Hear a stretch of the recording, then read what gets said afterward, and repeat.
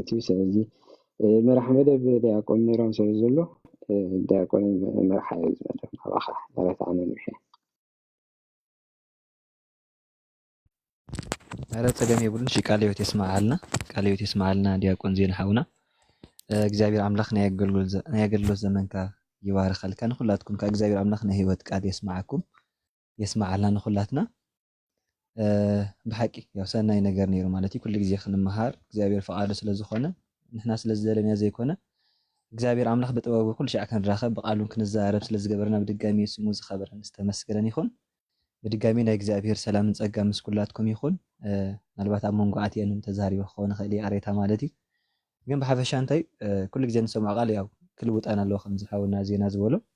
እንልወጠሉ ቃል ክኸውን ኣሎ ኩሉ ግዜ ቃል እግዚአብሔር እንዳተምሃርና ንሕዳ ዘይንልወጥ ኮይና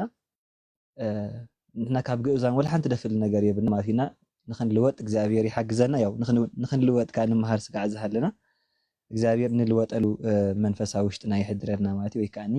መንፈስናን እግዚአብሔር አምላክ ልቦናናን ይሕድሰልና ኣብ ቤቱ ኻን ዘላለም የጽናዓና ማለት እዩ እሺ ናብ ናይ ትምህርትና ንሕዳ ናት ናይ ሎማዓን ትምህርትና ክንከይድ ኮይና ያው ከም ትፈልጥዎ ሰሙን ናይ ምስጢረ ክህነት አፖስቶሊክ ሳክሴሽን ወይ ከዓ ሐዋርያዊ ክህነት ሐዋርያዊ ቅብብል ዝብል ትምህርቲ ክንፈቅድ ኣምላክ ጀሚርና ነርና በቅድሚ ትማር ካብ ሰኒ ጀሚርና ዝጀመርና ትምህርቲ ክህነት ብብሉይ ኪዳን እንታይ ይመስል ከም ዝነበረ ርኢና ማለት እዩ ክህነት ብብሉይ ኪዳን እንታይ ይመስል ከም ዝነበረ ርኢና ትማልካ ብሓድሽ ኪዳን ርኢና ማለት ብተወሰነ ነገር ሎማዓንቱ ያው ብሓድሽ ኪዳንና ብጉባኤ ከም ፈቃድ ኣምላክ ምናልባት ከም መተው ናይ ሓድሽ ኪዳን ማአነን ይሽተይክብ ኣብ ሓድሽ ኪዳን ድሕር ኣሕዋት ሓሳብ ሂቦም ሽዑ በተን ጉባኤታት ወይ ከዓ በተን ዓለም አቀፋዊ ወይ ከዓ ኢኮኖሚካል ካውንስል ወይ ከዓ ዩኒቨርሳል ካውንስል ዝበሃላ ናይ ቤተክርስትያን ጉባኤ ኒቅያ ጉባኤ ቆስጠንጢንያና ጉባኤ ኤፌሶን ስለ ክህነት ዝተወሰነ ቀኖናታት ኣሎ ቀኖና ኣሎ ቀኖና እንታይ ይመስል ከም ዝነበረ ኣብቲ ካልኣይ ወይ ከዓ ሎካል ጉባኤ ወይ ከዓኒ ኣብቲ ናይ ውሽጢ ሃገር ዝነበረ ጉባኤታት ከዓኒ ከም በዓል ቀርጣግና ካርቴጅ ሎዶቅያ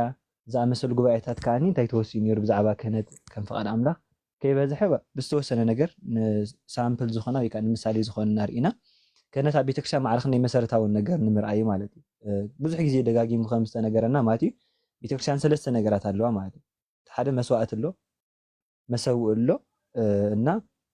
ካህን ኣሎ ማለት እዩ መስዋዕት ያው ናይ ሓድሽ ኪዳን መስዋዕት ኢየሱስ ክርስቶስ እዩ ማለት እዩ ማቴዎስ ወንጌል ምዕራፍ 26 ቁጥሪ 26 ጎይታ ድማ ሕብስቲ ኣልዒሉ ባሪኹ ኣመስኪኑ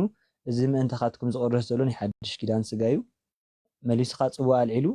ኣመስጊኑ እዚ ምእንተኻትኩም ዝፈስ ዘሎ ናይ ሓድሽ ኪዳን ደመ እዩ ኩልኻትኩም ካብ ዝውሰዱ ኢሉ ማለት እዩ ስለዚ እዚ ስጋ እዩ እዚ ደመ እዩ ልኽብ ከሎ ናይ ሓድሽ ኪዳን መስዋዕቲ ያው ናይ ሓድሽ ኪዳን መስዋዕቲ ወይ ከዓኒ ናይ ሓድሽ ኪዳን ዝኾነ ደመ እዩ ስለ ዝተባሃለ ናይ ሓድሽ ኪዳን መሰረቱ ናይ ኢየሱስ ክርስቶስ ስጋን ደምን እዩ ማለት እዩ ስለዚ ካብ ስጋን ደምን ወፃእ ናይ ሓድሽ ኪዳን ድሕነት ወይ ከዓ ናይ ሓድሽ ኪዳን ንባዕሉ ኪዳን ናይ ሓድሽ ኪዳን ስጋው ደም እዩ ማለት ስለዚ ሓንቲ ቤተክርስትያን ከም ቤተክርስትያን መስዋዕት ክህልዋ ኣለዎ ኢልና ማለት እዩ መስዋዕት ከዓ ናይ ክርስቶስ ስጋን ደምን ክኸውን ኣለዎ ኢልና ካልኣይ መስዋዕት እንድሕር ዳ ኣሎ ኮይንካ መሰውእ ናይ ግድን ክህልዋ ኣለዎ ማለት እዩ ልክዕ ዕብራውያን ምዕራፍ 13 ከም ዝብሎ መሰውእ ኣለና ከም ዝብል ሐዋርያ ቅዱስ ጳውሎስ ያው ትመሰውኢ ኣልታር ወይ ከዓ ሆሊ ቴብል ወይ በኣናኻ ታቦት ተባሂሉ ዝፅዋዕ ናይ ክርስቶስ ስጋን ደምን መሰውእ ዝኾነ ቦታ ከዓ ክህልዋ ኣለዎ ብሳልሳይ ከዓኒ መስዋዕት ሃልዩ መሰውእ ቦታ ሃሊኻ ካህን ተዘይብሉ ትርጉም ስለዘይብሉ ካህን ከዓ ክህልዋ ኣለዎ ማለት እዩ ቫሊድ ዝኾነ ወይ ከዓ ስልጣኑ ሐዋርያዊ ስልጣን ዝኾነ ካብ ሐዋርያት ሰንሰለት ተቐቢሉ ዝመፀ ሐዋርያዊ ሰንሰለት ወይ ከዓ ሐዋርያዊ ቅብብል ቸይኑ ሓልዩ ዝመፀ ክህነት ከዓ ክህሉ ስለ ዝግባእ ካህን የድሊ ማለት ስለዚ ሰለስተ ነገራት ዘለዋ ቤተክርስትያን ትበሃል ማለት ማእከላ መስዋዕቲ ኮይኑ መሰውእ ዘለዋ ካህን ዘለዋ ዘተዓረቕ ማለት ካህን ማለት ኣብ መንጎ እግዚአብሔርን ሰብን ኮይኑ እንታይ ዝገብር ዕርቂ ዝፍፅም ማለት ልክዕ ካልኣይ ቆሮንጦስ ምዕራፍ 5 ቁጥሪ 20 ተሪኢኹሞ እንታይ ዝብል ያው ናይ ሓድሽ ኪዳን መተዓረቕ ወይ ከዓ ናይ ሓድሽ ኪዳን ኣተዓራቂ ክርስቶስ ምዃኑ ይነግር ማለት እዩ ምሳሌ ናይ ሰንበት ውዳሴ ማርያም ተሪኢኹሞ ወኮነ ኣራቂ ለሐዲስ ኪዳን በውሂ ዘደሙ ቅዱስ አንጽሖሙ ለማህይብናን ወለህዝቡ ንጹሃን ማለት እዩ ስለዚ ብናይ ሓድሽ ኪዳን ዝኾነ ብደሙ እንታይ ገበረና ኣተዓረቐና ማለት ስለዚ ናይ ሓድሽ ኪዳን መተዓረቂ ክርስቶስ እዩ ማለት እና ምስ እግዚአብሔር ክንዕረቕ ዝገበረና ምስ ገዛእ ርእሱ ምስ ኣብ ምስ ወልድ ምስ መንፈስ ቅዱስ ምስ ስላሴ ክንዕረቕ ዝገበረና ናይ ክርስቶስ ደም እዩ ማለት እዩ እዚ ዕርቂ እዚ ምስ ፈፀመ ግን ክርስቶስ እንታይ ዓይነት ክሳይ ገይሩ ማለት ወይ ከዓ እንታይ ዓይነት ዕርቂ ሂቡ እዚ ዕርቂ ዝሓንሳእና ሓዋሩ ምስ ፈፀሞ እዚ ናይ ዕርቂ ስራሕ ናብ እግዚአብሔር ናይ መቕራብ ስራሕ ከዓኒ ንሐዋርያት ሂቦም ከይዱ ማለት እዩ ከምቲ ሐዋርያ ቅዱስ ጳውሎስ ንሕና ከዓ ክንዲ ክርስቶስ ኮይና ምስ ኣምላኽ ምስ እግዚአብሔር ተዓረቑ እንዳበልና ንልምነኩም ኣለና ከም ዝበለ እዚ ናይ ዕርቂ ስራሕ ንመን ሂቦም ንሃዋርያት ሂቦም ከይዱ ማለት ስለዚ ካህን ማለት ኣብ መንጎ እግዚኣብሔርን ሰብን ወይ ከዓ ኣብ መንጎ እግዚኣብሔርን ደቂ ሰባትን ኮይኑ ዘተዓርቕ ዘቀራርብ ማለት እዩ ዘቀራርብ ማለት እዩ ልክዕ ቅዱስ አትናቴዎስ ካህናት ኣዕይንተ እግዚኣብሔር ከም ዝበለ ካህናት ናይ እግዚኣብሔር ኣዕይንተ እዮም ማለት እግዚኣብሔር ንዓና ዝጥምተና ብናይ ካህናት ኣዕይንቲ ማለት ወይ ከዓ ብናይ ካህናት ዓይኒ ገይሩ ንዓና ዝርኤና ማለት ስለዚ ናይ ሓድሽ ኪዳን ናይ ምትዕራቕ ስራሕ ዝተዋህቦም ካህናት እዮም ማለት እዩ መተዓረቕ ስራሕ ካብ ዝሰርሑ ብስጋዊ ደሙ ማለት እዩ ብስጋዊ ደሙ ገይሮም ምስ ኣምላኽ ከም ንዕረቕ ገብሩና ምክንያቱ ደም ከይፈሰሰ ስርየት የለን ስለ ዝብል ሃዋርያ ቅዱስ ጳውሎስ በዚ ደም እዚ ገይሮም ናብ ኣምላኽ ክንቀርብ ምስ ኣምላኽ ክንተዓረቕ ይገብሩና ማለት ኢና ኣብ ብሉይ ኪዳን ብዙሕ ብዛዕባ ክህነት ተባሂሉ ነይሩ በተለይ ምስ መስዋዕት ተታሒዙ ያው ክህነት ክበሃል ኩሉ ብዙሕ ግዜ መስዋዕት ስለ ዘሎ ማለት እዩ ምክንያቱ ክህነት ዝዓበየ ስርሑ ወይ ከዓ እቲ ዋና ስርሑ መስዋዕት ምቕራብ ደም ምፍሳስ ስለ ዝነበረ ኣብ ብሉይ ኪዳን ብዙሓት ኣቦታት መስዋዕት እንዳቕረቡ ደም እንዳፍሰሱ ጊዜያዊ ዝኾነ ዕርቂ የውህቡ ነይሮም ማለት እዩ ከም በዓል መልከጼዴቅ ከም በዓል አብርሃም ኣዳም ኖህ ከም በዓል ሙሴ ከም በዓል ሳሙኤል እንዳበልና ክሳብ ሓድሽ ኪዳን ክሳብ ክርስቶስ ዝመፅእ ናይ ብሉይ ኪዳን ኣቦታት ናይ ዕርቂ ስራሕ ሰርሑ ነይሮም ናይ መጨረሻ ናይ ብሉይ ኪዳን ኣቦ ወይ ከዓ ናይ ብሉይ ኪዳን ናይ መጨረሻ ናይ ሓድሽ ኪዳን ናይ መጀመርያ ቅዱስ ዮሃንስ ኣሎ ማለት እዩ ቅዱስ ዮሃንስ ንባዕሉ እዚ ናይ ዕርቂ ስራሕ ኣፈፂሞ ማለት እዩ ወይ ከዓ እቲ ዝነበረ ናይ ብሉይ ኪዳን ናይ መጨረሻ ፈፃሚ ኮይኑ መፂ ማለት እዩ ካልእ ክህነት ምስ ምንታይ ናርኢና ነርና ምስ ጉስነት ማለት እዩ በተለይ ግብረ ሃዋርያት ምዕራፍ 20 ቁፅሪ 28 ማለት እዩ ኣውፅአ ከንብበልኩም ግብረ ሃዋርያት ምዕራፍ 20 ቁፅሪ 28 እዮም ናይ ክህነት መሰረታዊ ሓሳብ ዘለዎ ስለ ዝኾነ ከም ዝበልኩም ዝብል ዘለኹ ማለት እዩ እንታይ ዝብል ሓሳብ ኣሎ ግብረ ሃዋርያት ምዕራፍ 20 ቁፅሪ 28 ንድሕር ኣንቢብኩም ምኾንኩም ስለዚ ንርእስኹም ነታ ብገዛእ ደሙ ዘጥርያ ማሕበር ወይ ከዓ ቤተክርስትያን ክትጓስዩ መንፈስ ቅዱስ ኤጲስቆጶሳት ገይሩ ኣብኣ ዝሸመኩም ኩሉ መጓሳ ሓልው ይብል ማለት እዩ ስለዚ ንርእስኹም ነታ ብገዛእ ደሙ እግዚኣብሔር ዘጥርያ ማለት እዩ ንርእስኹም ነታ ብገዛእ ደሙ ዘጥርያ ቤተክርስትያን ኣምላኽ ንኽትሕልው ነቲ መጓሳ ኩሉ ክትሕልው መንፈስ ቅዱስ ኣብኣ ኤጲስቆጶሳት ገይሩ ሸመኩም ኩሉ መጓሳ ሓልውል ማለት ስለዚ ክህነትካ ምስ መጓሰ ምስ ምሕላው ዝተኣሳሰሪ ማለት እዩ ልክዕ ብዝሓለፈ ዜና ከም ዝበለና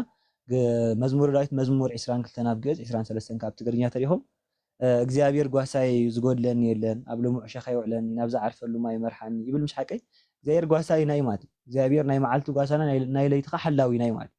ጓሳ እንተሪኢኹሞ ቀትሪ ሓሊ ምሸት ግን ናብ ገዛእን እቲ ገዲፎን እዩ ዝኸይድ ናባጊዕ ማለት እግዚኣብሔር ግን ብቐትርን ብለይትን ዝሕልወና ኣምላኽ ማለት እዩ ብቐትሪ ይጓስየና ብለይቲ ኸ ይሕልወና ማለት እዩ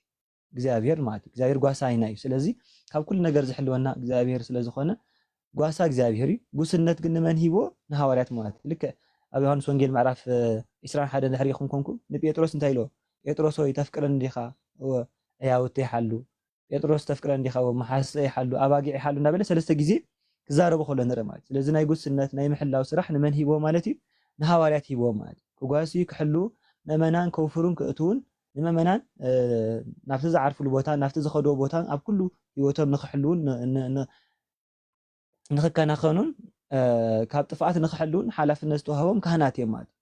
ፍትሐ ነገሥት እንዲያ ፍትሐ ነገሥት ምዕራፍ ዓንቀጽ 5 ንሕሪኢኹሞ እንታይ ዝብል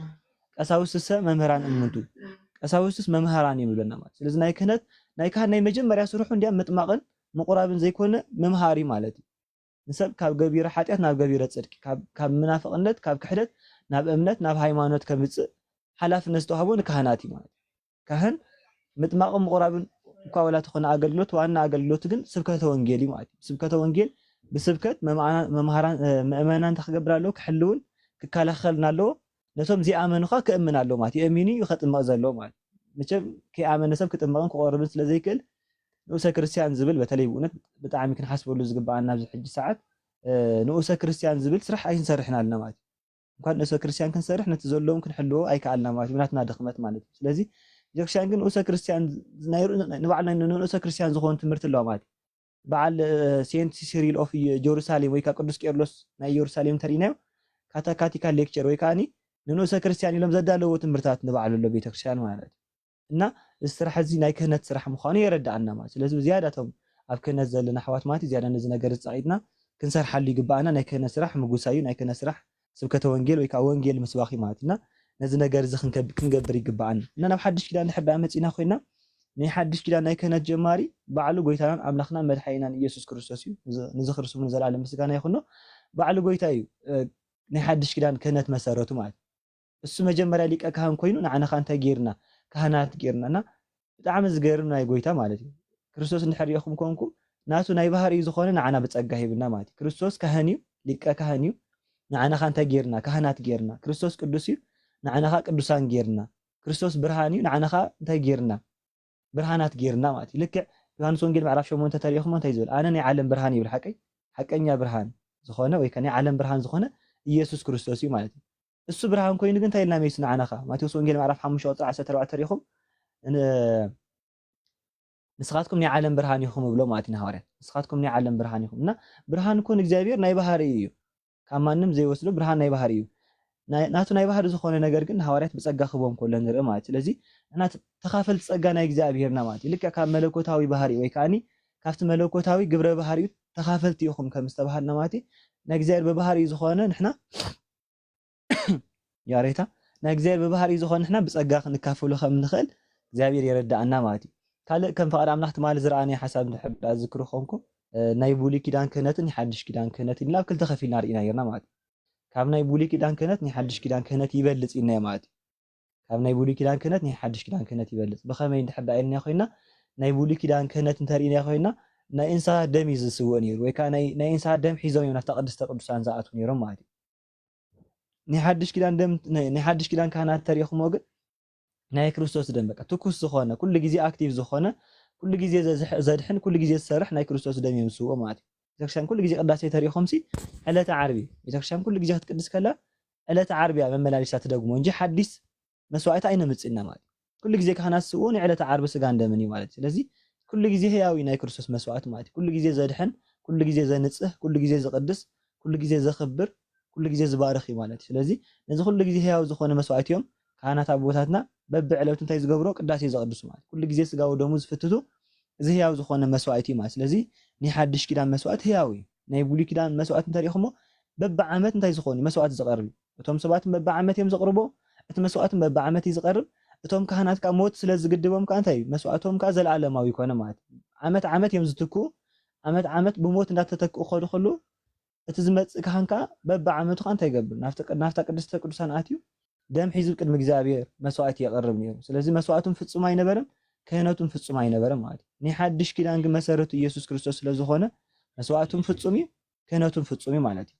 እዚ ፍጽምቲ ዝኾነት ክህነት እያ ዘላትና ተባሃለ እንታይ ነርና ማቴዎስ ወንጌል ምዕራፍ 12 ጎይታ ስለ ዮሃንስ ዝመስከሮ ምስክር ኣለ ሓቀይ ካብ ኣንስቲ ዝውለድ ካብ ዘበለስ ከም ዮሃንስ መጥምቕ የለን ወይ ከዓ ንዮሃንስ ዝዓበየ የለን ኢሉ ተዛሪቡ ኣንስቲ ካብ ዝወልድኦም ዘበለ ንዮሃንስ መጥምቕ ዝዓበየ የለን ኢሉ ጎይታ ስለ ዮሃንስ መስኪሩ ነይሩ ነገር ግን ብለና ሽዕማት ነገር ግን ኣብ መንግስተ ሰማያት ዝንእሶ ከዓበየ ይብለና ማለት ኣብ መንግስተ ሰማያት ዝንእሶ ከዓበየ ዝተባሃለ ዮሃንስ እዩ ማለት ዮሃንስ እዩ ማለት ብኸመይ እንድሕር ኢልና ኮይና ናይ ዮሃንስ መጥምቕ ክህነት ናይ ብሉይ ኪዳን ክህነት እዩ ናይ ኦሪት ክህነት እዩ ናይ ዮሃንስ ወንጌላዊ ክህነት ግን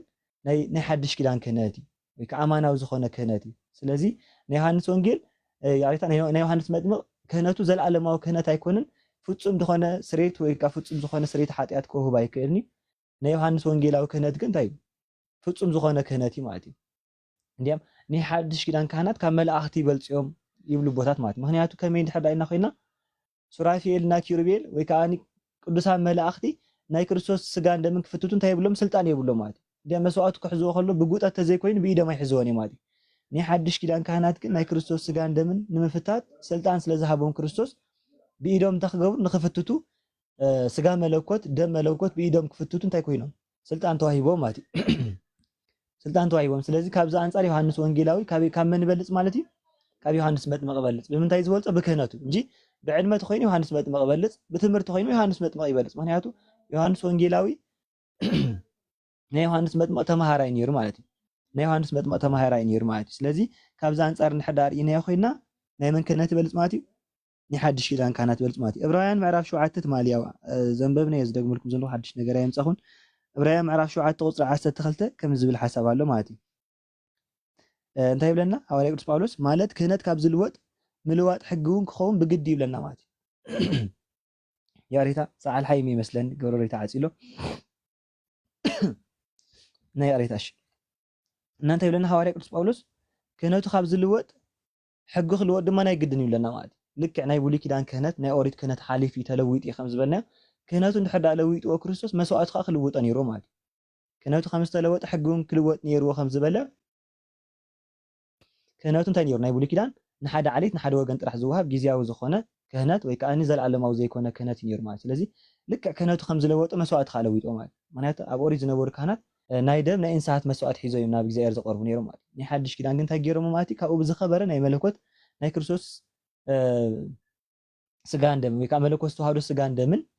ሒዞም ንክቀርቡ ትብዓትን ድፍረትን ክረኽቡ ክኢሎም ማለት እና ካብዛ አንጻር እንድሕር ርኢናዮ ኮይና ናይ ሓድሽ ኪዳን ካህናት ይበልፁ ማለት ወይ ከዓ ናይ ሓድሽ ኪዳን ካህናት ይዓቢ ማለት እዩ ካልእ ምናልባት ዝረኣናዮ ሓሳብ እንታይ ነይሩ ብዛዕባ ክህነት ዝምልከት ማለት እዩ ተንጠቀስም ከም ብበልኩም ናይ ሓድሽ ኪዳን ክህነት ኣብ ሰለስተ ቦታ ተጠቂሱሎ ማለት እዩ ወይ ካብ ሰለስተ ንላዕሎም ክኸውን ይኽእል እዩ ዞሮ ዞሮ ግን ሰለስተ ናይ ክህነት መሰረታውያን ዝኾና ቦታታት ጠቂስና ነርና ማቴዎስ ወንጌል ምዕራፍ 16 ቁፅሪ 18 ናይ መጀመርያ ማለት እዩ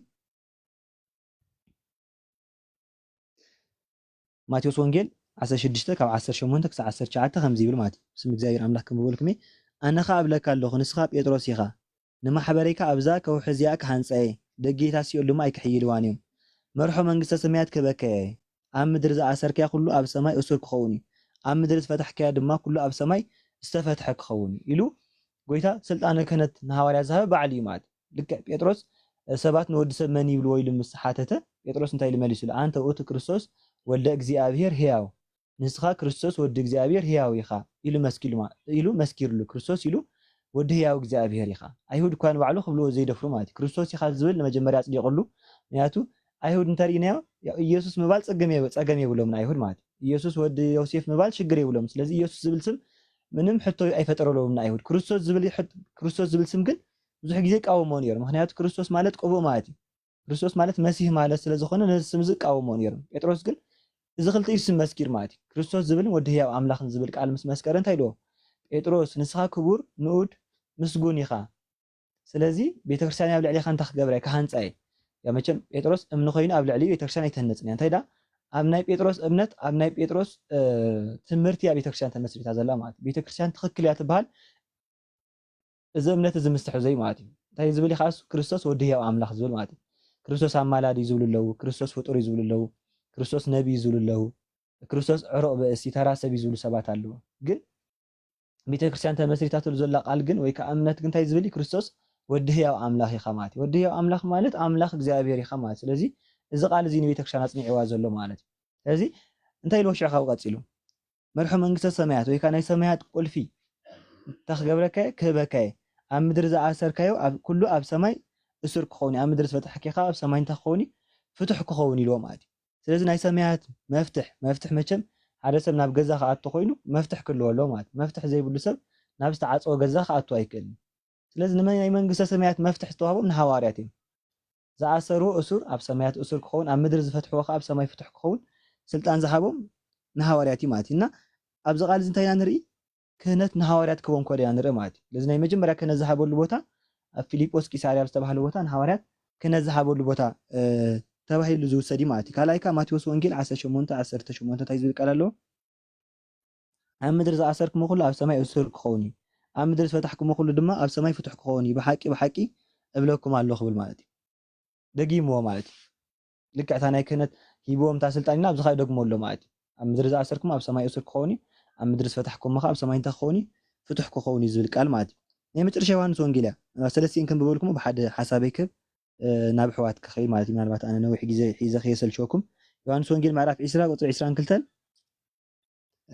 እንታይ ይብለና በተለይ ብዛዕባ ዕርገቱ ማለት እዩ ጎይታ ናብ ሰማያት ቅድሚ ምዕራጉ ኩሎም ሃዋርያት ክሳብ ቢታንያ ምስኡ ከም ዝኸዱ ይገልጽ ሽዑ እንታይ ገበረ ይብለና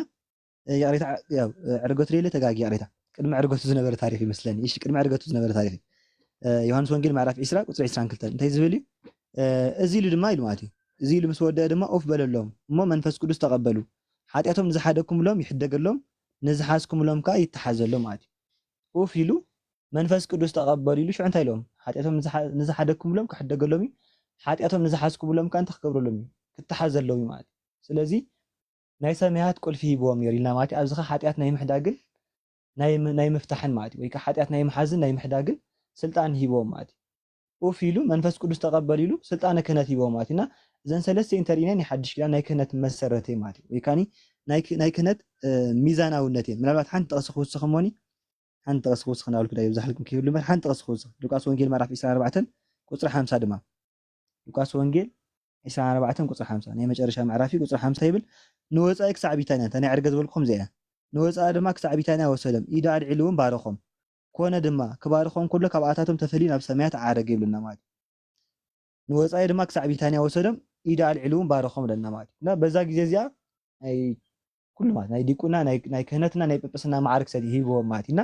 እዘን 4 ጠቕሲ እንድሕር ኢናዮም ኮይና ናይ ሓድሽ ኪዳን ናይ ክህነት መሰረት እዩ ማለት ኣብ ማዓሲ ክህነት ተዋሂቦም ካብ እዘን 4 እንድሕር ኢልኩም ንኾንኩም ብሙሉእ ብምልኣት ዝወሰድ እንጂ ሓንቲ ቦታ ወሲና እዚኣ መዓልቲ እዚኣ ይንብልና ማለት ልክዕ ድሕነት ናይ ጎይታ ድሕነት በተለይ ንሕና ከም ኦርቶዶክሳውያን ድሕነት ፕሮሰስ ይሓቀይ ኪደታዊ እምበር ቅፅበታዊ ይኮነን ማለት ኦርቶዶክሳዊ ነገር ድሕነት ኪደታዊ ማለት እንጂ ብሓደ ግዜ ዝፍፀም ኣይኮነን ድሕነት ምክንያቱ ሱታፊ ኣምላኽ ክሳዕ ዝኾነ ብቅፅበት ዝፍፀም ነገር ኣይኮነን ናይ ክርስቶስ ድሕነት ንባዕሉ ንሕና ንሪኦ ብዕለተ ዓርብ ጥራሕ ኣይኮነን ናይ ክርስቶስ ድሕነት ዝጅምር ካብ ፅንሰቱ እዩ ማለት ካብ ፅንሰቱ ምውላዱ ስደቱ ገዳም ቆሮንጦስ ምእታው ምምሃሩ ሕሙማነ ስጋ ብተኣምራት ሕሙማነ ነፍሲ ከዓኒ ብትምህርቲ ዝፈወሰሉ ኩሉ ነገር ድሕነት እዩ ማለት እዩ ብሓፈሻ እና እንታይ ክብል እየ ክህነት ከዓኒ መጀመርያ መሰረት ተሰረተሉ ልክዕ ፊልጶስ ቂሳርያ ማለት እዩ ፍፃሜ ዝረኸበሉካ በዛ ግዜ እዚኣ ማለት ብኣእምሮተ ኤል ባሪኹ ክባርኾም ከሎ ማለት እዩ ወይ ከዓ ኢዱ ኣልዒሉ ክባርኾም ከሎ በዚ ግዜ እዚ ክህነቶም እንተኮይኑ ማለት እዩ በቃ ፍፁም ኮይኑ ቫሊድ ኮይኑ ማለት እዩ ድሓርካ ብመንፈስ ቅዱስ ምውራድካ እንተኮይኑ ከዓኒ ክግለጽ ጀሚር ማለት መንፈስ ቅዱስ ምስ ወረዶም ከዓ ተዋሂቦም ዝነበረ ስልጣነ ክህነት እንተኮይኑ ክግለጽ ወይ ከዓኒ ሬቪል ክገብር ጀሚሩ ወይ ከዓኒ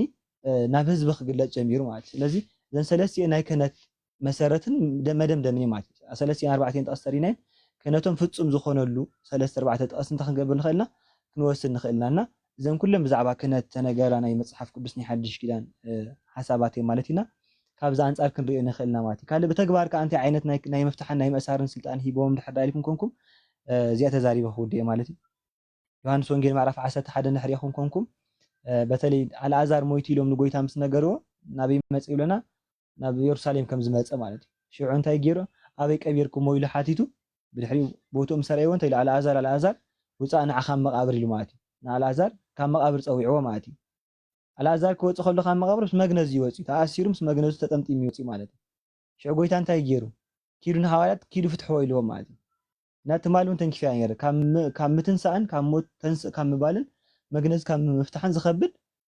ሓደ ሞት ካብ ሞት ምትንሳእ ዝኸብድ ማለት እዩ ግን ጎይታ ተዝኸበደ ስራሕ ሰሪሑ ዝቐለለ ስራሕ ንሐዋርያት ሂቦም ንምንታይ እንድሕር ኢልና ኮይና ናይ ምፍታሕን ናይ ምእሳርን ስልጣን ንሐዋርያት ከም ዝሃቦም ንኸረዳእና ስለዘለየ ማለት እዩ ኣተሲዎ ፍትሕዎ ዝበሎም ግን ንሐዋርያት እዩ ማለት እዩ ፍትሕዎ ኢሉ እንታይ ገይሮም ሽዑ ፈቲሖም ማለት እዩ ልክዕ ነታ ናይ ሆሳዕናን መዓልቲ ንዝክር ሓቂ እታ ተኣሲራ ዝነበረት ኣድጊ ንባዕላ ፈቲሕኩም ኣምፅሉ ኢሉ ሓቂ ፈቲሕኩም ኣምፅሉ ማለት ናይ ምእሳርን ናይ ምፍታሕን ስልጣን ብተግባር ከም ዝሃቦም ከረዳእና ስለ አንቶይት ብጠቕሲ ዘንበብናዮ ወይ ከዓ በቃል ዘንበብናዮ ኣብ መሬት ዝኣሰርክሞ ኣብ ሰማይ እሱር ክኾኒ ኣብ መሬት ዝፈታሕኩም ኣብ ሰማይ ፍትሕ ክኾኒ ዝብል ቃል ብተግባር ክፍፅሙ ከሎ ብምሳሌ ገይሩ ከረድኦም ከሎ ከዓኒ ናይ አልዓዛርን ናይታ ኣድጊ ፈቲሖም ምምፆምን ሐዋርያት ወይ ከዓ ካህናት ናይ ምፍታሕን ናይ ምእሳርን ስልጣን ከም ዘለዎም በዚ ክንርኢ ወይ ክንዕዘብ ንኽእልና ማለት እዩ እግዚኣብሔር ኣምላኽ ነዚ ዓቢ ዝኾነ ምስጢር ንቤተ ክርስቲያንና ስለዝሃበ ያው ንፍጡራት ወይ ከዓ ንሰባት ከዛ ዓይነት ክብሪ ስለዝሃበ እግዚአብሔር ኣምላኽና ጎይታናን ኣምላኽና መድሓኒና ኢየሱስ ክርስቶስ ክብሪ ምስጋና ይኹኖ ምናልባት ተመሊሰ ክምለስ እየ ማለት እዩ ወስብሐት ለእግዚአብሔር ቃለ ሕይወት የስማዓልና ቃለ ሕይወት የስማዓልና ዲያቆን ሓወይ ጽቡቕ ሓሳባት ኣልዒልካ ከመበገሲ ዝኾነና ጆን ሓወይ ምናልባሽ ኮምፒውተር እንድሕር ከፊትካ ኣለካ ኮይንካ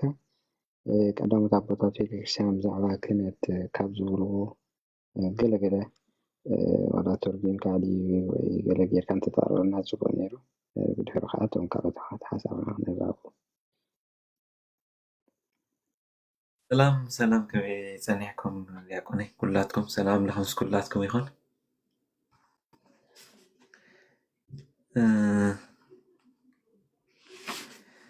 እዚኣ ክስታይ ኮ ዳርጋ ሓንደበት እያ ትኾነኒ ዘለና እቲ ኣርእስቲ ክስታይ ስለዝያዝኮ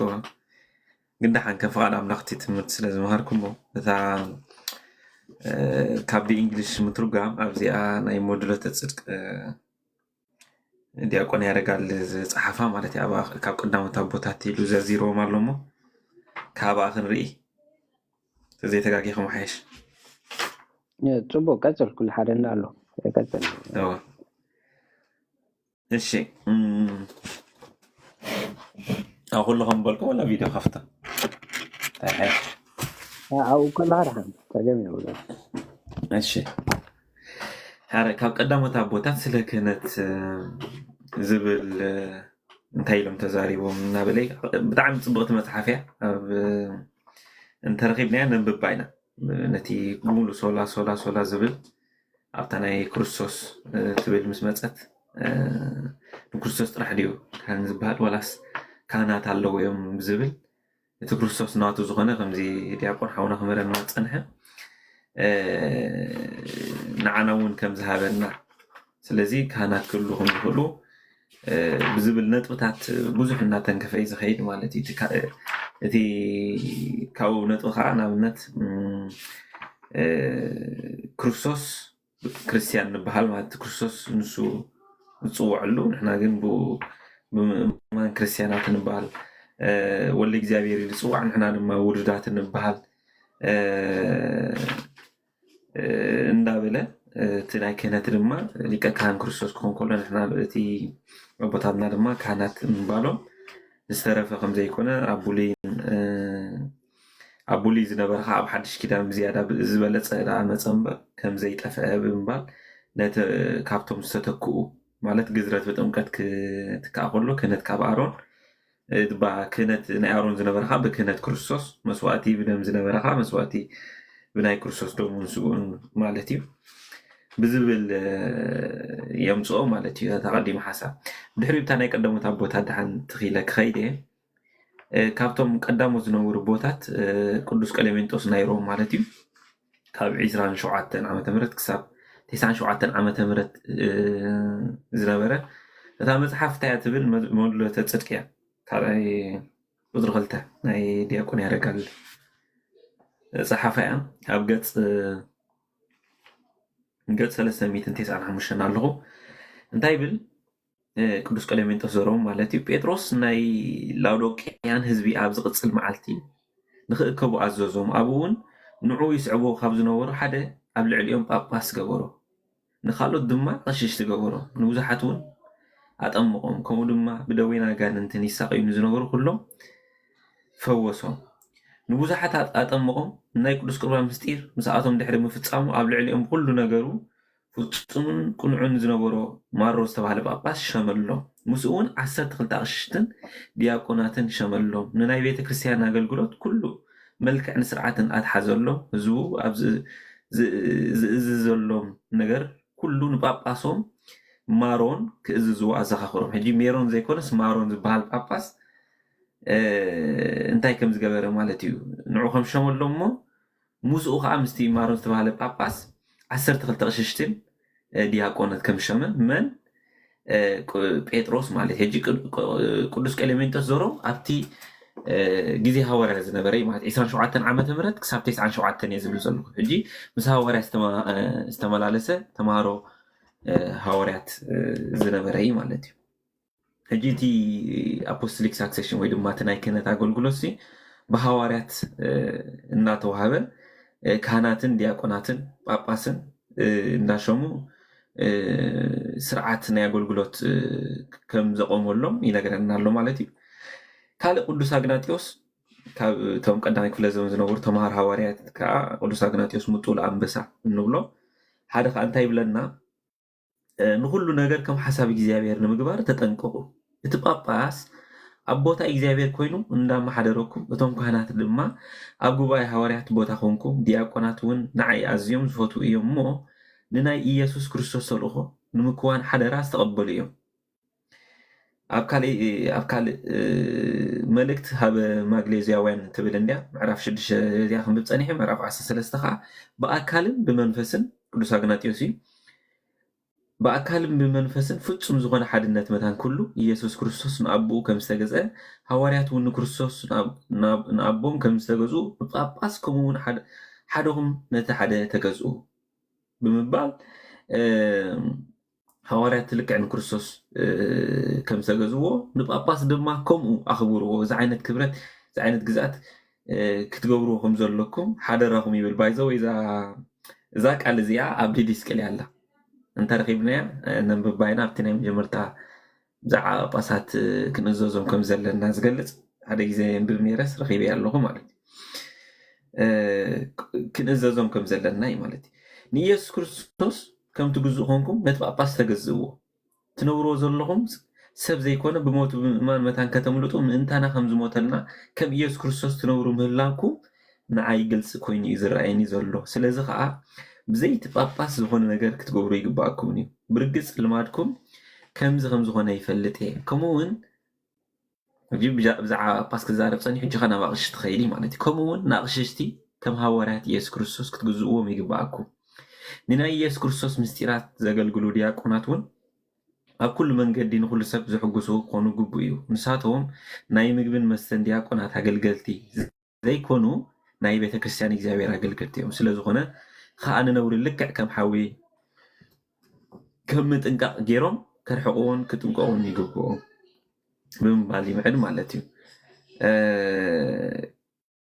ካልእ ኩላትኩም እውን ነቲ ጳጳስ እትስዕብዎን እትሰምዕዎን ምዃንኩም ልቢ ኢልኩም ተመልከቱ ንቤተ ክርስቲያን ዝምልከት ዝኾነ ነገር እንትኾነ ዝኾነ ሰብ ብዘይ ጳጳስ ኣይግበር ትክክለኛ ቅዳሴ ምስጢረ ቁርባን ክበሃል ዝኽእል ወይ በቲ ጳጳስ እንተዘይኮይኑ ድማ ንሱ ሓላፍነት ብዝሃቦን ብዝለኣኾን ብካህን ዝፍፀም ጥራሕ እዩ ሕጂ ካብ ዝገርመኩም ናዳ ኣይ ቲንክ ሕጂ ተተርጊማላ ናይ ኣግናጢዮስ ቅዱስ ኣግናጢዮስ መልእኽታት ኩለን ተርኢነን በቃ ንሰማይትነት ክስዋዕና ክደ ከሎ ዝፀሓፈነን ማለት እዩ ናብ ክስዋዕ መስዋዕቲ ክኸውን እዚ ሰማይ ትኸውን ባይቕሬታ ሰማይ ትኸውን እንዳኸደ ከሎ ዝፀሓፈኒ ሕጂ እንታይ እዩ ዝብሎም ዘሎ ዝቦ ብዘይ ጳጳስ ወላ ሓንቲ ክትገብሩ የብልኩም ብዘይ ፍቓድ ጳጳስ ቅዱስ ቁርባን እውን እንተኾነ ስኢልካ ዝስራዕ ኣይኮነን ማለት እዩ ሕጂ እዚኦም ካብ ሃዋርያት ትኽ ኢሎም ኣብ ትሕቲ ሕቑፎም ኮይኖም ኣብ ትሕቲኦም ዝመሃሩ ቦታት ዳይሬክትሊ ሓደ ካብኦም እንታይ ዝብለና ዘሎ ማለት እዩ ለብዋ ዝቦም ዘሎ ማለት እዩ ናብ እግዚኣብሔር ኣብ ሕቑፉ እግዚኣብሔር ኣምላኽ ቅድሚ ምኻዱ ካልእ ሰማይት ቅዱስ ቆጵርያኖስ ከዓ እንታይ ይብለና ናይ ሓጢኣት ስሬት ኣብ ምኩራብ መናፍቃን ክወሃብ ክርከብን ይኽእል እዩ ዝብል ሰብ ናይ ስሑት ስሕተቱ ዕቤትን ናይ ምዕዋር ዕምቆትን ክሳዕ ክንደይ ዝኸውን ናይ ባሓቂ ዘስተውዕሉላ ናይ ሓጢኣት ስሬት ክደግመ ኣብ ምኩራብ መናፍቃን ክወሃብ ክርከብን ይኽእል እዩ ዝብል ሰብ ናይ ስሕተት ዕቤቱን ናይ ምዕዋር ዕምቆትን ክሳዕ ክንደይ ዝኸውን ጎይታና ይብል ኣብ ምድሪ ዝኣሰርካዮ ኣብ ሰማይ እሱር ኣብ ምድሪ ዝፈትሐካዮ ኣብ ሰማይ ፍቱሕ ክኸውን እዩ ብምባል ዝሃቦ ንጴጥሮስ እንደገና እውን ክርስቶስ ኣብ ልዕሊ ሃዋርያት ኡፍ ኣብ ዝበለሎም መንፈስ ቅዱስ ተቐበሉ ሓጢኣቶም ዝሓደኩምሎም ክሕደገሎም ንዘይሓደኩሎም ድማ ኣይክሕደገሎምን እዩ ኣብ ዝበለሎም ግዜ ነዚ ገበሮ ስለዚ ከዓ ንሓጢኣት ይቕረና ምባል ስልጣን ተዋህቦም ንሃዋርያትን ብተልእኮ ክርስቶስ መሰረት ኣብ ዝኸድዎ ሃገራት ንዝመስረትዎ ኣብያተ ክርስትያንን ሃዋርያዊ ናይ ክህነት ምክሃን ክህደት ንዝሾሞም ጳጳሳት ስለዝኾነ እዩ ብምባል ብጣዕሚ እቲ ገለገለ ሰባት ወላ ከም ሕቶ ይመፅያ ኦርቶዶክሳዊ እግዚኣብሔር ኣምላኽ ናይ ልቢ እንዲ ዝርኢ ንምንታይ ዘይፀሊ ገለገለ ዝብል ሕቶ ይመፅእ ማለት እዩ ግን እግዚኣብሔር ኣምላኽ ስርዓቱ ቀሚጥልና እዩ ከመይ ጌርና እቲ መንገዲ ንኽተሉካ እናትና ሓላፍነት እዩ ማለት ስለዚ እዞም ኣቦታት እዚኦም እዚ ስልጣን ከም ዝተዋህቦ ወንጌል ዮሃንስ ምዕራፍ 2023 ሂብ እዩ እዚ ቅዱስ ሰማይት ዝነግረና ዘሎ ማለት እዩ ሕልፍ ሕልፍ ኢለ ዘንቦ ዘሎ ገሊኡ ከይነውሓኩም ምባል ካልእ እንታይ ይብል ኦ ኣሕዋተይ ልምነኩም ኣለኹ ንሱ እዩ እዚ ቅዱስ ሰማይት ቆጵርያኖስ ንሓጢኣት ዝገበረ ኩሉ ነፍሲ ወከፉ ኣብ ሂወት ዝዓለም ኩሉ ንሓጢኣቱ ይናዘዝ ኢለ ልምነኩም ኣለኹ ንስሓ ምእታው ተቐባልነት ዘለዎ እንከሎ ብመንገዲ ካህናት ዝግበር ቆነናን ስሬት ሓጢኣትን ኣብ ቅድሚ እግዚኣብሔር ዝተፈተወን ተቐባልነት ዘለዎ ኣብ ዝኾነሉ ኣብዚ ሂወት ምእንቲ ሓጢኣትኩም ተናዘዙ ይብል ማለት እዩ እዚ ካብ ሃይማኖት ሃፂፆም ንዝነበሩ ዝተመልሱ ተናሳሐ ተዋህበ ትምህርቲ ኣብ ምዕራፍ 15 ካብ 1 እስካብ 3 ዘሎ ማለት እዩ ብድሕሪኡ ንሪኦ ናይ ቅዱስ ኣትናቴዎስ እዩ ናይ ክልተ ቦታት ሪና ድሓን ክንኣኽለና እዩ ብጣዕሚ ብዙሕ ስለ ዝኾነ ቅዱስ ኣትናቴዎስ እንታይ ይብለና ትርጓሜ ወንጌል ሉቃስ ምዕራፍ 19 ኣለና ሓደ ሰብ ብመንገዲ ካህን ክጥመቕ ከሎ ብመንፈስ ቅዱስ ብሩህ ከም ዝኸውንን ካብ ፀልማት ናብ ብርሃን ከም ዝመፅእ ኩሉ ተነሳሒ ብዝኾነ ልቦና ንሓጢኣቱ ዝናዘዝ ሰብ እውን ንናይ ሓጢኣቱ ስሬት ካብቲ ካህን ይረክብ ማለት ብመንገዲ ካህን ማለት እዩ ካልእ كابتي قال انطونس أو تصحفوا بعلي يصحفوا ناي انطونس قال لي قدساتنا تيوس يصحفوا مالتي أو هانتاي بلنا مزغلو قدسان انطونس مالتي بتأبايو تعقسنيا بمنفسه تحط النبرة نسو كم زبالة سبن كله ناي بيت كريستيان حقاقات أبليس يخبر نبرة كلهم كهنات كون لعلي خبروا يدل نبرة نبقى قاساتن كهناتن رؤسو أتحتن من بال أحفر النبرة دياقون زغنا سب حاجز دليو ناو انت مصا زتقومو ነገር ሙሱ ይዘራረብ ነበረ ጸሎት ክገብር ከሎ ግን ነቲ ዲያቆን ጸሎት መታን ክገብር ግዲ ይብሎ ነበረ ንሩሱ አትሕታ ቢሉ ካብቲ ዲያቆን ማል አይፈረን ነበረ እዚ ናይ በሐቂ ናይ ትሕትና ማለት አቦታትና ካህና ስልጣን ስለስተዋው ከም ዘጅ ንሪኦ ዘለና ዝኾነ ስልጣን እዩ ሐዋርያትነት ነቢይነት ዝሓስረሉ ዘሎ ከም ዘይኮነስ እንታይ ዳቲ እዚ ክህነት ሒዞም ከም በዓል ቅዱስ አንጦኖስ ትሕት ኢሎም ዲያቆን እንኳን ተልዩስ ስኻ ጸሎት ግበር ኢሎም እንታይ ይገብሩ ነይሮም ማለት ይግድድዎ ነይሮም ማለት እዩ ብጣዕሚ እቶም ከምዚ ዓይነት ትሕትና እዩ ስልጣን ሲ نخمس عين التحت كتب لكم كورسوس تحت يلو نهاوريات أقولهم زحصهم كم وغن تحت يزعد من نام على سلزي عبد من الوقت توم مسمع زلنا عوات لي أكون هت سخادات اللي سخادات ولا تقبل النقبها كله زي مالتي تناي بوتات ناتي كاب قدامي بتكريستيانات حيزو كورسوسون بجبري بقالت راح زي كونس بجبري زمهارنا ز تورو حدا كابتي ناي كارات يون سنة مجبرني مالتي እሺ ናይ ቅዱስ ጎርጎርዮስ ንባቤ መለኮት ከእንታይ ይብለና ወይ ሓጢአትና ካብ ጠመተሰብ ምኽዋል ብምኽኣልና ሰባት ዘይፈልጡና ብምዃን ንኩሉ ዝርኢና እግዚኣብሔር ዓይንን ፍትሕን እነምልጥ መሲድና ልክዕ ንኽፉእ ይጠንስ ንዘሎ ሓያል ቁስሊ ኣብ ውሽጥና ደቢቕና ስቕ ከም እንብል ሓጢአትና ስቕ ኢልና ንስውሮ ኣለና ነቲ ኣብ ልብና ሓጢአትና ንኽውሎ ዘለና እዩ زبر زلهم دحرين تايبل بزي زدما نودكتاتنا مخنياتاتن سباتن اندادررنا نأذننا صفصيفنا دفينا نحاتياتنا سبب نقرب علينا وي وندما اما اكلنا دفرت زلنا فقادنياتات زخنا نحاتياتنا كفوسنا زخول سبات نكهانات كحفرنا جلس لصابيلنا كنريومينا كم سب وعلتنيا كنفتوهم نزقبا نعوم كانت لك كم صلاتنا زخونو نفحقهم علينا بنبي نتي أبايتو فتحي من انتي كوت زقاوم تسألوه نتبغل عنا خزارب كاتفن فنوو تبايل كم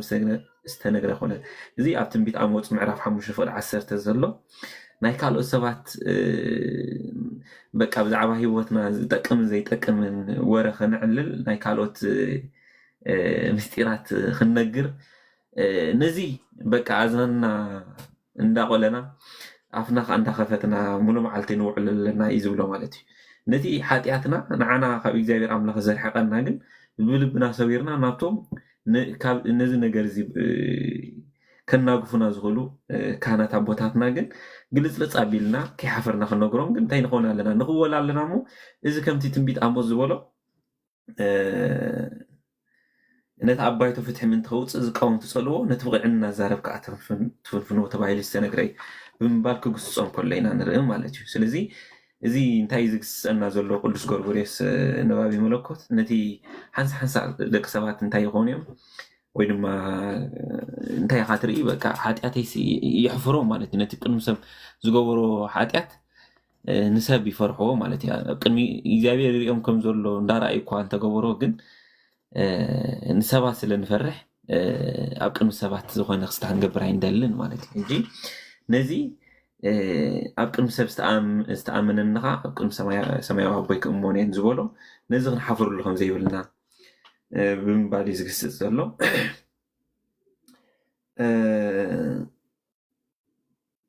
كالي انتاي بل نسخاي بل تمرت بنت مكنيات وقيته وقبعته زبل مالتي نسخة مفواز زليك كخلص يبل مالتي قبل علي فرتها أيتفرد بزعبة زت مخها خاناتهم بزعبة معلومهم هيوتهم درجة كمدبية أيتفرد بزعبة منفسه وبوتات كون أبعقن زحلفة تنقون تقصصارن أيتخون قال يوم كابتن قالوا زولتو ويزتحاتو كون يقول يوم كوينجن كلهم كابا خاي ولت يوم ننقرب خمس ولا كنا تملكتو حدا ناي ورك خون يخليو تخالد ما ناي حادثين خون يخليو كوينجن كل يوم حدا عين الزغنة ناي نقص ملكة ዝተቐርጸሎም ቀለቤታት ማሕተማት እየን ስለዚ ከዓ ኣብ ስም ማሕተም ክሓትመሎም ከሎ ኣብ መንጎ ማሕተምን ወርቅን ሓፂን እንታይ ይፍልይ ኣሎ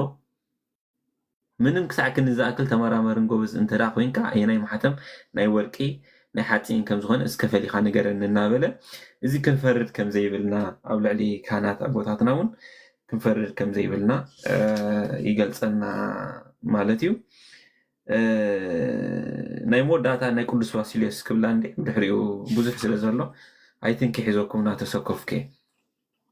ቅዱስ ባሲልዮስ ዓብ እንታይ ይብል እዚኣ ደስ ትብለኒ ብእንግሊሽ እውን ኣላያ ማለት እዚኣ ናይ ሰብነት ሕማማት ንኩሉ ሰብ ይብል ማለት እዩ ናይ ሰብነት ሕማማት ንኩሉ ሰብ ወይ ድማ ከምኡ ብዝፈቐደ ዝገልፁ ኣይኮኑን ንዕኦም ኣብ ምሕካም ክእለት ዘለዎም ንካህናት ጥራይ ዳ እዩ እምበር ሕጂ ናይ ሰብነት ሕማማት ኩሉ ሰብ ክፍውሶ ዝኽእል ኣይኮነን ሓኪም እዩ ዝፍውሶ ማለት እዩ ስለዚ ናይ ነፍስና ሕማም ድማ ክፍውሶ ዝኽእል ካህን እዩ ማለት እዩ ስለዚ ነዚ ክገብር ዝኽእል ካህን ጥራሕ እዩ እምበር ብምባል ምስጢራት እግዚኣብሔር ሓደራ ንዝተዋህቦም ካህናት ንሓጢኣትና ምንዛዝ የድልዩና እዮም ይብል ማለት እዩ ስለዚ ናይ ነፍስና ፈውሲ ካብዞም ካህናት ከድና ኣብ ትሕቲኦም ክንናዘዝ ንእግዚኣብሔር ኣምላኽ ይቕረበለና ኢልና ክንለምን ኣለና ይብል ማለት እዩ ኣብ ቀደም ዘመን ይብል ማለት እዩ ንስሓ ዝኣትውን ዝናዘዙን ሰባት ነዚ ዝገብሩ ዝነብሩ ኣብ ቅድሚ ቅዱሳን ከም ዝነበረ ንርኢና ኣብቲ ቀደም ኣብቲ መጀመርታ ግዜ ማለት እዩ ኣብ ቅድሚ ኩሎም ሓጢኣቶም ይናዘዙን ይናስሑን ነይሮም እቶም ህዝቢ ንሓጢኣቶም ኣብ ቅድሚ ዮሃንስ መጥምቅ ይናዘዙ ከም ዝነበሩ ኣብ ወንጌል ተጻሒፉ እዩ እዚ ወንጌል ማቴዎስ ምዕራፍ 3:6 ኣለና ማለት ኩሎም ሓጢኣቶም ይናዘዙ ነበሩ እሞ ዮሃንስ ከዓ ሓጢኣቶም ፈሊጡ ማዕዳ ሂቡ ናይ ንስሓ ጥምቀት የጥምቆም ከም ዝነበረ ንርኢ ማለት እዩ ስለዚ ምንዛዝ ምናልባት ቀዳሚ ቤተክርስትያን ኣብ ቅድሚ ኩሉ ከም ዝነበረ የረድአና ማለት እዩ ኣብ ግብረ ሃዋርያት እውን ቅድሚ ዘጥምቆም ሃዋርያት እንዳቀረቡ ይናዘዙ ከም ዝነበሩ ተጻሒፉ እዩ እዘን ክልተ ጥቕሲ ንሓዘን ኢና ኣዝየን ዓበይቲ ኣብነታት እየን ማለት እዩ ቀዳሜቲ ማቴዎስ 3:6 ዮሃንስ መጥምቅ ኣብ ቅድሚ መፅኦም ሓጢኣቶም ይነግሩ ይናዘዙ ከም ዝነበሩ ጽሒፍልና እሞ ከምኡ ከዓ ናይ ሓጢኣቶም ፈውሲ እንዳነገረ እንዳማዕደ ናይ ንስሓ ጥምቀት ኣጥሚቑ ንክርስቶስ ንክስዕቡ እዩ ዝገብሮም ነይሩ ዘዳልዎም ነይሩ ማለት እዩ ግብረ ሃዋርያት 19:18 ድማ ነቶም ኣብ ዝተፈላለዩ ኣምልኾ ጣዖትን ዝነበሩ እንታይ ክብሎም ከለና ንርኢ ባይዘይ ተነንብባ ብጣዕሚ ፅቡቅ ነይሩ ኣብ ቅድሚ እቶም ዘጥምቆም ሃዋርያት እንዳቀረቡ ይናዘዙ ከም ዝነበሩ ተጻሒፍልና ኣሎ ማለት እዩ ኣብኡ ቀሪቦም ሓጢኣቶም ከም ዝነገርዎ ከም ዝተናዘዙ ብግልፂ ይነገረና እዩ ማለት እዩ ግብረ ሃዋርያት 19:18 ስለዚ ካብ ጥንቲ ቤተክርስትያን ጀሚሩ ኣብ ቅድሚ ካህናት ኬድካ ሓጢኣትካ ምንዝዛዝ ንሶም ከዓ ነቲ ንዓኻ ክፍውሰካ ዘሎ ፈውሲ ኣቃሚሞም ምናዳ ሃይማኖት ኣብኡ ተርእይና እቲ ጎርጎሬስ እዩ ዘሴም ጎርጎሬስ እዩ እዚኣ ዝዛረባ ልክዕ ከምቲ ሓኪም ፈውሲ ክበካ ከሎሲ ቀመማት ኣቃሚሙ ነቲ ከኒና ከም ዝሰርሖ ካህን እውን ናትካ ፈውሲ ክበካ ከሎ ናይ ኩሉ ሕማም ሓደ ዓይነት ስለ ዘይኮነ ትፈውሱስ ንዓኻ ዝኸውን ፈውሲ ይበካ እዩ ማለት ኣብ ናይ ዝሙት ክስታይ ዲኻ ዘለካ ንዓኻ ዝኸውን ማዕዳ ይበካ ማለት እዩ ምስኡ ዝኸይድ ናይ መፅሓፍ ቅዱሳዊ ማዕዳ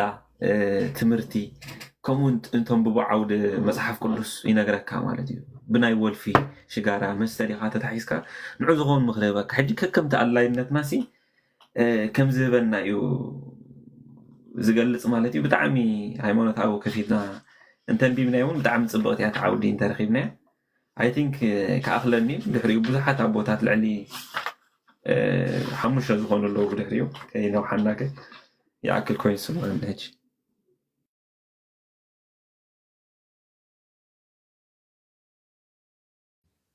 ቃለ ሕይወት ይስማዓልና ጆን ሓወይ ቃለ ሕይወት ይስማዓልና ብጣዕሚ ደስ ዘብል ነይሩ ምናልባት ንስኻም ክትዕርፍ ስለ እንደለየካ እምበር ኩሉ ትብለና ነይሩ ደስ በለና ምናልባት እንድሕር ፀኒሕካ ግን ክትቅፅል ትኽእል ኢኻ ማለት እዩ ካልኦት ኣሕዋት ዕድል ክቦ እሞ ተመሊስና ትቐፅለና ትምህርቲ ማለት እዩ ድጋሚ ቃለ ሕይወት ይስማዓልና ዲያቆን ኣቤል ቀፅሉ ቃለ ሕይወት ይስማዓልና ጆን ሓወይ ንኩላኹም ኣሕዋቱ ቃለ ሕይወት ይስማዓልና ናይ መንፈስ ቅዱስ ስራሕ ኮይኑ ገርመካ ሳዕ ሒዘ ፀኒሕታ ናይ ዲያቆን ያረጋዳ በጋዝ ዘላ ተን ሓሳባት እውን እንዳገረመኒ ፀኒሑ እንታይ እተን ኮትኮት ገይረየን ዝነበርኩስ ጆን ከዓ ኣስታይ ገብረን ፀኒሑ ማለት እዩ ብጣዕሚ ደስ ዝብል እዩ ኣነ ግን ኣምሓርኛ ሒዘ ዘለኹ ትግርኛ ኮይኑ ግን ብጣዕሚ ፅቡቅ ገይሩ ከምታ ዘላታ ተንስተረፋ ክምላኣልና ኣብ መንጎ ግን ንሱ ስጋዕ ዘዕርፍ ዛዕባ ተናይ ኣቦታት ዝነበራ ቅዱስ አግናጢዎስ ኣብ ዝብሎ ዝነበረ ንሕና ንምንታይ ኢና ናይ ኣቦታት ትምህርትስ ማዕረ ክንድዚ ክብሪ ሂብና መጽሓፍ ቅዱስ ተማሂርና ፀኒሕና መሸኻ ናይ ኣቦታት ኢልና ንምሃሮ ዘለና ነንብቦ ዘለና እንተልና ተሰንሰለት ዝብል ሓሳብ ሰንሰለታዊ ትውፊት ዘሎ ካብ ኮይታ ጀሚሩ ስጋዕ ኣብዚ ሕጂ ቀፂሉ ዘሎቱ መሰረት ሓደስ እዩ ካልኣይ ከዓ ኣቦታትና ነዚ መጽሓፍ ቅዱስ ወይ ከዓ ናይ ጎይታ ትምህርቲ ዝነበረ ክርድእዎ ከለዉ ኣብ መንፈሳዊ መለክዕ ናይ ኦርቶዶክሳዊ ክብል ከሎ ናይ መጽሓፍ ቅዱስ ርድኢት ክትርዳእ ከለካ ኣበይ ክትበፅሕ ኣለካ እዩ ዝብሎ እዚ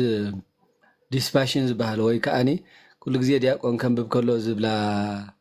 ናይ መልእኽቲ ካብተን 7 መልእኽትታት ከንብብ ከሎ ዝብላ ነገር ኣሎ ኣሃዌ ኢታፍቅሮ ዓለም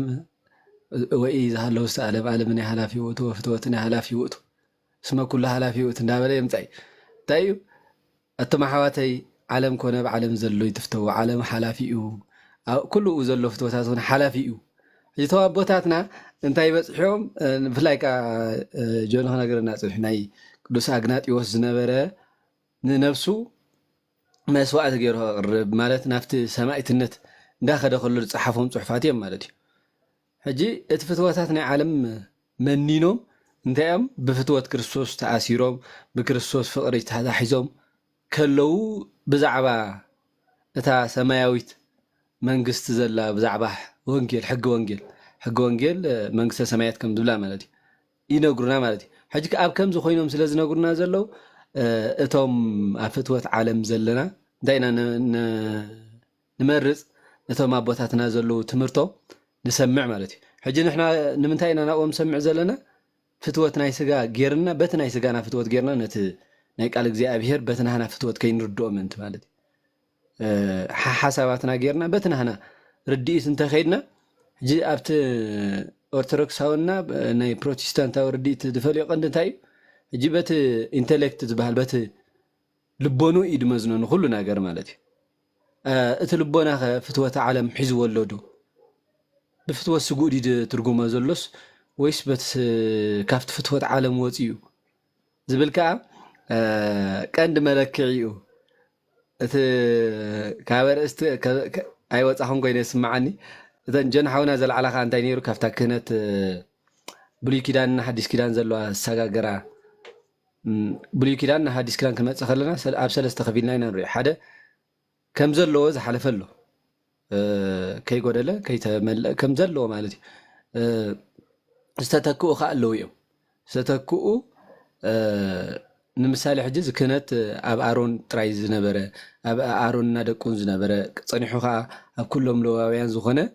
ዳሕራይ ከዓ ካብ ጎይታን መድሓኒና ኢየሱስ ክርስቶስ ከዓ ህዝብን ኣህዛብን ከይፈለየ ንኩሉ ኮይኑ እቲ ክህነት ማለት እዩ ጆን ኣልዒልና ፀኒሑ እዩ ከምኡ ጥምቀት ብምንታይ ግዝረት ብምንታይ ትካእ ብጥምቀት ናይ መስዋዕቲ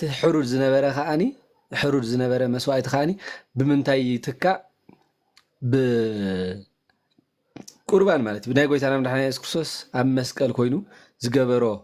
ንዓለም ንምድሓን ዝገበሮ ድሕነት በዚ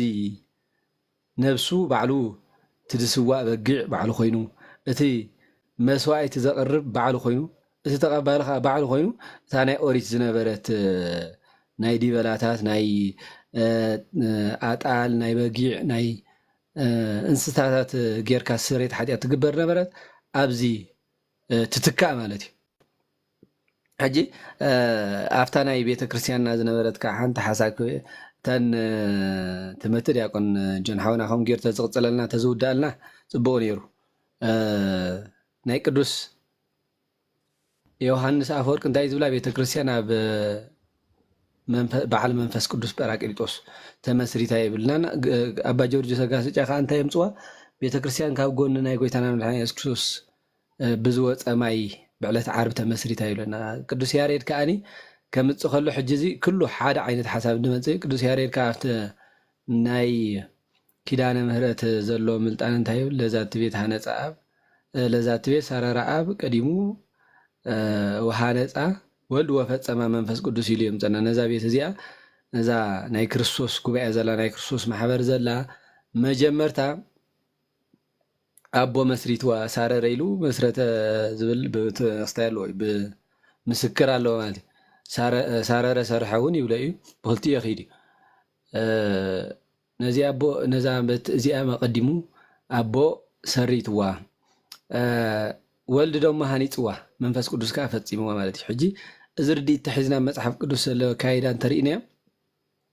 ጎይታና መድሓኒና ኢየሱስ ክርስቶስ ሕጊ መፅሓፋውን ሕጊ ጠባያውን እንዳፈፀመ ኸይዱ ሕጊ ኦሪት እውን እንዳፈፀመ እዩ ዝኸይድ ነይሩ እቲ ዝሓልፍ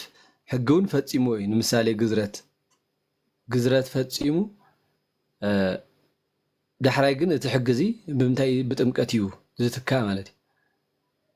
ዳሕራይ ፍፃሜ ዝረክብ ግን ናይ መንፈስ ቅዱስ ምውራድ እዩ ኩሉ ነገር ፍፁም ኸውን ሞ ካብኡ እኒኦ ዘሎ ምእመናን እውን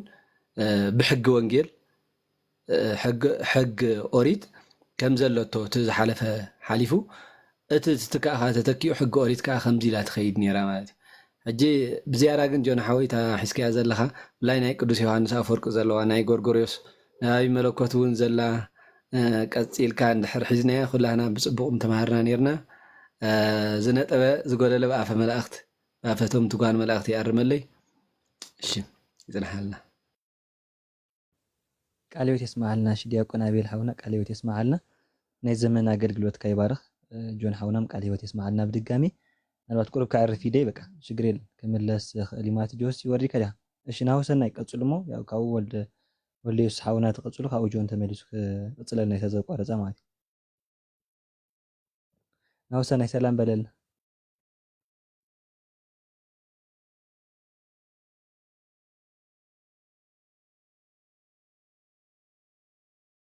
سمع له خوات انا خير يسمع له دياكون صباح الله بقى شنو وصلنا يلا ما تيجي ولا يسوس قتل سلام كريستوس مس كلكم يكون كما يمسيكم سدرا እግዚአብሔር አምላክ እንኳን ሰላም አረኸና ቃለ ሕይወት يسمع لنا زيم تمرنا صنعكم ممارنا ነው ዕድመን ጸጋን يبزحلكم እግዚአብሔር አምላክ ጆን ሓወይ ያኽለ ኸውን ይዕርፍ ኸውን እዩ ናው እንተን ሰግር ተሓይሽ ብላንስ ዝኾነ ካብኡ ዝፍላሕ ሓሳብ ስለኾነ ዘይንኽእል ቃለ ሕይወት የስማዓልና ንኩልኩም ይቐፅለልና ካብ ኢንተራፕት ንገበር ካልእ ሓሳብናት በቃሽ ሓረሽ ጆን ሓወይ እንግዲህ ኩሎም ናባኻ ምፅኦም ዜሮ ኣነ ቁርብ ክትዕርፍ ይሓሲበ ነይረ ቀፅል በልተን ፈሪፈን ዘለዋ ፀገም ይብሉ ኣነ ነቲ ሰብ ክስታይ ከይኮነ ከይነውሓኩም ከዓ ምስቲ ኣረስትኹም ኢለ እየ እምበር ብጣዕሚ ካብቲ ናይዞም ኣቦታት ካብ ዝገርመኩም እቲ ደስ ዝብለካስ ከምዚ ነቲ ወንጌል ፅሙቕ ኣቢሎም በቃ ፍትፍት ኣቢልካ በቃ መግቢስ ፍትፍት ኣቢልካ ፅቡቕ ቀመማት ጌርካ እንተምፂኻ ኣኾላያ ተኣቱ ማለት ትብላዕልካ ሕጂ ነቲ ወንጌል ካስ ከምዚ ገይሮም እዮም ዘርእዩና ማለት እዩ ሕጂ ከንብባ ፀኒሐ ካብ ዝገርመኩም ናይ ቅዱስ ጎርጎርዮስ ዞኒሲስ ማለት እዩ ጎርጎርዮስ ዘንዚና ዘይት ዓንቶ ይዘንብብ ነይረ ጎርጎርዮስ ዞኒሲስ እንታይ ይብለና ኣነ ዘለኹዎ ይብል ናይ መን እያ ድምፂ ናትካ ዳ ያብሓው ኦኬ ሶሪ እሺ እንታይ ይብል ኣነ ዘለኹዎ ይብል ቅዱስ ጎርጎርዮስ ዞኒሲስ እዚኦም ኣብ ከባቢ ራብዓይ ክፍለ ዘመን ዝነበሩ ቦታት እዮም ማለት እዩ ቅዱስ ጎርጎርዮስ ዞኒሲስ ጎርጎርዮስ ዘእንዝናዙ ቅዱስ ባሲልዮስ ዓበይቲ ዓንቶይ ዘንበብናዮም እዚኦም ብምሎም ኣብ ሓደ ዘመን ዝነበሩ እዮም መን ይሓው ተዘይተጋጌስከ ሓግዙኒ ጎርጎርዮስ ዓብይ ምስ መን ይሓው ዝኾን ዘሎ ንጎርጎርዮስ ዘእንዝናዙ ዲ ባሲልዮስ ቂሳርያ ንባሲልዮስ ኦኬ ያ ንባሲልዮስ እሺ እምበኣር እንታይ ይብል ጎርጎርዮስ ቅዱስ ጎርጎርዮስ ዞኒሲስ ኣነ ዘለኽዎ ነቲ ዝተቐደሰ ምስዋዕ መንበረ መሰውኢ ማለት እዩ ብተፈጥሩኡ ካብ ካልኦት ኣማን ዝኾነ ፍልልይ ዘይብሉ ከምኡ እምኒ እዩ እዚ እቲ ንሕና ታቦት መሰውኢ ቅዱስ ቁርባን ስጉኡ እንደሙን ዝፍተተሉ እንብሎ መሰውኢ ብምባል ይጠቕሶ ማለት እዩ እንታይ እዩ ዝብል ካብ ካልኦት ኣማን فلي زي بلو زخون فلي زي بلو كم أمني كوين جنيبل نأقول قلت إجزابير دحري ممراتون تفلي مبراخون قدس مسوي هذي نايو حكي نتي بمول زول مسيرات في كريستيان قدس لنا النبلولو دحر مفلاي وندام تسببنا النت بخمسة نستوعب اللينا مالك هجي نت مسوي توايل زل تاود دحري مقداسهم من براخون انت يلولو قدس مسوي مالتي بزيكا كانت بخال زغون ايت زيتن كف نسون بعبي اخورتون فراتن كوينوم زحزوو زخبر مسواي مناتو كانت راح نتسقون دوم سلازو فتتو نعوم كاسل استوابت سلطان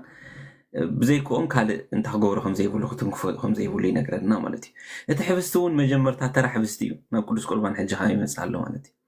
انت هنا جن بمستيرات دحر مقداسو قلنا كريستوس سغا يبحال بحقون سغا كريستوس يخون مستيره قبعت مالت ميرون اتويني زغونكم ايو قدمي مبراخم ترى نغرات زنورو كو انت خونو بمنفس قدس دحري مبراخم مقداسو من جن نفسو كفهم فولي زغونه كيهلن حيلن زولوم يخونو اذا خا ناي قالو حيلن اخبارنتن نتي كهنون كومو ابل عليو كاب زفصملو براكين كاب زوهاون اغزابير صغا استلعله كاب كلهم سبا استفلين استخبرني يقبرو تمالي كاب وغن بزحات حدا زنبره كون كله كاب وسط حزبو حدا نزنبره نص حجي بصغا اغزابير كاب زو تفليو ناي هيمانوت ممر يخون مالتي جي ترى سب كون خيلي دحرغن كابتوم حزب فلي لوخا ممر يخون مالتي استسورو زخبرو نزغون مستيرات ممران تلآخن يخون اذا خا دغاو سونوت خي تلوطه كسرح بزي رصغا اغزابير لعل ناب زبل كونت بمسغاري يبلنا مالتي اذا بنت طمقته كريستوس زبل ابز مهاري بدحري انت يبل بتعم دست بليا قصيله قصله نعلم كي تسقلك يبل ناي سغا دليت نمقتال نمقبال فقادنيا زي كونك اب لعل يصلاي يفصم عوت كما شنا في ارماغيرون مسقلو أبسبنا تسكمن السمة كتسعبو كتوعك كلكم يجير كخت الزوزم كتسعبو انتقل أولو سبنتكم حياو قدسنا أملاك بهزب بالمسوات جيركم أغربي له إزاك كله كم يجير كخت الزوز تقل نزع عالم مستعامك مستعالم مستسامعك كون كخلخا نلبونا خاب محداس بحدش يوزيت مالالس كون كان كلخا كالي يترفنا أريج سب أنا أبرات خيلك تقعر أبزر لخالو كنت كوين كان رأسخان إجزابير هياون قدسون مسوات جيركا مغرب كميل كاتخل ولا كوا نذكر زي استقبايكا زنبركا انت هونكا جن بزي كنتات كان إجزابير مسواتي مغرب تخيل كاهن مخان كميل كاتخل كاب قص 400 لهم مدلو تصدق تبل مصحفيا مالتي كابتن بنت أبو يلو صحافة نتوم حدش سمعنا بالحري يغطل على حجنيت مسوات اللي خمسة دليل نكهنون مع خندي مسواتي كوين كاسي نزخل لوس كتحالفهم تغل يو خمسة مسيوتنا ونيتا أساسوري إذن السخاء نتقرب له مسوات كابكا لازم تصاي كونن السخاء نرسخها هي بجير كا تقرب له مسوات الأنبر كابا هو تأزله كال من شيء متصاي كونت مالت ون أفاسي قبل جيع كم استعززه ولا حنتون زخنا نوري نقفان زي بلو فتسوم زخنا وستأنيا ونسب دا أيمبر نصوح زي كون مسواتي كيسو حقو خلق كله أي سمعن اندابلكا نزين إجزابير كتسو علو كميل كاتخل إجزابير نرسوه قلت سألكا اتنافق انتخونكا موسي هزبو إجزابير كقلت كله متان كريبو نرسوهم كابتات أحدار نصوح جيروم متان كتصبيبو كأزوزوم كله نمنتاي زي تسمعو زغلو بعين خان إيشو نجر مسيل كاي الرأيك أنتولو مس كريستوس مسكال رأسخا نيجزابير مسوات جير كان مغرب نرأسخا بمسوات نايلو نيجزابير كهن مخان نيجزابير مجلاس نمر أي زجبا أكون كامركاب زياتهم أبكر مخان أشو مسيلهم أنت ترايخا ننايزيهم سعابي وتصيتون اتقال انتخونكا كاب زياتهم بلوصات عيني زغونو كالوت برختات كانوا تسأل كان خلو نخوني بالمالتي بالحريو مس كريستوس حبيركا ناي مسقال وصيت مسو منبار مسو مخبار مسو منقاسي نرسنا نيجزابير مسوات جيركا مقرب وصيت دما كاب سوا بحري سوا كبرن ناي ملأختين وص نبي دانيال الف ايلاوات كاب قمي ኣብ ቅድሚ ቆይሞም ነበሩ ዝበሎ ዳንኤል ምዕራፍ 7 ፍቅዲ 10 ዘሎ ኣብ ክህነቱ ዝተሳተፉን ንርእሱ ኣብ ጎኒ ዓብይ ሊቀ ካህናት ዝቆመ ኩሉ ምክንያቱ ይብል ማለት እዩ ንሱ ባዕሉ ንዘለኣለም ካህን ኮይኑ ብሞቱ ካብ ምትራፍ ንዘለኣለም ነፃ ኮይኑ ምስኡ ስለ ዝነበረ እዩ ስለዚ ይብል ንስኻትኩም እውን ምስ ክርስቶስ ተሰቀልኩም መታን ክትኮኑ ንምጽኣት እግዚአብሔር ብቅድስናኹም ንርእስኹም ብምድላው ብንጽህና ኩሉ ንርእስኹም እትቅርቡ ንጹሃት መስዋዕቲ ብምዃን ኣብ ቅድሚ እግዚአብሔር እትቆሙ ቅዱሳን ካህናት መታን ክትኮኑ ንምነ ብምባል ኣብታ ብእንተ ደናግል ምዕራፍ 24 ዘላ ይዛረብ ማለት እዩ ኣብዚ ሕጂ እንታይ ነግረ መንገድና ኩሉ ኢና ንሪኦ ዘለና ካህናት በቃ ማዕረ ክንደይ መስዋዕቲ እውን እግዚአብሔር ከም ዝውፍዩ ነቲ ኣገልግሎስ ውፍያት ምዃኑ ልክዕ ከምቲ ሃዋርያት ጎይታና ኢየሱስ ክርስቶስ ክሓርዮም ከሎስ ሰዓቡኒ ይለዎም ማለት እዩ ኩሉ ገዲፎም ካ ሰዓቡ እዛ ስዋኤም ዳሕራይ ሃዋርያት ኩሉ ገዲፍና ሰዓብናካ እናበሉ ክዛረቡ ከለዉ ንርኢ ማለት እዩ ኣቦ ኢዶ ኣደይ ዶ ከይበሉ ከም በዓል ቅዱስ ጴጥሮስ እዚ ዘለኒ መግፈፊ ዓሳ ክጥርንፎ ዶ ገለ ከይበሉ በቃ ከም ሰዓቡ ኢና ንርኢ ሕጂ እዞም ካህናት እዚኦም ካ ተፀውዖም ከምዚ ምዃኑ መስዋዕቲ ጌርካ ግዜኻ ምምካን ግዜኻ ንእግዚአብሔር መስዋዕቲ ንደቅኻ ነቶም ናይ ነፍሲ ደቂ ዝተባሃሉ ከዓ ኣብ ሓለዋ ጓሶት ከም ዝህልው ምግባር እዚ ዓበየ ስልጣን ምዃኑ ነዚ ክትርድኡ ኣለኩም እናበለ እዩ ቅዱስ ጎርጎርዮስ ተግሳፅ ዓይነት እዩ ማለት እዩ ሕጂ ኣቦታት ካህናት ተራ ስልጣን እውን ኣይኮነን ዘሎም ዓብይ ስልጣን እዩ ሓላፍነት ዝወስድ እዩ ንምባል ድሕሪ ቅዱስ ኣምብሮስ ኣብ 340 ክሳብ 397 ዝነበረ እዚ ቅዱስ ኣቦ ከዓ እንታይ ይብለና ንሓጢኣት ይብል ማለት እዩ ይቕረና ምባል ስልጣን ንዑ እግዚአብሔር ጥራይ ዝግባእ ንሓጢኣት ይቕረና ምባል ስልጣን ንዑ እግዚአብሔር ጥራይ ዝግባእ ስልጣን ስለ ዝኾነ ይብል ነዚ ንኻልእ ንዝኾነ ኣይንህብን ብምባል ንእግዚአብሔር ዓብይ ንዝኾነ ኣኽብሮት ነኽብሮ ኣለና ይብሉ ኮይኑ ግን ይብል ማለት እዩ እጅዚ ሕሰቦ በቃ እዛ መብዛሕቶም ፕሮቴስታንት ዝሓተዋ ስልጣን እግዚአብሔር ከመይ ጌርኩም ቦታት ካህናት ከምዚ ይብሉ ትብሉ ኢሎም ዝሓትዎ ኣብ ትሽዑ ግዜ ካ ዝሕተት ዝነበረ ቅዱስ ኣምብሮስ እንታይ ኢሉ ይምልስ ኣሎ ኮይኑ ግን ይብል ንሱ ብግልፂ ንዝተዛረቦ ትእዛዙ ከም ዝስዕርዎ ንካህናት ዝሃቦ ስልጣን ኣይንቅበልን ከም ዝብሉ ከምኣቶም ገይሩ ዘቃልሉ ካልእ ዝኾነ የለን ካብ ዝገርመኩም እቲ ከመይ ገይሩ እዚ ይህብ ኢሉ ዝዛረብሲ ነቲ ናይ እግዚኣብሔር ቃል ብቃሉ ኣብ ወንጌል ዮሃንስ ምዕራፍ 20:23 ዝሃቦ ንዑ ምቀላሊ ማለት እዩ መቸም ተኣምር ክገብር ሕሙማት ክፉዝ ዝኽእል ሰብ የለን ብሓይሉ ማለት እዩ ግን ነቲ እግዚኣብሔር ዝሃበና ስልጣን ብኡ ዝሃቦም ካህናት ከዓ ብኡ ዝሃቦም ሃዋርያት ክፉሱ ከለኑ ዝእምሻ ወንጌል ስለዚ እቲ ናይ እግዚኣብሔር ዝኾነ ሓይልስ ሂብዎም ማለት እዩ ሕጂ ኣብዚ ከዓ እንታይ ስልጣን ከም ዝሃቦም ግን ንሶም ናብቲ ሰራይ ኩሉ ሓጢያት ዝኾነ ከም ዘቕርቡ ናይ ሓፂሩ ዝነገረና ዘሎ ግን ንቃሉ ከም ፃረሩ ብምባል ብድሕሪኡ እንታይ ይብል በዓል ጎይታና ይብል መንፈስ ቅዱስ ተቐበሉ ሓጢያቶም ዝሓደግኩሎም ክሕደገሎም ንዘይሓደግኩሎም ግን ኣይክሕደገሎም እንተ ዳ ኢልዎም ኮይኑ ንዑ ዘኽብሮ ንናቱ ትእዛዝ ተቐቢሉ ዝእዘዝ ድዩ ወይስ ንትእዛዙ ኣይቅበልን ዝብል መን ኢልናስ ንሕተት ማለት እዩ መን እቲ ንጎይታ ዘኽብሮ ነቲ ትእዛዝ ተቐቢሉ ዝእዘዞ ድዩ ወይስ ንትእዛዙ ኣይቅበልን ዝብል ንሓጢያት ምእሳር ኮኑ መፍታሕ ክልቲኦም ንቤተክርስትያን ተዋሂቦም እዮም ንመናፍቃን ግን እዚ ፀጋ እዚ የብሎም እዚ ስልጣን ሓላፍነትን ተዋህቦ ንካህናት ጥራሕ እዩ ስለዚ ከዓ ይብል ማለት እዩ ሓቀኛታት ዝኾኑ ካህናት ዘለውዋ ሃዋርያዊት ቤተክርስትያን ነዚ ስልጣን ናተይ እዩ ምባላ ገንዘባ ምግባራ ትክክለኛን ግቡእን እዩ ይብል ናይ እግዚኣብሔር ክህነትን ካህናትን ዘይብሎም መናፍቃን ግን ነዚ ፀጋ ናተይ እዩ ክብሉ ኣይክእሉን እዮም እዚ ናይ ክህነት ስልጣን ኣይንቅበልን ብምባሎም መናፍቃን ኣብ ልዕሊኦም ብሓቂ ፈሪዶም ማለት እዩ ምክንያቱ ይብል ካህናት ምክንያቱ እውን ካህናት ስለ ዘይብሎም ክህነታዊ ስልጣን ይብሎምን ማለት እዩ ብምባል በእንተ ንስሓ ዝሃቦ መፅሓፍ ይነግረና እዚኣ ዝሓለፈ ዝተምሃርናያ አፖስቶሊክ ሳክሴሽን ማለት ቀጥታዊ ናይ ሃዋርያዊ ሰንሰለት ዘይብልካ እታ ጎይታ ስልጣን ዝሃቦን ሃዋርያት ኡፍ ኢሉ መንፈስ ቅዱስ ዘውረዶ እሞ ብኡ ከዓ መንፈስ ቅዱስ ንካልኦት ኢዶም ነንበሩ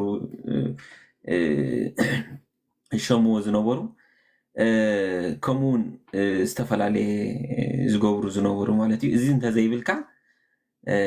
ነዚ እንታይ ክትገብር ኣይትኽእልን ኢኻ ማለት እዩ ክትፍፅሞ ኣይትኽእልን ኢኻ ጥምቀት ዋላ ተጠሚቀ ተበል እዚ ክህነታዊ ስልጣን እዚ ክህነታዊ ሰንሰለት እንተዘይብልካ ትርጉም የብሉን እዩ ዝብለና ዘሎ ቅዱስ ዮሃንስ አፈወርቅ ከዓ እንታይ ይብለና ማለት እዩ ቅዱስ ዮሐንስ አፈወርቅ እውን ከምኡ ኣብ 4ይ ክፍለ ዘመን ዝነበረ ኣቦይዞም ብብሎም ኣብ 4ይ ክፍለ ዘመን ዝነበሩ ኣቦታት እዮም ማለት እዩ። ናይ ክህነት ኣገልግሎት ዝፍፀም ኣብዚ ምድሪ እዩ ይብለና። ኮይኑ ግን ማዕርጉ ምስ ሰማያዊ እዩ።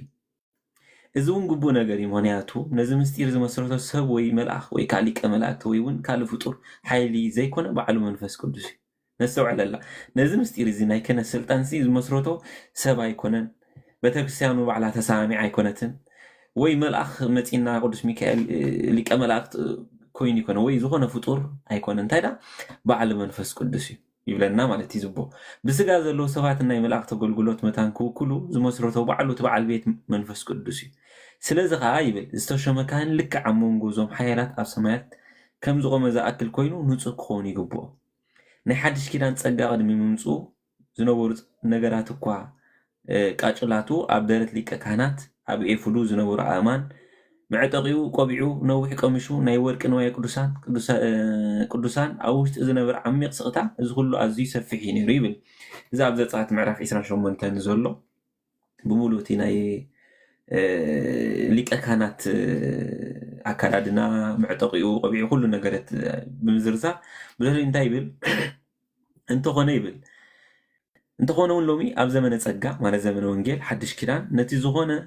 ዝምርምሮ እንተሎ ግን እቲ ዝቀደመ ብተመሳሳሊ ኣዝዩ ዓብን ብጣዕሚ ዘፍርሕን ኮይኑ እዩ ዝረኽቦ። በዚ ከዓ ንሕጉ ብዝምልከት እታ ክብርቲ ዝነበረት ብምምፃእ እዛ ካብዛ ዝኸበረት እምኒ ሰኣነት። ካልኣይ ቆሮንቶስ ምዕራፍ 3:10 ዘሎ ቃል ሂቡ እዩ ዝነገረና። እንታይ እዩ ዝብል ዘሎ ተባሂሉ ዝተነግረ ብምባል ኣብ ልዕሊ እዚ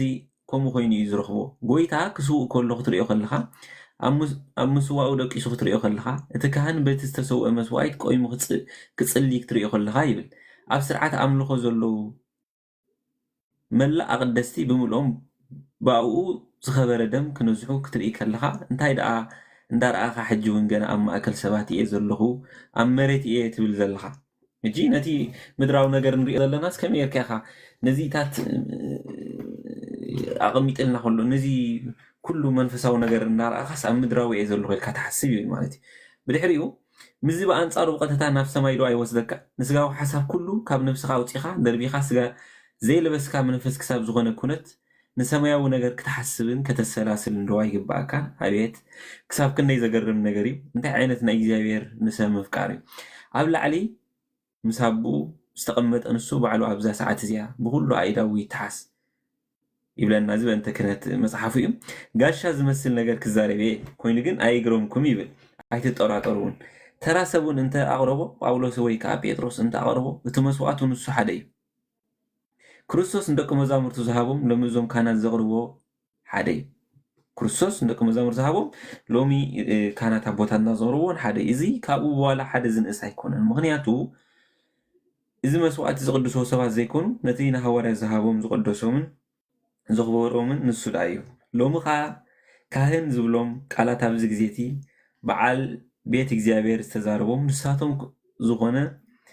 ከም ዝኾነ ኩሉ እቲ መስዋዕቱ እውን ሓደ እዩ፣ ከምኡ እውን ጥምቀቱ እውን ሓደ እዩ ማለት እዩ። ስለዚ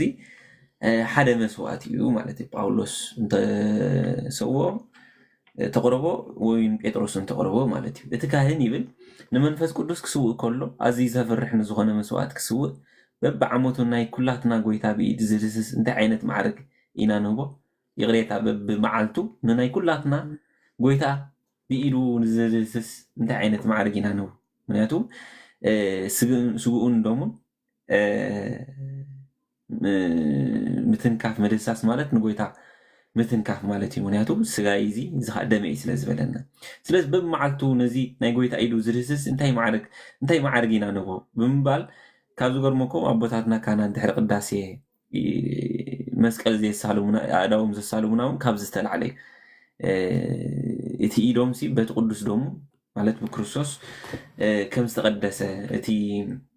መለኮታዊ ዝኾነ ስጋ ደምን ዝሓዝዎ ብኡ ክባርኹና ብኡ ቅዱስናን ወይ ድማ ክሳልሙና ንርኢ ካብዚ ዝዓበየ ምስጢር ዝተተሓዘ እዩ ማለት እዩ። ብድሕሪ እንታይ ብል ክሳዕ ክንደይ ዓብን ንፅህናን ክሳዕ ክንደይ ዝኣክል ኣማናዊ ናይ እምነት ሰብን ንምዃን ንፅበየሉ ክኸውን ይኸውን ብምባል ድማ ተሓሳስብ። ብድሕሪኡ ንካህናት ከም ዝበሎም ቅዱስ ዮሃንስ ኣፈወርቂ ዝቕፅል ዘሎ ሓጢኣቶም نزحدكم لهم كحدقولهم نزحدكم لهم كأي كحدقولهم كم ماين منفس كدوس زي تولى زخون السب نام من سماي مئتا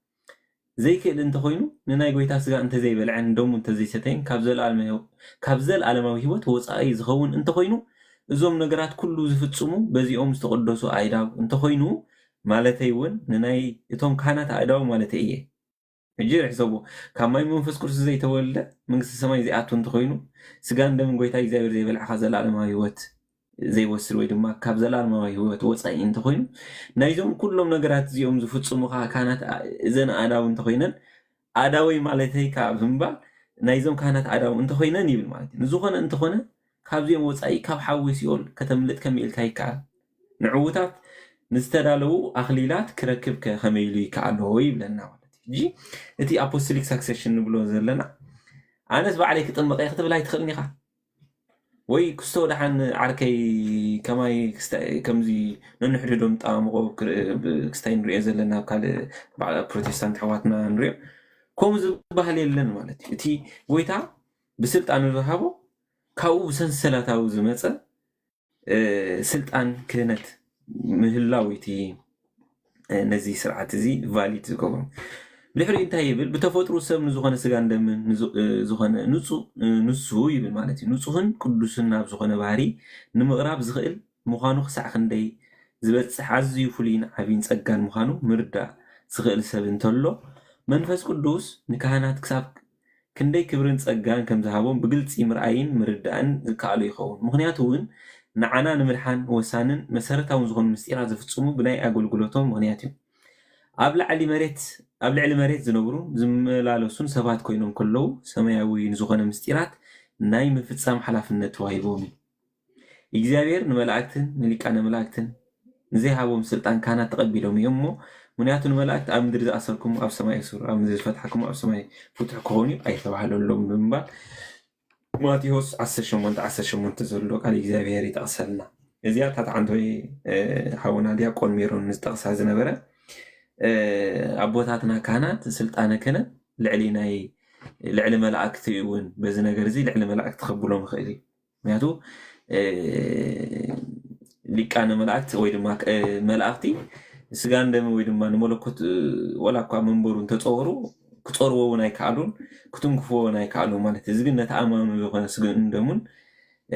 ዝትንክፍዎ ከምኡ እውን ምእሳርን ምፍታሕን ስልጣን ዝተዋሃቡ እዚኦም ኣቦታት ስለዝኾኑ በዚ ነገር እዚ በዚ ስልጣን እዚ ንመላእክቲ ይዓብዎ ብምባል ይነግረና ብድሕሪኡ ብርግፅ ምድራውን ዝኾኑ ገዛእት እውን ናይ ምእሳር ስልጣን ኣለዎም ይብለና ኮይኑ ግን ይብል ንሳቶም ምእሳር ዝኽእሉ ንሰብነት ጥራሕ እዮም ካህናት ግን ናይ ነፍሲ ዝበፅሕ ሰማያት እውን ዘሊቑ ዝሓልፍ ኩነታት ክሳብ ምእሳር ይኽእሉ እዮም ልክዕ ሓደ ጎይታ ንናይ ኣገልግሎቱ ውሳኔ ከም ዘፅድቆ ኩሉ ካህናት በዛ ኣብ ምድሪ ዝገብሮ ነገር እውን እግዚኣብሔር ኣብ ሰማይ የፅድቆ ንሱ ንናይ ሰማያት ሓይሊ ኩሉ ኣይሃቦም እንድዩ ካብ ዝበልፅ ስልጣን እንታይ ኮን ይብሉ ይኸውን ኣቦ ኩሉ ፍርዲ ይቕሬታ ኩሉ ፍርዲ ንወልዲ ሂቦ እዩ እሞ ዮሃንስ 5:22 ንወልዲ ድማ ነዚ ኩሉ ሓይሊ ኣብ ቤት ሰባት ክገብሮ ኩሉ ይርኢ ኣለኹ ይብለና ዝቦ ማለት እዩ እዚ ካብቲ ብጣዕሚ ምሳል ከማ እንተርኢና ሲ ሓደ ንጉሲ ምድራዊ ስልጣን ኣለዎ ንሓደ ሰብ ከኣስሮ ይብለና ማለት እዩ ከምኡውን ኣብ ትሕቲ ንጉስ ዘለዉ ጀነራላት ዝተፈላለዩ ንሶም ዝወሰኑ ንኻልእ ከኣስሩውን ንርኢና ስልጣን ከም ዘለዎ ማለት ናቶም ውሳኔ ከም ዝቕበሎ እቲ ንጉስ ይብል እቶም ጀነራል ዝኣሰሩስ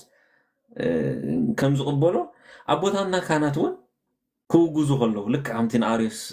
318 ሩታና ኣቦታት ብሓንቲ ቃል ሰሚሮም ከውግዝዎ ከለዉ ክፈልይዎ ከለዉ እግዚኣብሔር ኣምላኽ ከም ዘወገዞ እዩ ማለት እዩ ስለዚ እታ ናቶም ቃል ልክዕ ከም ናይ እግዚኣብሔር ቃል መንፈስ ቅዱስ ምክንያቱ መንፈስ ቅዱስ ኣብኦም ሓዲሩ ትብኦም ሰሪሑ ዘውግዞ ዘሎ መንፈስ ቅዱስ ስለዝኾነ ማለት እዩ ስለዚ እዚ ስልጣን ከም ዝሃቦም የርኢ ኣለኹ እናበለ የሰንትን ማለት እዩ ካብ ጥምቀት ብዝርከብ ቀፂሉ መንፈሳዊ ፃዕርን ምውላድን ሓደራ ዝተዋህቦ ሓላፍነት ዝተቐበሉን ንሳቶም ስለዝኾኑ ብናቶም ምክንያት ንክርስቶስ ንለብሶ ኣለና ብናይ ምን ምክንያት በዚኦም ኣቦታትና ካህናት ማለት እዩ ምስ ወሊ እግዚኣብሔር ሓቢርና ንቕበር ብጥምቀት ማለት እዩ ከምኡውን ናይቲ ቅዱስ ርእሲ ማለት ናይ ክርስቶስ ኣካላት ንኸውን ስለዚ ካብ መራሕትን ነገስታትን ንላዕሊ ከፍርሑን ክኽበሩን ዝግብኦም ጥራይ ዘይኮነ ካብ ወላድን ላዕሊ ክኽበሩ ይግባእ ክብሮም ሲ ካብ መራሒ ነገስታት ጥራሕ ዘይኮነ ሲ ካብ ወለድና እውን ክብሮም ከነኽብሮም ይግባእ ምክንያቱ ወለድና ካብ ፍቓድ ስጋ እዮም ዝወልዱና ካህናት ግን ካብ እግዚኣብሔር ንረኽቦ ልደት መሳርሒ እንስሳት እዮም ብጣዕሚ እቲ ምምሳል ናይ ዮሃንስ ሃወርቅ ካብ ዘንቐካሲ ሩዲ ዳ እምበር ስድራና እንታይ ኢልዎ ማለት ይክደግመ እየ ምክንያቱ ወለድና ኢሉ ካብ ፍቓድ ስጋ እዮም ዝወልድና ካህናት ግን እቲ ካብ እግዚኣብሔር ዝርከብ ፀጋ ማለት ውልድነት ንረኽቦ ልደት እንታይ መሳርሒ እዩ ንሳቶም ስለ ዝኾኑ ማለት እዩ ስለዚ ነዚ ውልድነት እዚ ክንቅበል ዝገብሩና ቦታና ካህናት ስለ ዝኾኑ በዚ ነገር በዚ መንፈሳዊ ነገር እዚ ካብ ወለድና እውን ይዓብዮም ምክንያቱ ወለድና ብስጋ ጥራሕ እዮም ዝወልድና ማለት እዩ ናይ አይሁድ ካህናት ንሰብነት ካብ ለምፂ ናይ ምንፃህ ስልጣን ነበሮ ናይ አይሁድ ካህናት ናይ ሰብነት ምንፃህ ጥራሕ እዩ ስልጣን ነይርዎ ንሱ እውን እንተኾነ ናይ ምንፃህ ዘይኮነስ ካብ ለምፂ ምንፅሁ ሪኦም ነፃ ምዃኑ ንምእዋጅ ጥራሕ እዩ ዝነበረ ምክንያቱ ብለምፂ ዝሓመመ እንታይ እዩ ተናዚዙ እንታይ እዩ ተፈሊጡ ነፃ ምዃኑ ጥራሕ ዝእውጁ ነይሮም ማለት እዩ ኣብ ብሉይ ኪዳን ብድሕሪ እዚ እንታይ ይብል ናይ ካህናት ከተኣሳስሩ ከሎ ነዚ እኳ ንክህነት ንምርካብ ካብቲ ዘመናት ንሱ ክሳዕ ክንደይ ከልበትበት ከም ዝነበረ ትፈልጡ ዶ ናትና ክህነት ዝተቐበሎ ፀጋን ሓይልን ግን ንናይ ሰብነት ለምፂ ንምፍዋስ ዘይኮነ ንናይ መንፈሳዊ ለምፅታት ንምፍዋስ እዩ ድሕሪ ምንፅሁ ነፅሁ ኢሉ እዩ ንምእዋጅ ዘይኮነ ንምንፃህ እዩ ነዞም ካህናት እዚኦም ዘቃል ዝኾነ ሰብ እንተሎ ካብ ዳታንን ተሓባበርቱን ዝገደደ ዝተረግመ ይኸውን ንዖም ካብቲ ዝወረዶ መቕፃዕቲ ዝገደደ መቕፃዕቲ እውን ይበፅሖ እቲ ናይ ብሉይ ኪዳን ዝነበረ ናይ ምንፃህ ስርዓት ኣብ ሓድሽ ኪዳን እውን እንታይ ብዝበለፀ መልክዑ ካብ ስጋዊ ጥራሕ ዘይኮነስ መንፈሳዊ ብዙሕ በረከታት ከም ዘለዎ ካብ ሓጢኣት ምንፃህ መንፈሳዊ ለምፂ ንምፍዋስ እዩ ምባል የተኣሳስሮ ምክንያቱ ይብል ማለት እዩ ንምንታይ ዳታን ተሓባበርቱን ጠቂስዎም ምክንያቱ እዚኦም ከም በዓል ዳታን ማለት ንዖም ዘይተዋህቦም ክብሪ ብሓይሊ ገንዘብ ብምግባር ዳኣ ተመነዩ እምበር ንክህነት ብዝምልከት ዝነበሮም ኣርኣያን ክብርን ዓብዪ ነይሩ ነዚ ንዝነበሮም ኣኽብረት እውን ንክህነት ንምርካብ ዝረኣይዎ ህንጢነት ኣርእይዎም እዩ እግዚኣብሔር ንካህናት ዝሃቦም ስልጣን ንወለድና ካብ ዝሃቦም ዝበለፀ እዩ ኣብ ማእከል እዞም ክልተ ናይ ዘሎ ናይ ስልጣን ፍልሊ ኣብቲ ዝመፅእ ሂወትን ኣብዚ መንጎ እዚ ናይ ሕጂ ሂወትን ዘሎ ፍልሊ ዝኣክል እዩ ወለድና ይብል ዝወልዱና ንሂወት ኣብዚ ዓለም ጥራሕ እዩ ካህናት ግን ዝወልዱና ነቲ ዝመፅእ ዘለኣለማዊ ሂወት ማለት ወለድና ካብ ወለዶም ንመጥቃዕቲ ሞት ወይ ንሕማም ክወግዱ ኣይክእሉን እዮም ዝኾነ ሕማም ሞት ክጋጥመካ ከሎ እዚ ግን ካብ ወለድካ ክተወግዶ ይትኽእልኒ ኢኻ እዩ ዝብለና ዘሎ ማለት እዩ ካህናት ግን ንዝሓመት ነፍሲ እንኳ ከይተርፈ ካብ ኣፍ ሞት ንዝነበረት ነፍሲ እኳ ብዝበለፀ ተግሳፅ ቀኖናዊ ፀሎትን ንምሕጋዝ መድሓን ናብ ሂወት ብምምላስ ይኽእሉ እዮም ምክንያቱ ኣብ ግዜ ጥምቀት ጥራሕ ዘይኮነ ድሕሪ እውን ንሓጢኣት ይቕረና የሚባል ስልጣን ስለ ዘለዎ ይብለና ማለት እዚኣ እንታይ ዝብል ዘሎ ብሕፅር ዝበለ መቸም ካብ ስድራና ወለድና ኣብ ሓጎታትና ክዓርፉ ከለዉ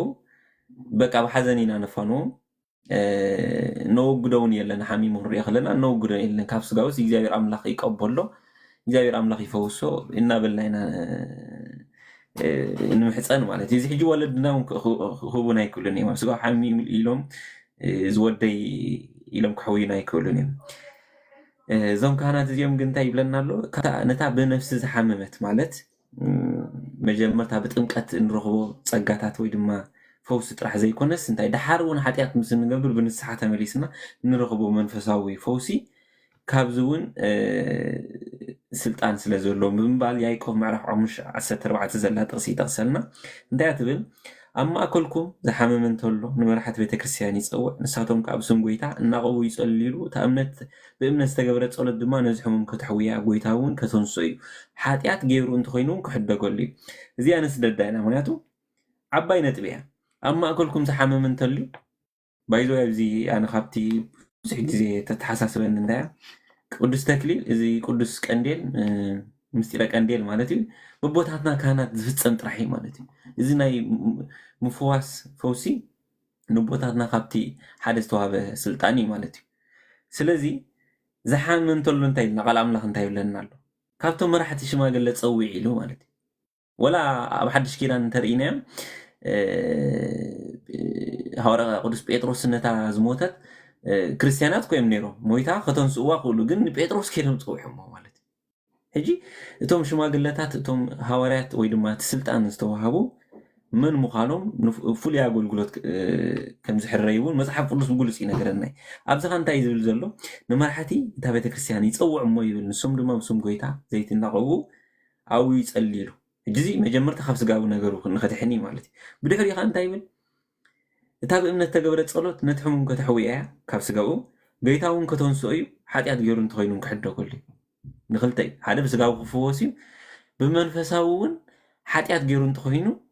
كحدة قول لي بلنا سلزي قويتها تزوجهم سلطان حتى يزحدوا كلهم كحدة قول لهم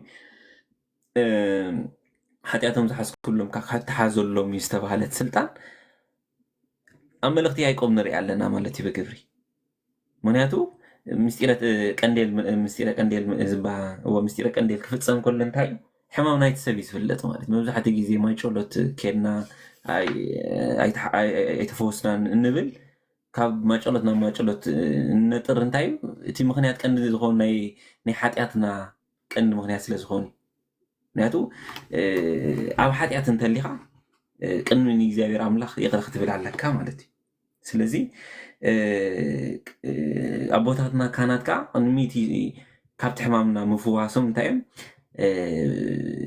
بنسحه تحاصيبنا اب كن اغزابير قريبنا قدس ودس دومون بموساد نزي فوس خنرخو مالتي سلازي كاب سغاو نفوس كاب منفساو دما حاتياتنا دما ننصح مالتي مو ملختي يعقوبي تقسلنا زلو ناي موداتا متقالي تزبو لو ابنت كنت استزاروي زغلو كم بوت صنحكو حجي كن اب ترغامي ملكت تيموثيوس قداماي كفال زلا ناي موداتا كم ببامو بدحري يكون ودينا ناي ممهرنا كاناتن حلافنت عاب كبر زلو يبل سلازي خا نزي غبو زخنه زمطن سب نمركاب ناملاخاوي مرچا يحتت كاب قدمون كمزي نيرو لمون كوميو كاب سباو سميت ريحقنا مدراو حلافنت نزغون نغرات كيرانا انت غيرنايو بعركنت كونه بصلي كيتمسرتنا انت غيرنايو يخوني زقدمو بوتاتنا بزنبرو متن بصقا منفس قدوس بزبل صغنا انت زيكوننا كوا علامانان اكايدانان قنع انت خينو ازي اغزابير مرچا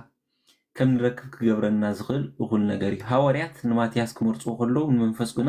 منفس قدوس غنا ايتقبلوا نيرم كوينو جن ننغرو بصولت اغزابير بمحابم اب قصر حواريات متان كاتو نعو مرصو بلنا مالتيمو أبدي أودي الله تن أبوتات حفشاوي نايزوم أبوتات كابت دس بلا كان تايم وحزي نايك علاتون نتوان جلون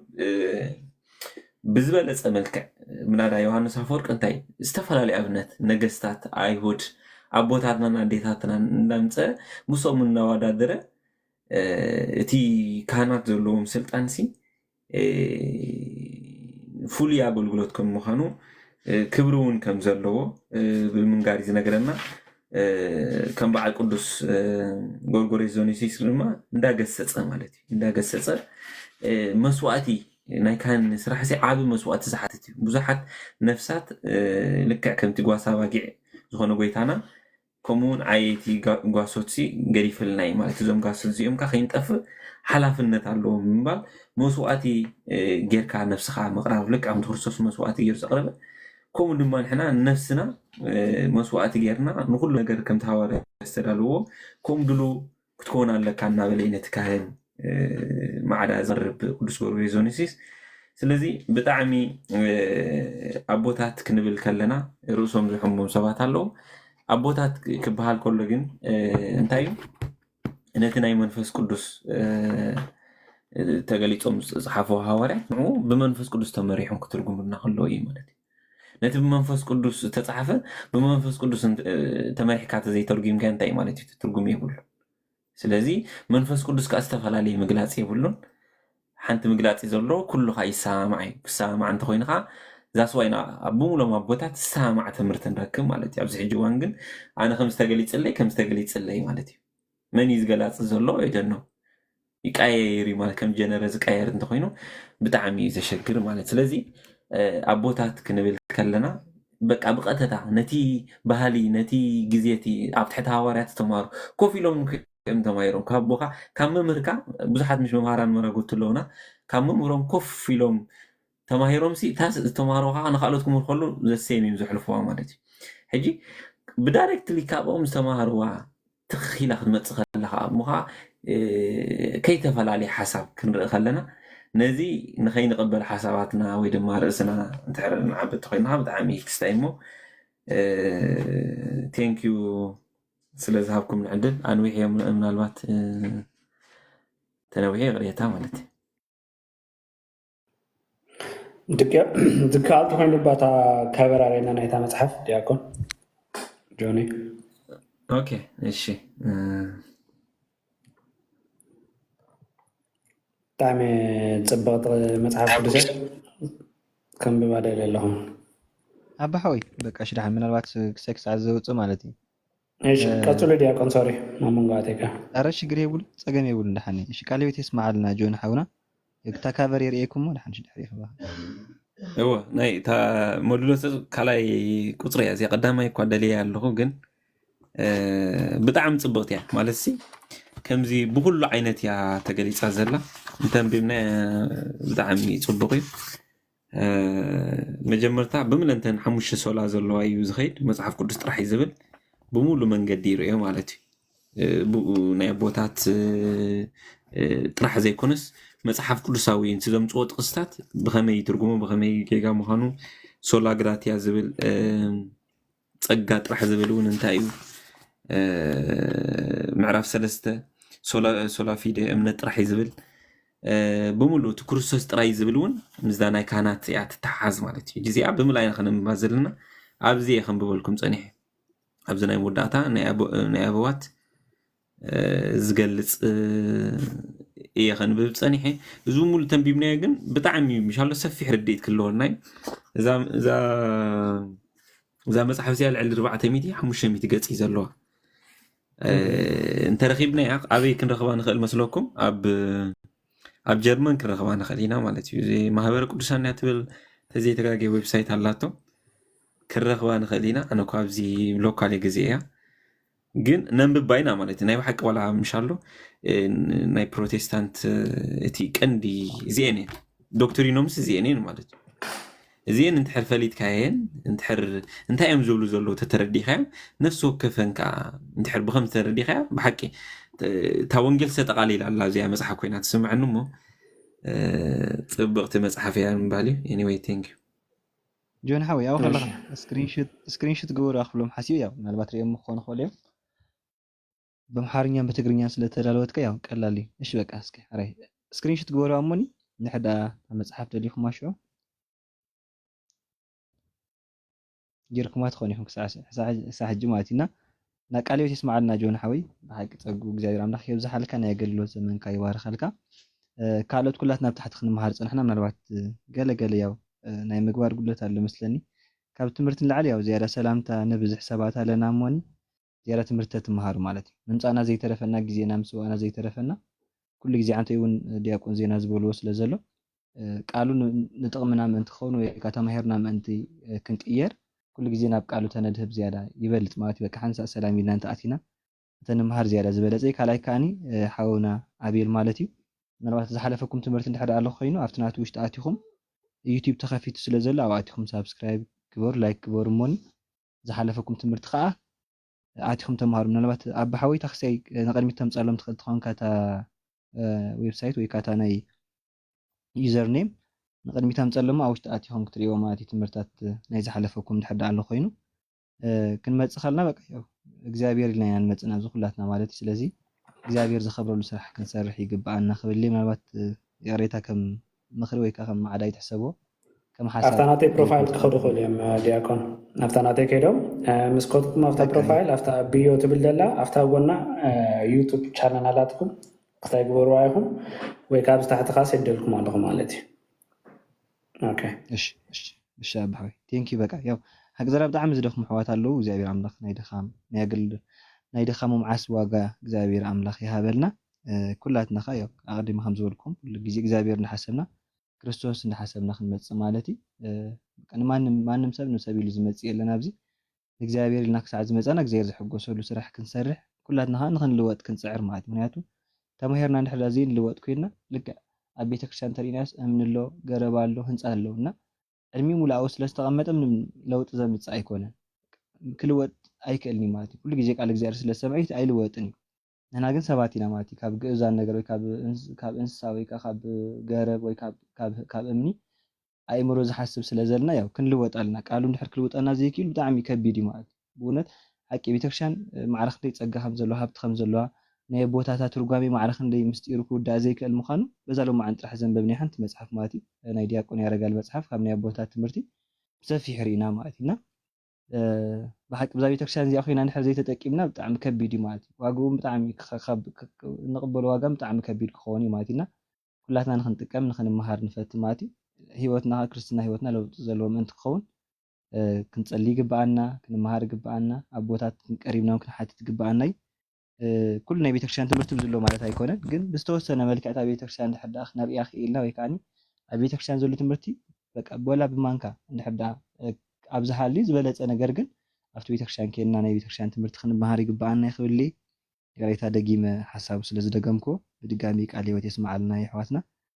ፀጉ የብዛሓልኩም ናይ ዘመን ኣገልግሎትኩም እግዚኣብሔር ኣምላኽ ይባርኽ እሺ ምናልባት ዜና ገብርኤል እና መርጌታ ይተዛረቡና ኣለዉ መርጌታ ቀፅሉ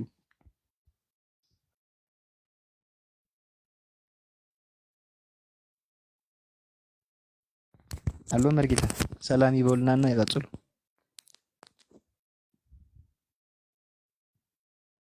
መርጌታ ኣማኒኤል ኣለዉ ስማዕ ኣለኹ ኣነ ኣሕዋት ኣባሆይ ስማዕ ኣለኹ ምሽ ምናልባት ኣብ ስራሕ ክህልው ስለ ዝኽእል ኖ ትስማዕ ኣለኻ ፅቡቅ ኖ ሓና ኮኔክሽን ተኣብየ ስለ ዝኾነ ዜና ገብርኤል ይቐፅሉ ዳ ሓረይ ዜና ኣለዉ ሰላም ኣሕዋት ከመይ ኣምሲኹም እቲ ቃል ኣምላኽ እኳ ተነጊሩ እንዲ ብፍላይ እታ ዝነበረት መደብ ሎማዓንቲ ሚኒስትረ ክህነት ወይ ከዓ ክህነት ብናይ ትምህርቲ ኣቦታት ቤተክርስትያን ትብል ሓውና ዲያቆን ዮሃንስ ፅቡቅ ገይሩ ካብ ናይ ኣቦታት እናምፀ ገሊፅዎ እዩ ማለት ካብኡ ንላዕሊ ብዙሕ ንውስኸሉ ነገር ኣይኮነን ማለት ኦረድ ተባሂሉ ማለት እዩ ግን ሓደ ክልተ ምናልባሽ ኣገዳስነት ናይ ክህነት ኣብ ሓድነት ቤተክርስትያን ቁርብ እንተሪእና ከዓ ዝያዳ ፅቡቅ ክኸውን ማለት እዩ ከምቲ ኣቦታት ቤተክርስትያን ዝብሎ ከምቲ ክርስቶስ ኣብ ዘለዎ እቲ ቤተክርስትያን ዘላ እቲ ጳጳስ ኣብ ዘለዎ ከዓ እቲ ምእመናን ኣለዉ ይብል ቅዱስ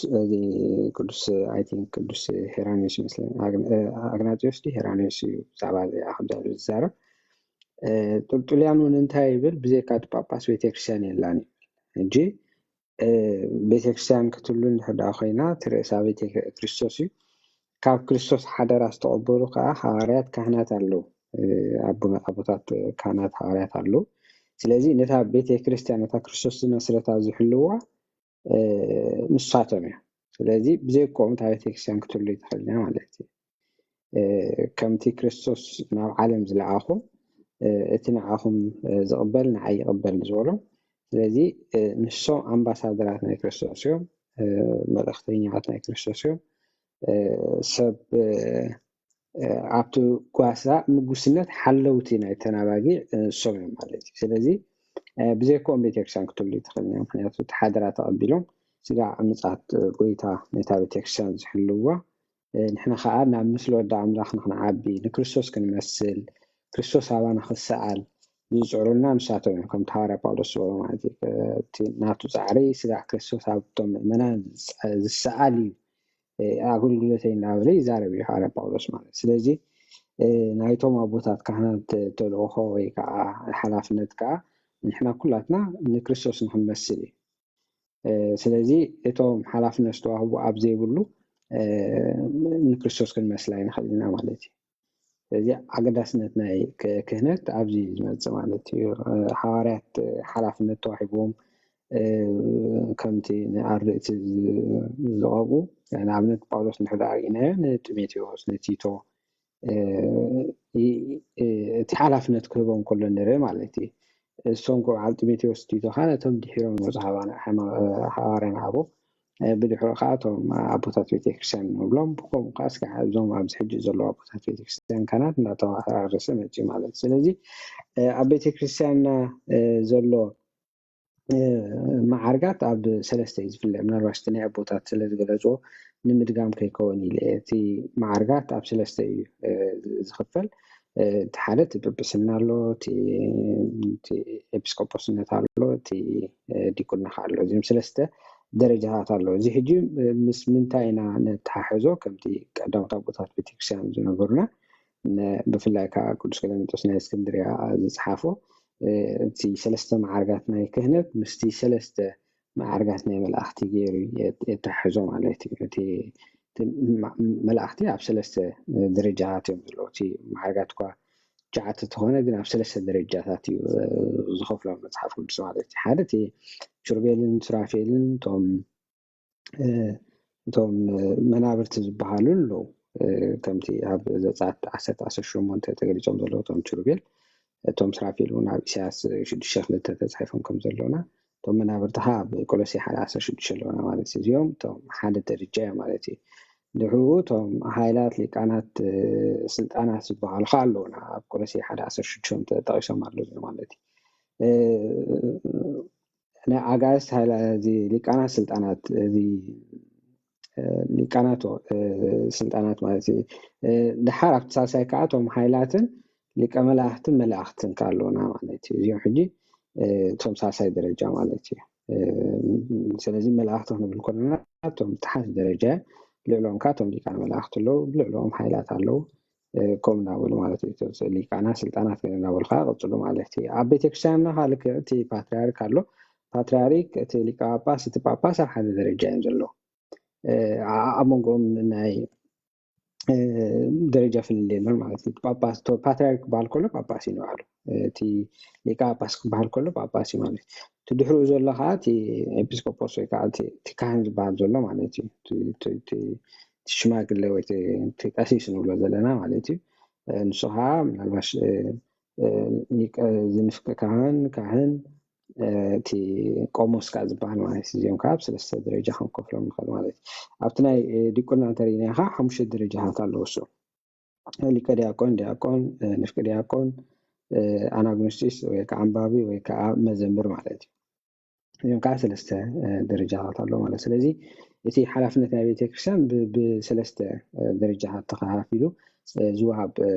ሓላፍነት ወይ ስልጣን ወይ ከዓ ደረጃታት እዩ ማለት እዩ። ስለዚ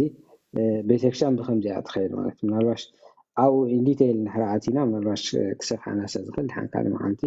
ኣርእስቲ ሒዝና ክንዛረበሉ ንሓይሽ ማለት እቲ ቀኖናዊ ተልእኮ እንታይ ክገብሩ ኣለዎም ንኣብነት ዲያቆን ዝኸውን ከመይ ዝበለ እዩ እንታይ ከማልእ ኣለዎ ገለ ዝብል ብፍላይ ከዓ ምስ ቀኖና ዝተሓሓ ስለዝኾነ ምናልባሽ ንሱ ግዜ ስለዝወስድ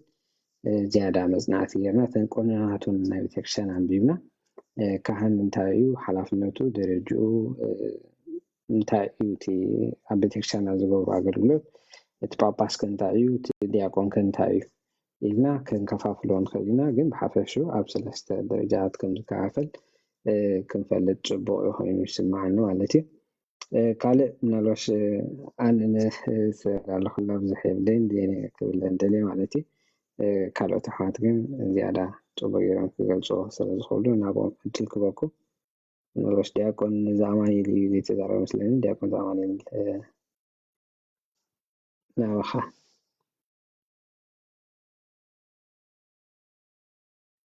እሺ ቃለ ሕይወት የስማዓልና ዲያቆን ዜና ሓውና ቃለ ሕይወት የስማዓልና በድጋሚ እሺ ሓውና ኣማኒኤል ኣለዉ መርጌታ ሎማዓንቲ እንግዲህ ክሳይ ኮይኖም ኣለዉ ምስ ናወሰናይ ቃልኻ ናወሰናይ በቃ ድሓን ክሳዕ ዝመፁ ሓንቲ ሓሳብ ከለኹ ብዛ ናይ ዲያቆን ዜና ሓውና ክመስኹ ምናልባት ግዜም ስለዝኣኸለ ካብ 7 ደቂቕ ንላዕሊ ኣይዛረብን እየ ማለት ምናልባት ግዜ ከይሕዘኩም ሕቶ መልሲ እውን ክህልወና ስለዝኾነ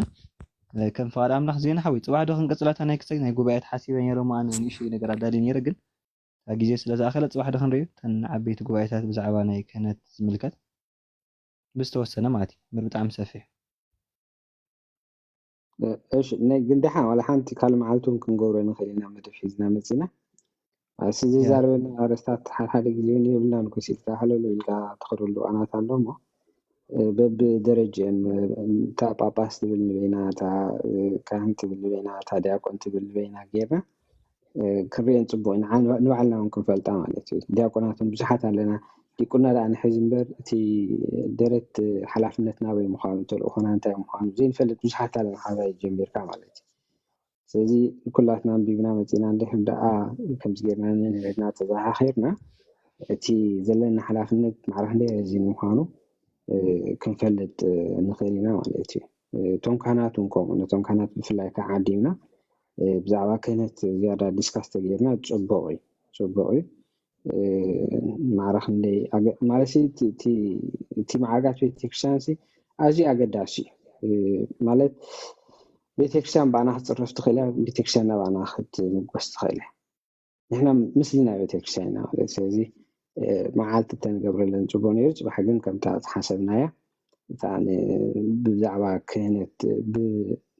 بزعبا كانت زنبرة نفاق مالسي منافقان بزعبا أن كانت تصاروا زنبورو كافت قدامي زلنا كريستنا جميرا مسكا حج زلو زمصو مرتعطات انتايو تاريخ خمينير قلمله زيادة صباح كلاتنا سرشية كانت نتصبوني بفلاي كازون ملكة صديق عين زبال نيرون بجله بزعبا اون قل نقرأ مقدنا سرشية كانت متينا صبونا بفلايتا ناي إبيفانوس ناي سلامش كل شيء إبيفانوس ناي سلامش أو صبو غير قلي صوم اللومو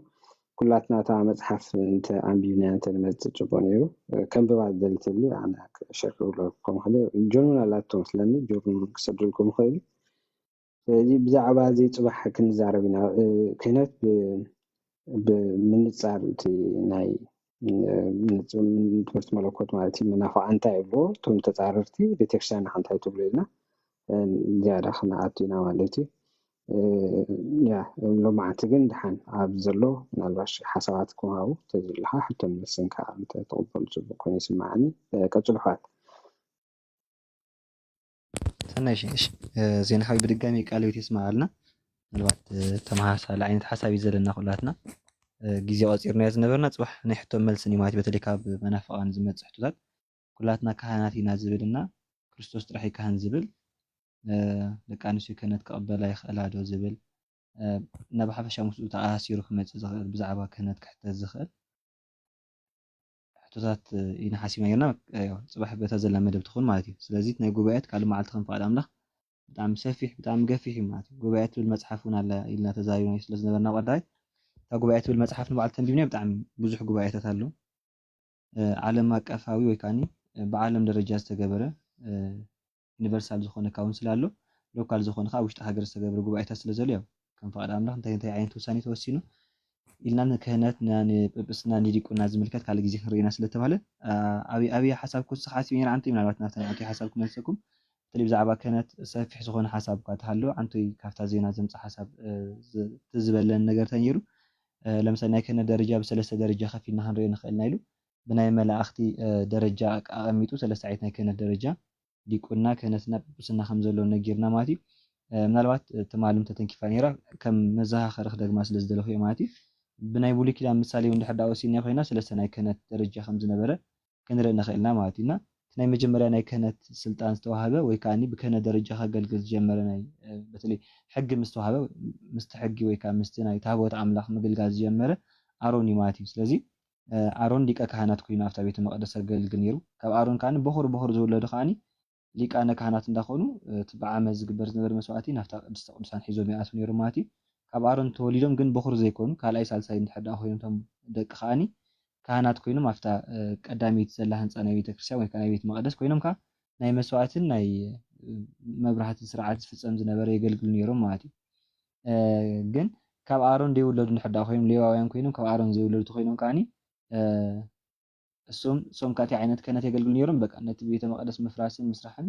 እና ምስቲ ንዋየ ቅዱሳት ዝተኣሳሰር ስራሕ ይሰርሑ ነይሮም ማለት እና ናብ ሓዱሽ ኪዳን ከም ዘለዎ እንድሕር ኣምፂና ንባዕሉ እዚኣ ሊቀ ካህን ተባሂሉ ዘሎ ወይ ከዓኒ ናብ ውሽጢ ቅድስተ ቅዱሳን ዝኣቱ ዝነበረ ሊቀ ካህን ተባሂሉ ዘሎ ያው ኢየሱስ ክርስቶስ እዩ ማለት እዩ ያው ኢየሱስ ክርስቶስ ሊቀ ካህን ክንብል ከለና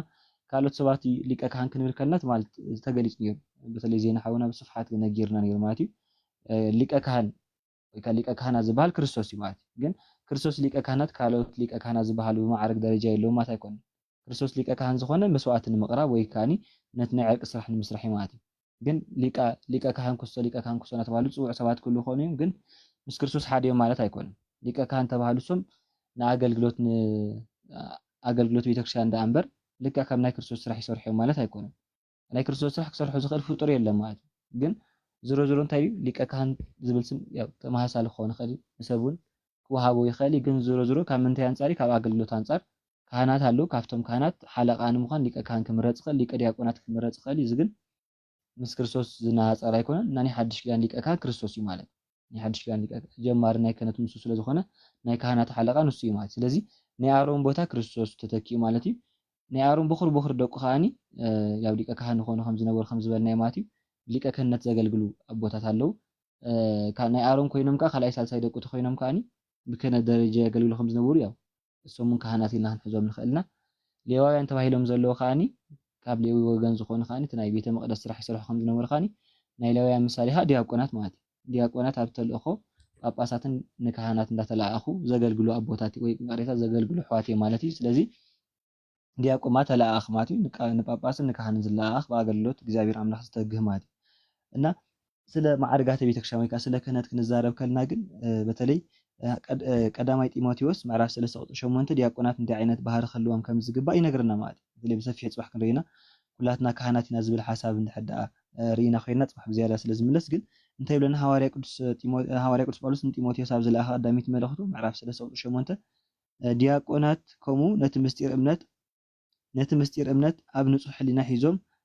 ሒዞም ወይ ከዓ ንምሓዝ ረዘንቲ ሰብ ክልተ ልሳን ዘይኮኑ ብዙሕ ወይኒ ንምስታይ ዘይድህቡ ርኩስ ረብሓ ዘየድልዮ ክኾኑ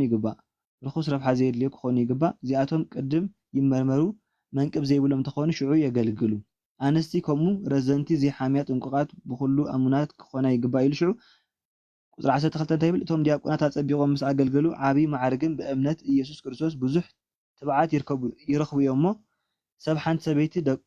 ሓንቲ ሰበይትን ደቆምን ኣባይቶምን ኣፀቢቖም ዘመሓድሩ ይኹኑ ይብል ማለት። ስለዚ ዲያቆናት እንታይ ዓይነት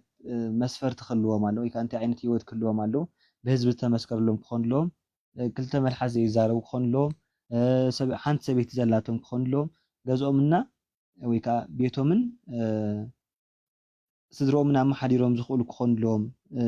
ዝብል ሓሳብ የቐምጥ ማለት። ስለዚ እንታይ ዓይነት እዚ ዝተፈለየ ክህነት ከም ዘሎ ወይ ከዓኒ ተፈልዮም ፍሉይ ዝኾነ ክህነት ክወሃቦም ዘለዎ ሰባት ስለ ዘለዎ እዩ ከምዚ ገይሩ ብሰፊሑ ዘረዳእና ማለት እዩ። ካልእ ቀዳማይ ጢሞቴዎስ ምዕራፍ 5:22 ከዓ ብተሃዋኽ ኣብ ሓደ እኳ ኢድካ ኣይተንብር፣ ኣብ ሓጢኣት ካልኦት እውን ኣይትፀበር፣ ንርእስኻ ብንፅህና ሓልዩ ይብል ማለት። ስለዚ ሃዋርያ ቅዱስ ጳውሎስ ነቲ ናይ መንፈስ ወዲ ጢሞቴዎስ ክመዕዶ ከሎ እንታይ ዝብል ተሃዊካ ኣብ ማንም ወይ ከዓኒ ኣብ ዝኾነ ይኹን ሰብ ተሃዊካ ኢድካ ኣይተንብር ብል ማለት እዩ። ኢድካ ኣይተንብር ማለት ክህነት ኣይትሃብ ማለት እዩ። በተለይ ክህነት ብምንታይ ዝውሃብ ነይሩ ብኣንብሮተ እድ ማለት እዩ። ድሓር ኣቦታት ብቀብኣ ቅዱስ ወይ ከዓ ብቀብኣ ሜሮን ተተኪኡ ሕጅም ያው ኣንብሮተ እድ ኣሎ ምህላው ዝሮ ግን ናይ መጀመርያ ዓይነት ማዕርግ ዝወሃብ ዝነበረ ብኣንብሮተ እድ ማለት እዩ። ስለዚ ጎይታ ንሃዋርያት ክህነት ሂብዎም ሃዋርያት ከዓ ነቶም ተተካእቲ ማለት እዩ። ለምሳሌ ጳውሎስ ነቲ ናይ መንፈስ ወዱ ጢሞቴዎስ ስልጣነ ክህነት ከመሓላልፈሉ ከሎ ንርኢ ማለት እዩ። ጳውሎስ ነቲ ናይ መንፈስ ወዱ ንጢሞቴዎስ ስልጣነ ክህነት ከመሓላልፈሉ ከሎ ንርኢ ማለት እዩ። ጴጥሮስ እንተሪእናይኻ ነቲ ናይ መንፈስ ወዱ ንቀሌሜንጦስ ናይሮ ማለት እዩ ስልጣነ ክህነት ክሕልፍ ከሎ ቅዱስ ዮሃንስ ከዓ ንኣግናጢዮስን ንፖሊካርፕን ስልጣነ ክህነት ክሕልፈሎም ከሎ ንርኢ ማለት። ስለዚ ክጥንቀቁ ከም ዘለዎም ተሃዊኾም ከዓ ማንም ኢዶም ከንብሩ ከም ዘይግባእ እታ ስልጣነ ክህነት ከዓኒ በቲ መስፈርቲ ወይ ከዓ በቲ ስርዓት ቤተክርስትያን ተቐሚጡ ዘሎ ዝግብኦም ሰባት ክኾኑ ከም ዝግብኦም እዛ ዓይነት መስፈርቲ ዘማልኡ ክኾኑ ኣለዎም ወይ ከዓ እዛ ዓይነት ክራይተርያ ዘማልኡ ክኾኑ ኣለዎም ተባሂሎም ዝተኣመነሎም ሰባት ክወሃቡ ከም ዝግባእ ይገልፅ ማለት እዩ። ካልእ ብዛዕባ ክህነት ዝምልከት ወይ ከዓ ብዛዕባ ጉስነት ዝምልከት ከዓኒ ሃዋርያ ቅዱስ ጳውሎስ ሮሜ ምዕራፍ 10 እንታይ ዝብለና ምዕራፍ 10:9 ጀሚርኩ ተንቢብኩ እሞ እቲ ፅሑፍ ብኡ ዝኣምን ዘበለ ኣይሓፍርኒ ይብል እሞ ሰብ ብልቡ ኣሚኑ ይፀድቕ ብኣፉ ተኣሚኑኻ ይድሕን ይብል ማለት። ስለዚ ሰብ ብልቡ ኣሚኑ ይፀድቕ ብኣፉ መስኪሩ ከዓኒ ይድሕን። ስለዚ ብኣፍካ ኢየሱስ ክርስቶስ ጎይታ ምዃኑ ተናገርካ ብልብኻ ኣምላኽ ካብ ምውታን ከም ዘተንስኦ እንተኣመንካ ክትድሕን ኢኻ ይብል። ቀፂሉ ሽዑ ማለት ነፍሲ ወከፍ ስም እግዚኣብሔር ዝፅውዕ ዘበለ ክድሕን እዩ። ንሱ ሓደ ጎይታ እዩ። ነቶም ዝፅውዕዎ ኩሎም ሃብታም እዩ እሞ ኣብ መንጎ ኣይሁድን ፅርዓውያንን ሌላም ጉሌላን የልዎን ምስ በለ ሽዑ ግናኸ ነቲ ብኡ ዘይኣምኑ ከመይ ኢሎም ክፅውዕዎ እዮም بزعبو كيسمعوا خمي جيرهم بو يعملوا بزي سباخة خمي جيرهم كسمعوا لنا مات إذي بو كيعملوا سمون تخجبري كلهم كتصوعوا ويا كلهم مات سمون متصوع بو أنت خجبر لهم كعامل لهم مثالي يسوع كريستوس مدحانيت مخانو فوس مخانو هيوت مخانو زلعلم أو دحنا زهب مخانو سمون بعلو حيل زهب مخانو سمون بعلو فوس مخانو كعامل دحدا خوينا ويكان سمون دحدا خصوع خوينا مجمريا بو خعامل لهم ماتي سمون متصوع بمجمريا بو خعامل لهم إن حدا خامن خوينم كان كسمع لهم مات حزوب زمات مجمرة سمو خصوع أنت خوينم كامن لهم إلنا نخامن خان تخون لهم بزعبوك سمع لهم ويكا وانجيل كنقروا مالهم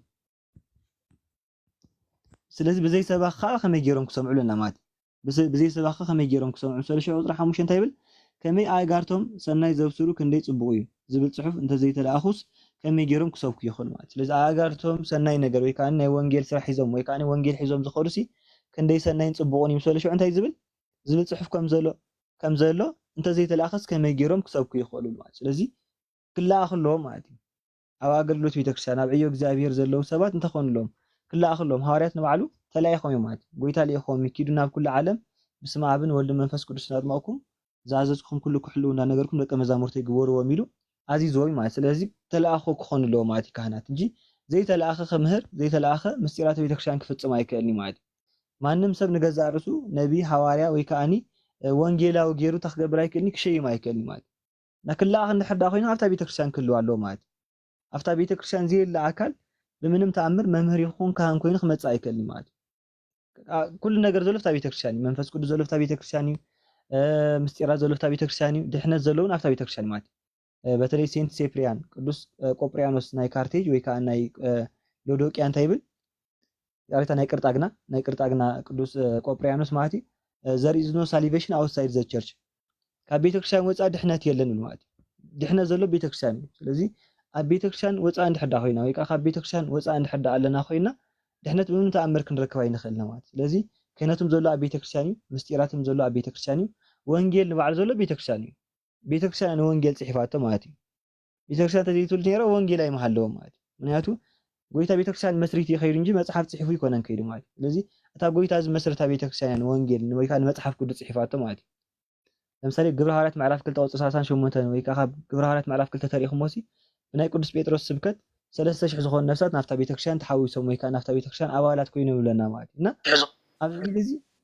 ኣብዚ ግዜ ቤተክርስትያን ተመስሪታ ነይራ ማለት ቤተክርስትያን ነይራ ነገር ግን ምንም ተጻሕፈ መጽሓፍ ቅዱስ ኣይነበረን እንኳን መጽሓፍ ቅዱስ ክጽሓፍ ጳውሎስ ንባዕሉ ናብ ክርስትና ይተጸውዕ ነይሩ ማለት ጳውሎስ ከም ንፈልጦ ኣብ ምዕራፍ 8 እዩ ዝጽዋዕ ማለት እዩ ምዕራፍ 9 ምዕራፍ 8 ማለት እዩ በዚ ግዜ ግን ቤተክርስትያን ነይራ ማለት ስለዚ ኩሉ ነገር ዝሃባ ንቤተክርስትያን እዩ መንፈሱ ዝገደፈላ ንቤተክርስትያን እዩ ትምህርቱ ዝገደፈላ ንቤተክርስትያን እዩ ትርጓሚኡ ዝገደፈላ ንቤተክርስትያን እዩ ምስጢራት ዝገደፈላ ንቤተክርስትያን እዩ ክህነቱ ዘሎ ንባዕሉ ኣብ ቤተክርስትያን እዩ መንፈስ ቅዱስ ዘሎ ንባዕሉ ኣብ ቤተክርስትያን እዩ ስለዚ ካብ ቤተክርስትያን ወፃ ዘሎ ኩሉ ድራማ እዩ ማለት ኣነ ካህኒ ኣነ ነቢ ኣነ ሃዋርያ እንተበለ እሰብ እዚ ቤተክርስትያን ኣይትፈልጦን እያ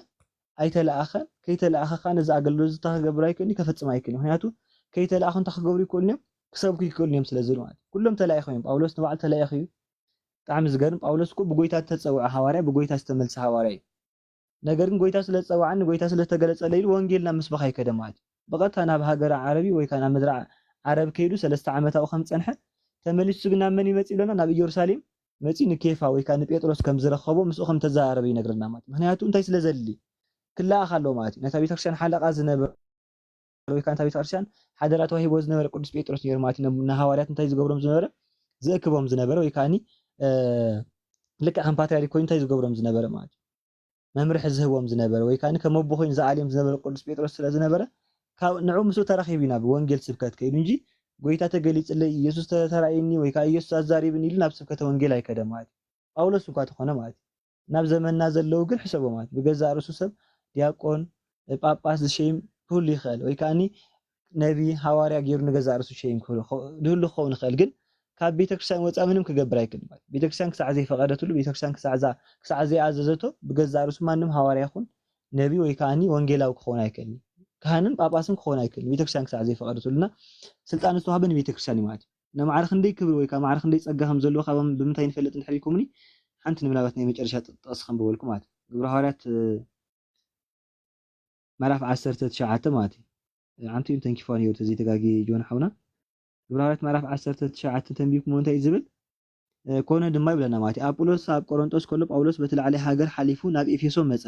ሓያሎ ደቀ መዛሙርቱ ድማ ረኸበሞ ምስ ኣመንኩምሲ መንፈስ ቅዱስ ተቐቢልኩም ኢኹም በሎ መን ኢኹም ዝብሎም ዘሎ ቅዱስ ጳውሎስ ማለት እዩ ናብ ኤፌሶን መፂ ነቶም ደቀ መዛሙርቱ ወይ ከዓ ነቶም ኣብኡ ዝረኸቦም ክርስቲያንሲ ምስ ኣመንኩምስ መንፈስ ቅዱስ ተቐቢልኩም ኢኹም ብሎ ማለት እዩ ንሳቶም ከዓ እንታይ ይብሎ ንሳቶም ግን ኣይፋልና መንፈስ ቅዱስ ከም ዘለኳ ኣይሰማዕናን ኢሎም መለሱሉ ብዙሕ ግዜ በእምነት እዩ ዝድሓን ወይ ከዓ በእምነት መንፈስ ቅዱስ ንተቐበል ዝብሉ ሰባት ኣለው ምናልባት ኣርእስትና ስለዘይኮን ኣብ ይክኒ ግን ዝሮ ዝሮ ምስ ኣመንኩምስ መንፈስ ቅዱስ ተቐቢልኩም ዶ ምስ በሎም ጳውሎስ ኢሎሞ እንኳን መንፈስ ቅዱስ ክንቅበል መንፈስ ቅዱስ ንባዕሉ እንታይ ምዃኑ ይፈለጥናን ኢሎሞ ማለት እዩ ኢሎም መለሱሉ ንሱ ከዓ ብናይ ጥምቀት ዳ ተጠመቕኩም በሎም ንሳቶም ከዓ ብናይ ዮሃንስ ጥምቀት ኢና ተጠመቕና በሎ ክርስቲያን እዮም ግን ተጠመቀው ጥምቀት ናይ ዮሃንስ ጥምቀት እዩ ኣቀዲሞም ተጠመቀው ጥምቀት እዩ ነይሩ እምበር ብሓድሽ ጥምቀት ወይ ከዓ ብናይ ጎይታ ጥምቀት ብናይ ክርስቶስ ጥምቀት እንታይ ገበሩ ነይሮም እዚኦም ኣይተጠመቁ ነይሮም ግን ኣሚኖም ክርስቲያን እዮም ነይሮም ማለት እዩ ሽዑ ጳውሎስ ኢልዎም ሽዑ ጳውሎስ ዮሃንስ በታ ድሕሪ ዝመጽእ ማለት ብኢየሱስ ክርስቶስ ከኣምኑ ነቶም ህዝቢ እና ነገረ ጥምቀት ንስሓ ይዘጥምቕ በሎም ጳውሎስ ሽዑ እንታይ ኢሎም ዮሃንስ ዘጥምቆ ዝነበረ ኮነ ንስሓ ጥምቀት እዩ እዚ ጥምቀት ዝኻ ናብ ክርስቶስ ዘብጽሕ ወይ ከዓኒ ምስ ክርስቶስ ዘራኽብ ዳ እምበር ያው ዋና ናይ ክርስቶስ ጥምቀት ኣይኮነን ወይ ከዓ ናይ ክርስቲያን ጥምቀት ኣይኮነን ኢልዎ ማለት እዩ ሽዑ እዚ ምስ ሰምዑ ብስም ጎይታ ኢየሱስ ተጠመቁ ይብለና ማለት እዩ ካብዚ እንዳሓሪፍ ሽዑ ዝጥመቁ ማለት እዩ ኩላቶም ካብ ብመን ስም ተጠሚቆም ማለት እዩ ብጎይታ ስም ተጠሚቆም ማለት እዩ ጳውሎስ ኢዱ ምስ ኣንበረሎም ከዓ መንፈስ ቅዱስ ናባታቶም ወረደ ሽዑ ብቋንቋታት ተዛረቡ ተነበዩ ይብለና ማለት እዩ ብክርስቶስ ስም ወይ ከዓኒ ብናይ ክርስቲያን ጥምቀት ተጠሚቆም ማለት እዩ ጳውሎስ ኢዱ ምስ ኣንበረሎም ከዓ እንታይ ኮይኑ መንፈስ ቅዱስ ተቀበሉ ይብለና ማለት እዩ መንፈስ ቅዱስ ተቀበሉ ኣሚኖም ብክርስቶስ ስም ምስ ተጠመቁ ወይ ከዓ ብኣብ ብወልድ መንፈስ ቅዱስ ስም ምስ ተጠመቁ እዩ ብሓፈሻ ማለት እዩ ብክርስቶስ ስም ተጠመቁ ማለት ናይ ክርስቶስ ስም እንዳኣመኑ ወይ ከዓኒ ብናይ ጎይታ ወንጌል እንዳኣመኑ ክጥመቁ ከለው ያው ክጥመቁ ከለው ዝሮ ዝሮ ብኣብ ብወልድ መንፈስ ቅዱስ እዮም ጥመቁ ግን ናይ ክርስቶስ ስም እንዳመስከሩ ወይ ከዓ ናይ ክርስቶስ ስም እንዳፀውዑ እዮም ጥመቁ ነይሮም ስለዚ ነገር እዚ ገይሮም ማለት እዩ ስለዚ ጳውሎስ ከዓ ኢዱ እምበረሎሞኒ መንፈስ ቅዱስ ተቀበሉ ብለና ማለት እዩ መንፈስ ቅዱስ ተቀበሉ ብኣንብሮተ እዲ ማለት እዩ ሰብ ተጠሚቁ እውን መንፈስ ቅዱስ ዘይክቅበል ይኽእል እዩ ማለት ምክንያቱ ኣንብሮተ እዲ የድልዮ እዩ ማለት ናይ ግድን እዚ ኣንብሮተ እዲ ክፍፅሙ ዘለዎም ከዓ ካህናት እዮም ማለት እዩ ሓሳብ ዝሓሳብ ኣብ ምንታይ ትረኽቦ ምናልባት ግብረ ሐዋርያት ምዕራፍ 8 እንድሕር ኢኹሞ ፊልጶስ ከይዱ ናብ ሰማርያ ወንጌል ምስ ሰበኸ ብምልኦም እንታይ ገብሩ ኣመኑ ይብሉ እሞ ኣጥሚቕዎም ማለት እዩ ምስ ኣጥመቖም ግን መንፈስ ቅዱስ ንክቅበሉ ግን ንመን ተፀበዮም ማለት ንሃዋርያት ጴጥሮስን ዮሃንስ መፅኦም ኢዶም ኣንቢሮም ምፀለይሎም እዩ መንፈስ ቅዱስ ተቀቢሎም ማለት ስለዚ ክህነት ማዕረኽ ክንደይ ቫሊድ ምዃኑ እዞ ፊልጶስ እኮ ሃዋርያ እዩ ነገር ግን ሃዋርያት ክሳዕ ዝመፁ ወይ ከዓ እቶም ዋና ሃዋርያት ዝበሃሉ ወይ ከዓ ናይ ክርስቶስ ናይ በጊዕ ሃዋርያት ዝበሃሉ 12 ሃዋርያት ዮሃንስን ጴጥሮስን ክሳዕ ዝመፁ ተፀቢዮሞም ማለት እዩ ስለዚ ክህነት ማዕረኽ ክንደይ ቫሊድ ምዃኑ ወይ ከዓ ኣውቶሪቲ ከም ዘለዎ ክህነቱ ሃዋርያዊ ክህነት ክኸውን ከም ዘሎ ማለት እዩ ዮሃንስን ጴጥሮስን መፅኦም ክሳዕ ኣንብሮተ እድ ገይሮም ኣብ ርእሶም ክሳዕ ፀሊሎም መንፈስ ቅዱስ ኣይተቀበሉ ነይሮም ማለት ልክ ኣንብሮተ እድሎም ብሜሮን ተቀይርሎም ማለት ብቅብኣ ሜሮን ተተኪኡ ዘሎ ስርዓት እዩ ማለት እዩ መንፈስ ቅዱስ ንሕተመሉ ወይ ከዓ ብቅብኣ ሜሮን መንፈስ ቅዱስ ዝሓደርና ወይ ከዓ ብመንፈስ ቅዱስ ንሕተመሉ ምስጢር እዩ ማለት እዩ ስለዚ ክህነት ማዕረኽ ክንደይ ኣገዳሲ ከም ዝነበረ ማለት እዩ ብዙሕ ግዜ ንሕዳ ሪኢኹም ኮንኩም ምስ ካልኦት ቤተ እምነት ክንዛረብ ከለና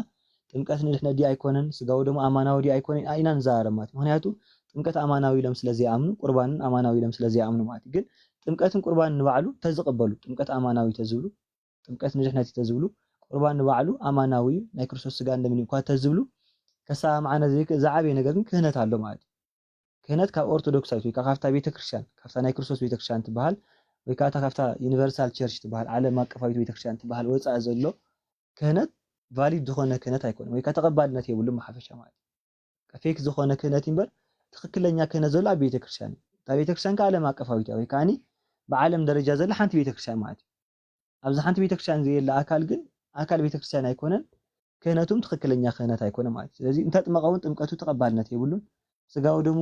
ይቀርብ ወይ ከዓኒ ብሕብስን በወይንን ገይሩ ቁርባን ከዳልዮ ወላ እንተበለ ግን ተቐባልነት የብሉ ምክንያቱ ክህነቱ እንታይ ስለዘይኮነ ሃዋርያዊ ክህነት ስለዘይኮነ ማለት ስለዚ እታ ሃዋርያዊ ክህነት ዘለዋ ኣፍታ ናይ ክርስቶስ ቤተክርስትያን ዝኾነት ቤተክርስትያን ክንህሉ ይግባኣና ክብል ኢለ ማለት እዩ ምናልባት ዘረባ ኣብዚ ሕቲ ኮይኑ ቅሬታ ግበሩለይ ማለት እዩ ዝመሃረናን ዝመዓደናን እግዚአብሔር ኣምላኽና ክብሪ ምስጋና ይኹኖ ወስብሃት ለእግዚአብሔር ወለወላዲቱ ድንግል ወለመስቀሉ ክቡር ምናልባት ሕቶ እንድሕር ኣሎ ኮይኑ ናብ ሕቶ መልሲ ክንከይድ ሞ እቶም ዘይተሳተፉ ኣሕዋትና ሕቶ እንዳመለሱ ክሳተፉ ይኽእሉ ይመስለኒ ግዜ ስለዝኸደ እንድሕር ዳ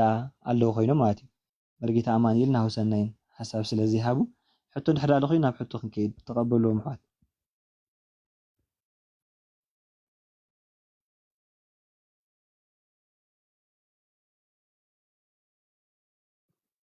هاوي حدو مقبل نابخا قلت ኣብ ታሕቲ ፅሓፍ ነይሩ ሕቶታት መስለኒ ስለዚ ኣቤል ካብኡ ወይ وسلسة اللواهم أبتاحتي بتانا ካብኡ ነንበብ أوكي ክመሰል ዘሎ إيش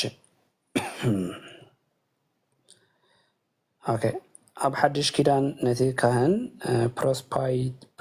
بروسبايتروس زبل حسب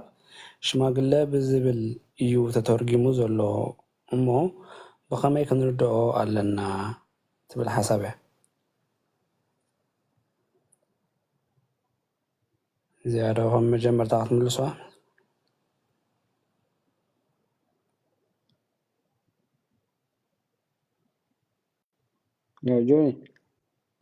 ጆኒ ግዜ ተሊካ ሰግበ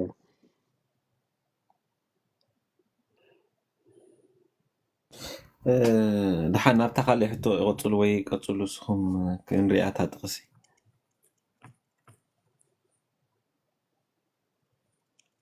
እታ ኤጲስኮጶስ ትብል ዘላ እንድያ እታ ፕሬስባይተር እታ ናይ ግሪክ ቃል እያ ኣባና ኤጲስኮጶስ ተባሂላ ብታ ግእዝ ተተርጊማ ዘላ እያ እጂ ኤጲስኮጶስ ማለት ሽማግለ ማለት እዩ ቀሲስ ማለት ሽማግለ ማለት እዩ ካህን ማለት ሽማግለ ማለት እዩ እዚ ካልእ እንታይ ነይራ ሽማግለ ዝበልናያ ቀዳማይ ገሊፅናያ ነርና ኢና ተን ሽማግለታት ዝብላ ማለት እዩ ሓንቲ ቀሲስ ማለት ሽማግለ ማለት እዩ እታ ኤጲስኮጶስ ሽማግለ እያ እታ ካህን ማለት ከዓ ከምኡ ማለት እዩ ሽማግለ ማለት እጂ እቲ ሽማግለ ማለት ኣገልጋሊ ኮይኑ ኣብቲ ናይ መስዋዕቲ ዘገልግል ዘሎ ማለት እዩ ንዑ እዩ ስለዚ እቲ ኣገልግሎቱ ከዓ ነቲ ህዝቢ ኣምላኽ ናብ መንግስቲ ኣምላኽ ንምፅዋዕ ንስብከት ማለት እዩ ነቲ ቅዱስ ቁርባን መስዋዕቲ ምቕራብ ንምምሓር ንምምዓድ መንፈሳዊ ቤት ናይ ምእመናን ንምቁፅፃር ወይ ከዓ ንዕኡ ንምብርታዕ ማለት እዩ ንሱ እቲ ሓላፍነት ተባሂሉ ዘሎ ማለት ስለዚ እታ ኤጲስኮጶስ ትብል እያ ሰብ ኮይና ዘላ ማለት ተተርጊማ ዘላ እቲ ኤጲስኮጶስ ክኸውን ዝምነ ሰናይ ምነ ከም ዝበሎ ሃዋርያ ጳውሎስ ማለት እዩ ናብ ጢሞቴዎስ ክልክብ ከሎ ዝለኣኹ መልእኽቱ ማለት እዩ ስለዚ እቲ እቶም ሃዋርያት ክኸዱ ከለዉ ምእመናን ሰቢኾም ናብ ክርስትና ምስ ኣተውዎ ምስ ኣጠመቑ ኣብ መንጎኦም ካብኦም ዝተምሃሩ ዝፈልጡ ዝመሃርዎ ማለት እዩ ሽማግለታት ገይሮም ኤጲስኮጶሳት ገይሮም ሾሙ ነይሮም ማለት እዩ ስለዝኾነ ጢሞቴዎስ ሕጂ ኣብ ምንባር ዕዳዋይ ትተሃወኽ ዝብሎ ሽማግለ ኣብ ምሕራይ ኣብ ኤጲስኮጶሳት ኣብ ምሕራይ ኣይትተሃወኽ ይብል ቅዱስ ባስልዮስ ንባዕሉ ከምኡ ይብል ናብ ካብተን መልእኽታቱ ሓደ ንኣምፊፊልዮስ ገለ ዝበሃል ዝፀሓፈሉ ናይ ሓንቲ ቦታ ጳጳስ ደልዮም ክርስቲያን ምስ ኮኑ ሓርግንቲ ዓርኩን ቅዱስ ባስልዮስ ሓደ ብትምህርቲ ቤተክርስትያን ዝዓበየ ዝተማህረ ምስጉን ስነ ምግባር ዘለዎ ምሁር ከም ሕፁይ ኮይኑ ምስ ኣቕረበሉ ንዕኡ ምሽሙ ኤጲስኮጶስ ምስ ገበሮ ማለት እዩ ነቲ ዓርኩ የመስግኖ ማለት እዩ ኣብቲ ዕዮ ስለ ዝሓገዞ ስለዚ እቲ ኤጲስኮጶሳት ከመይ ክኾኑ ከም ዘለዎም ዲያቆናት ከመይ ክኾኑ ከም ዘለዎም እቲ ናይ ጢሞቴዎስ ቀዳማይ ጢሞቴዎስ 3:12 ከባቢ ዘሎ ምስለኒ ኣሎ ኣብኡ ከይድና ከነብቦ ይንበቡ ስለ ዝነበረ ከይንደግሞ ኢለ ኣብኡ ከይድና እውን ከነብቦ ንኽእል ኢና ማለት እዩ ከመይ ዓይነት ክኾኑ ከም ዘለዎ ስለዚ እታ ኤጲስኮጶስነት ትብል ዘላ ነቶም ካህናት ትምልከት እያ ማለት እዩ እታ ሃዋርያውነት ከዓ ነቶም ጳጳሳት እያ ትምልከት ዘላ እቲ ዲያቆናት ከዓ ዲያቆናት ማለት እዩ ከምኡ ዝቕፅል ኣብዚ ሕጂ እዋን ዘሎ ማለት እዩ ቀፅሉ ካልእ ሕቶ ሰግብሮ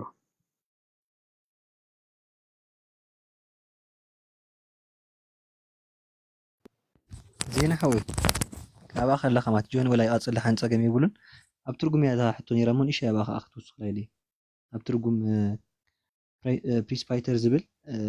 ሽማግሌ ተባሂሉ ተተርጊሞ ካህናትና ሽማግሌ ዝብል ኣባይ ምስለ ነይራ ሓሳብ ፍድልዩ ፀገም ኣሎ ዲ የብሉን ወይ ከዓኒ ብናይ መን ዓይነት ልማድ እቲ ሽማግሌታት ዝብል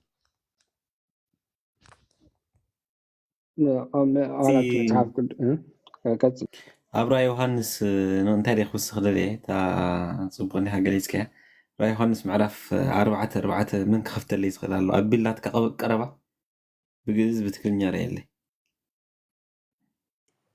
عارف أنت أسكع قرب زلوه مالتي حجي تاي اتا بروسبايتر تقول زلا انتي اللي ترجموا زلو بزي بايبلو من خليات صنيحين بروسبايترس تا كابنا ايكو حمش سترعتي وسيلة تا قال نتم عبيتي ان إلدر النابلنديو ستايز غورو ناي تحد ناي تمحبر تسي إلدر مالتي حجي تا قال جن كتحزا كلهم سمنا تحيزوا عبر يوحنس زلو كان سمعتهم عيسى 4 شماغلتات يلوم زلو نسوم كايناتهم مالتي هجي اسون انترينا يوم زم شماغلتات تباهيلهم زلو توم نحنا إسراء وأربعة كانت السماين نبلو نسمي هجي تقالسي انترشنجابلي هو ኣብ ዙርያ እቲ ዝፋን ከዓ 24 ዝፋናት ረኣኹ ኣብቲ ዝፋናቱን ፃዕዳ ክዳውንቲ ዝተኸድኑ ኣብ ራእሶም ከዓ ኣክሊል ወርቂ ዝተኸድኑ 24 ኣሕሉቅ ተቐሚጦም ረኣኹ ኢሉ ኣብ ዝፋን ከዓ በርቅን ድሓይን ንጎዳን ወፀ ኣብ ቅድሚ እቲ ዝፋን ከዓ 7 ዝተወልዑ ሽግ ይነዱ ነበሩ ይብል ኣሎ ብግእዝ ፅንሕ ብግእዝ ናይ ግእዝ መፅሓፍ ቅዱስ ኣላትን سأل ሊቃናት ኢሎ ኦኬ 4 ሊቃናት ግእዝ ዮሐንስ 4 مش حاجة يا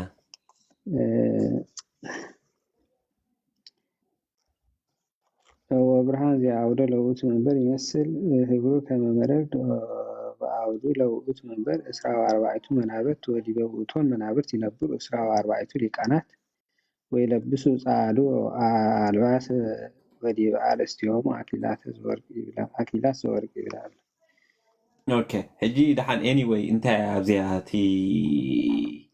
ولا تي كلتيوس انترشنجابل كم تقمي من يزبنا زلو زيتي ناي سترونج كونكوردنس ناتو ناي تايلر جريك لكسيكون امتيوسي اتقاقمو يو امتيو حدا كابتن ايهوداوያን ወገን ዝሆኑ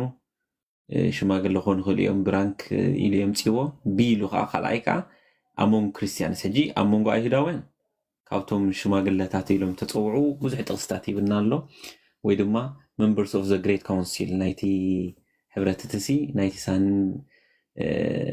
መራሕቲ ሩለልስ ወይ ድማ ቶም ዓበይቲ መራሕቲ ማለት እዩ ካብ ክርስቲያናት ከዓ ኣብ ልዕሊ እታ ቤተ ክርስቲያን ወይ ድማ ኣብ ልዕሊ እቶም ክርስቲያናት እንታይ ኮይኖም ፕሪሳይድ ገይሮም ሲ ዘከናውኑ ዝእዝዙ እዚኦም ከዓ ሃዋርያት እዮም ማለት እዩ ወይ ድማ እቶም ካህናት ነታ ማሕበርቲ እያ ፅውዓ ለክዕ ከምቲ ኣብ ራእይ ዮሃንስ ተጻሒፉ ኣሎ ናብ ማሕበር ከምዚ ይፅሓፍ ወይ መልኣኽ እናበለ ዝፅሓፋ ከምኡ ዓይነት ምዃኖም ዳሕራይ ዝገይሩ ምስ መን ተኣሳሲርዋ ምስ ናይ ብዙሕ ጥቕስታት ኣብ ላዕሊ ኣብ ታሕቲ ግን ምስ ራእይ ዮሃንስ 4 ከምኡውን ራእይ ዮሃንስ 5 ጠቂሶም ዘለዉ እዞም 4 ሊቃናት ወይ ካህናት ምዚኦም ሽማግለታት ካኢሉ ኣሎ ገለ ትርጉም 4 ሽማግለታት ሕጂ እዚ ኢንተርቼንጃብል ሲ ክንጥቀመሉ ትኽእል ኢና ኮይኑ ተሰሚዕና ንዖም እዩ ዘመልክት ማለት እዩ ተራስ ኣይኮነን ትብል እያ በዚኣ ዝሪኣ ዘለኹ ተን ካልእ ከዓ ወስኹላ ማለት እዩ ዝኾነ ሓሳብ ተለት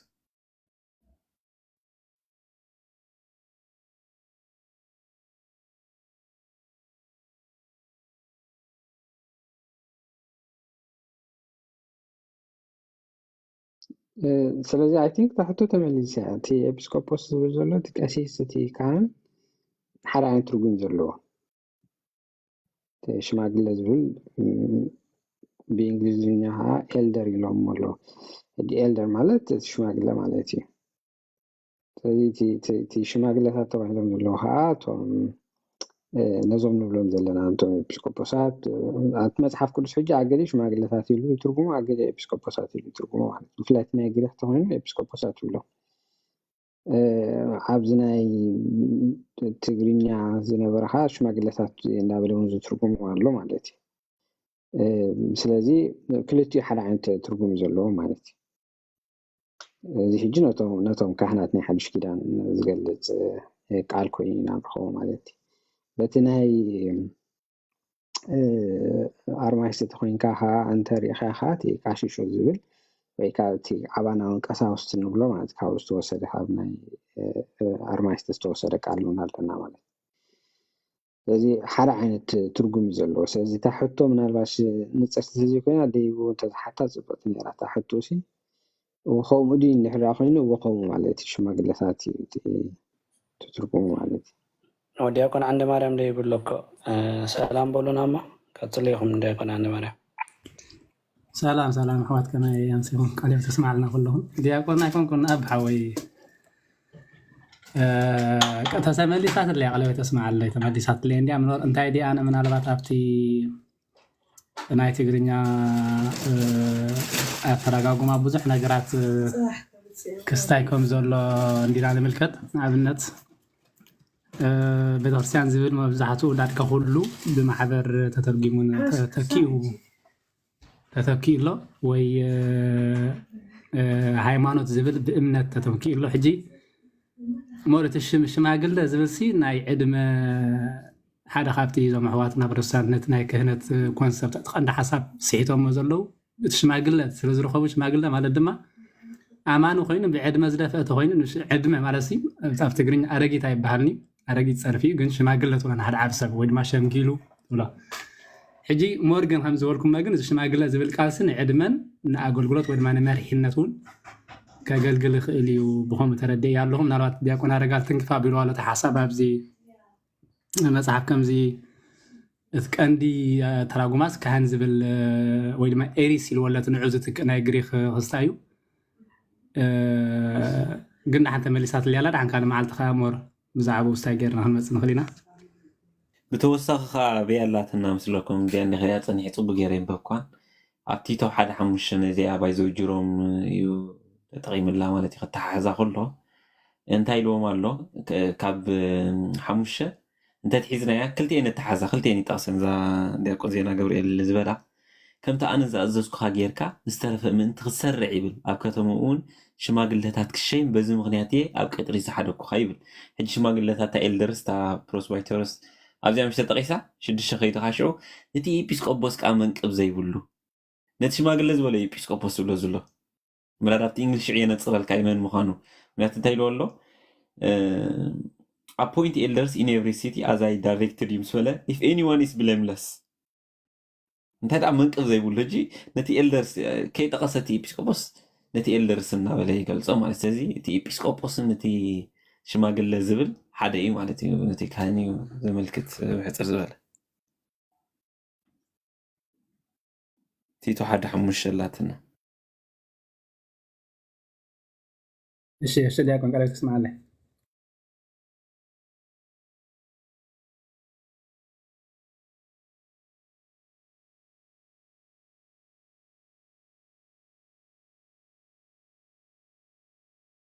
ካልኦት ሕቶታት ነይረን መስለና ቤል ሓዊ ተፅሒፍካ ኮንካ ነታን ዞም ኣሕዋትና ካብ ጦርሃት ክሳተፉ ኣንበሎ እሞ ሓረሽ እታ ሓንቲ እኳ ናይ ሓፍትና ኣብዚ ወይ ሓደ ሓውና ዝፀሓፋ ምስ ካህናት ዘለና ክቕበት ከመይ ክኸውን ቅርርብ ይመስለኒ ክቕበት ኢልዋ ዘሎ ምስ ካህናት ዘለና ቅርርብ ይመስለኒ ከመይ ክኸውን ኣለዎ ትብል ሓሳብ እያ ከም ምድላይ ትብል ኣለኻ ሓብትና ወይ ሓውና እስከ ደጊምካ ፀሓፈልና ንፁር ክትከውን ክልተ ግዜ ይፅሒፎ ይመስለኒ ምስ ካህናት ዘለና ቅርበት ከመይ ክኸውን ኣለዎ ይብል ምስ ካህናት ዘለና ቅርበት ከመይ ክኸውን ኣለዎ እያ እታ ሕቶ መስለኒ ኣነ እውን ከምኡ ትመስለኒ ዓሪብና እንዳሓን ፀሓፍሳኝ ናይ ታይፒንግ ኢለኒ ቀፅሎ ኣሕዋት ኣብዛ ሓሳብ ሳይግበሩ እቶም ዘይተሳተፍኩም ዘለኹም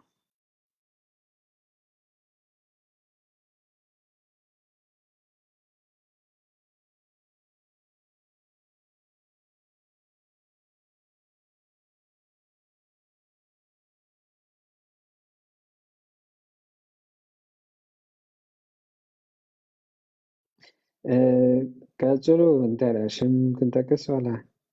ዘይጠቅመኩም ميرون كذا نتحل عامش اسك نحضر زيادة زين حوي أنا قتلو أنا لو أتني سرح سرح إلى اللي وجهت عنيها كدالي لنا يتصبح زخنا كلاس لازلنا قالوا مش ديكون أبيل ديكون أبيل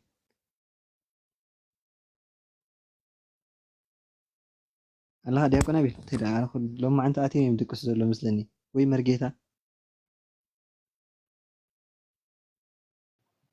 العرممو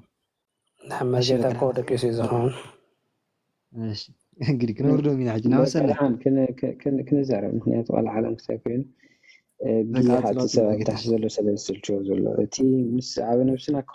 كخون زلو قررب ناي عبون ولدون كخون علو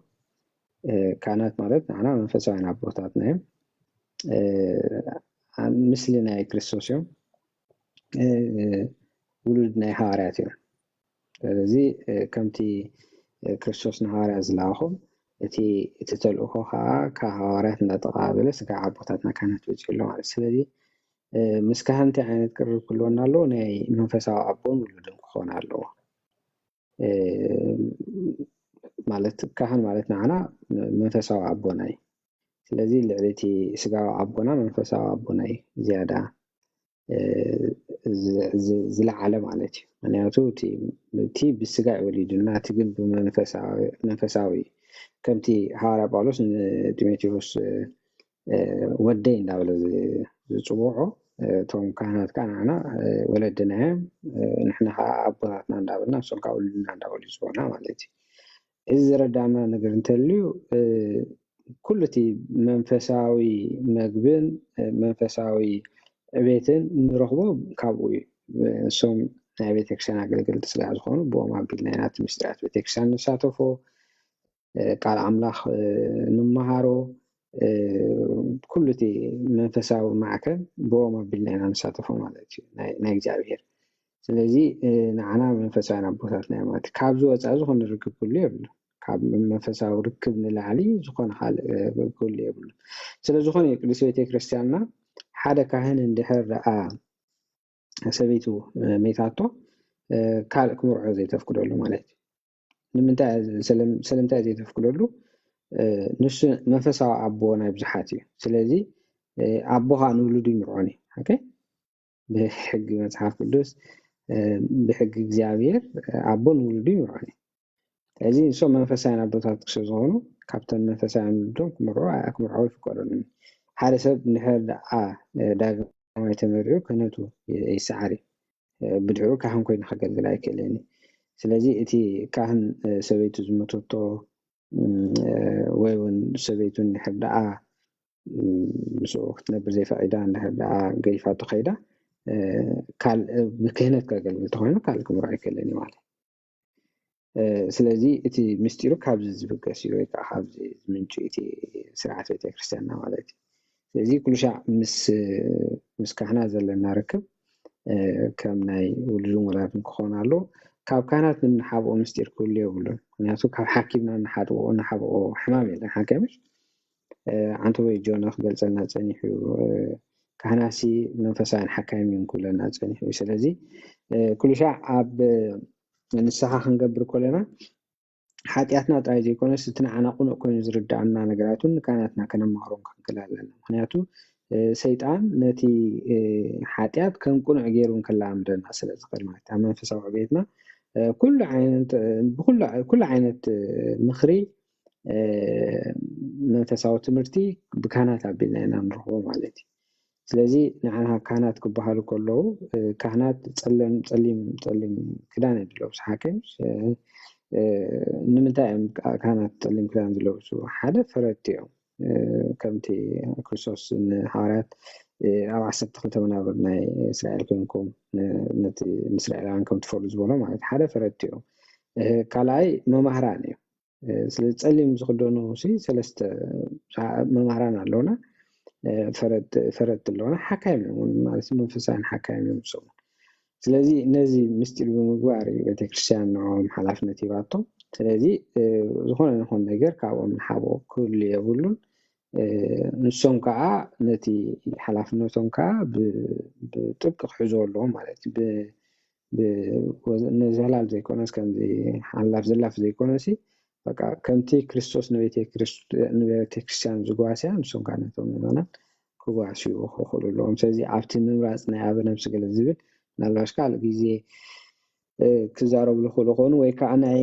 ዲያቆን ሄኖክ ሃይለ ብዛዕባ ክብረ ክህነት እትብል መፅሓፉን ኣውፅኡ ገይሩ ኣገሊፁ ኣሎ ምናልባሽ ካልኦት ኣሕዋት ካልኦት ኣውፅኡ ገይርኩም ተምህሩና ፅቡቅ ነይሩ ከመይ ጌርካ ኣባት ነፍሲ ትመርፅፅ ወይ ከዓ እቲ ምስቲ ካህን ዘለካ ርክብ እንታይ ክኸውን ኣለዎ ዝብል ዝያዳ ኣብታ ክብረ ክህነት ትብል መፅሓፍ ኣላትኩም ኣብኡ ከድኩም ዝያዳ ከተንብቦ ትኽእሉ ማለት እዩ ቀፅሉ ኣሕዋት ስቃይ ንበል እቲ በረኸት ንካፈሉ ሓደ ሰብ ጥራይ ተተዛሪቡ ፅቡቅ ኣይኮነን ቃለ ሕይወት እስማኤልና ዲያቆን እንታይ ዓመት ፅቡቅ በቃ ሞናይ ልዱ ሕቶ መለሱላ እሞ ወላ ፍቃደኛታት ተኾንኩም ትምህርትና ክናዕትሉ ማዓንተ ጆን ይመልሰላስከ ተኺልካ ወይ ዲያቆን ኣቤል ወይ ናሁም ሰናዩ እታ ናይ ጉንዲ ወይኒ ትብል ናይ ቆይታ ማለት እዩ ካብ ኣረስትኮ ዝወፀት እያ ግናሃን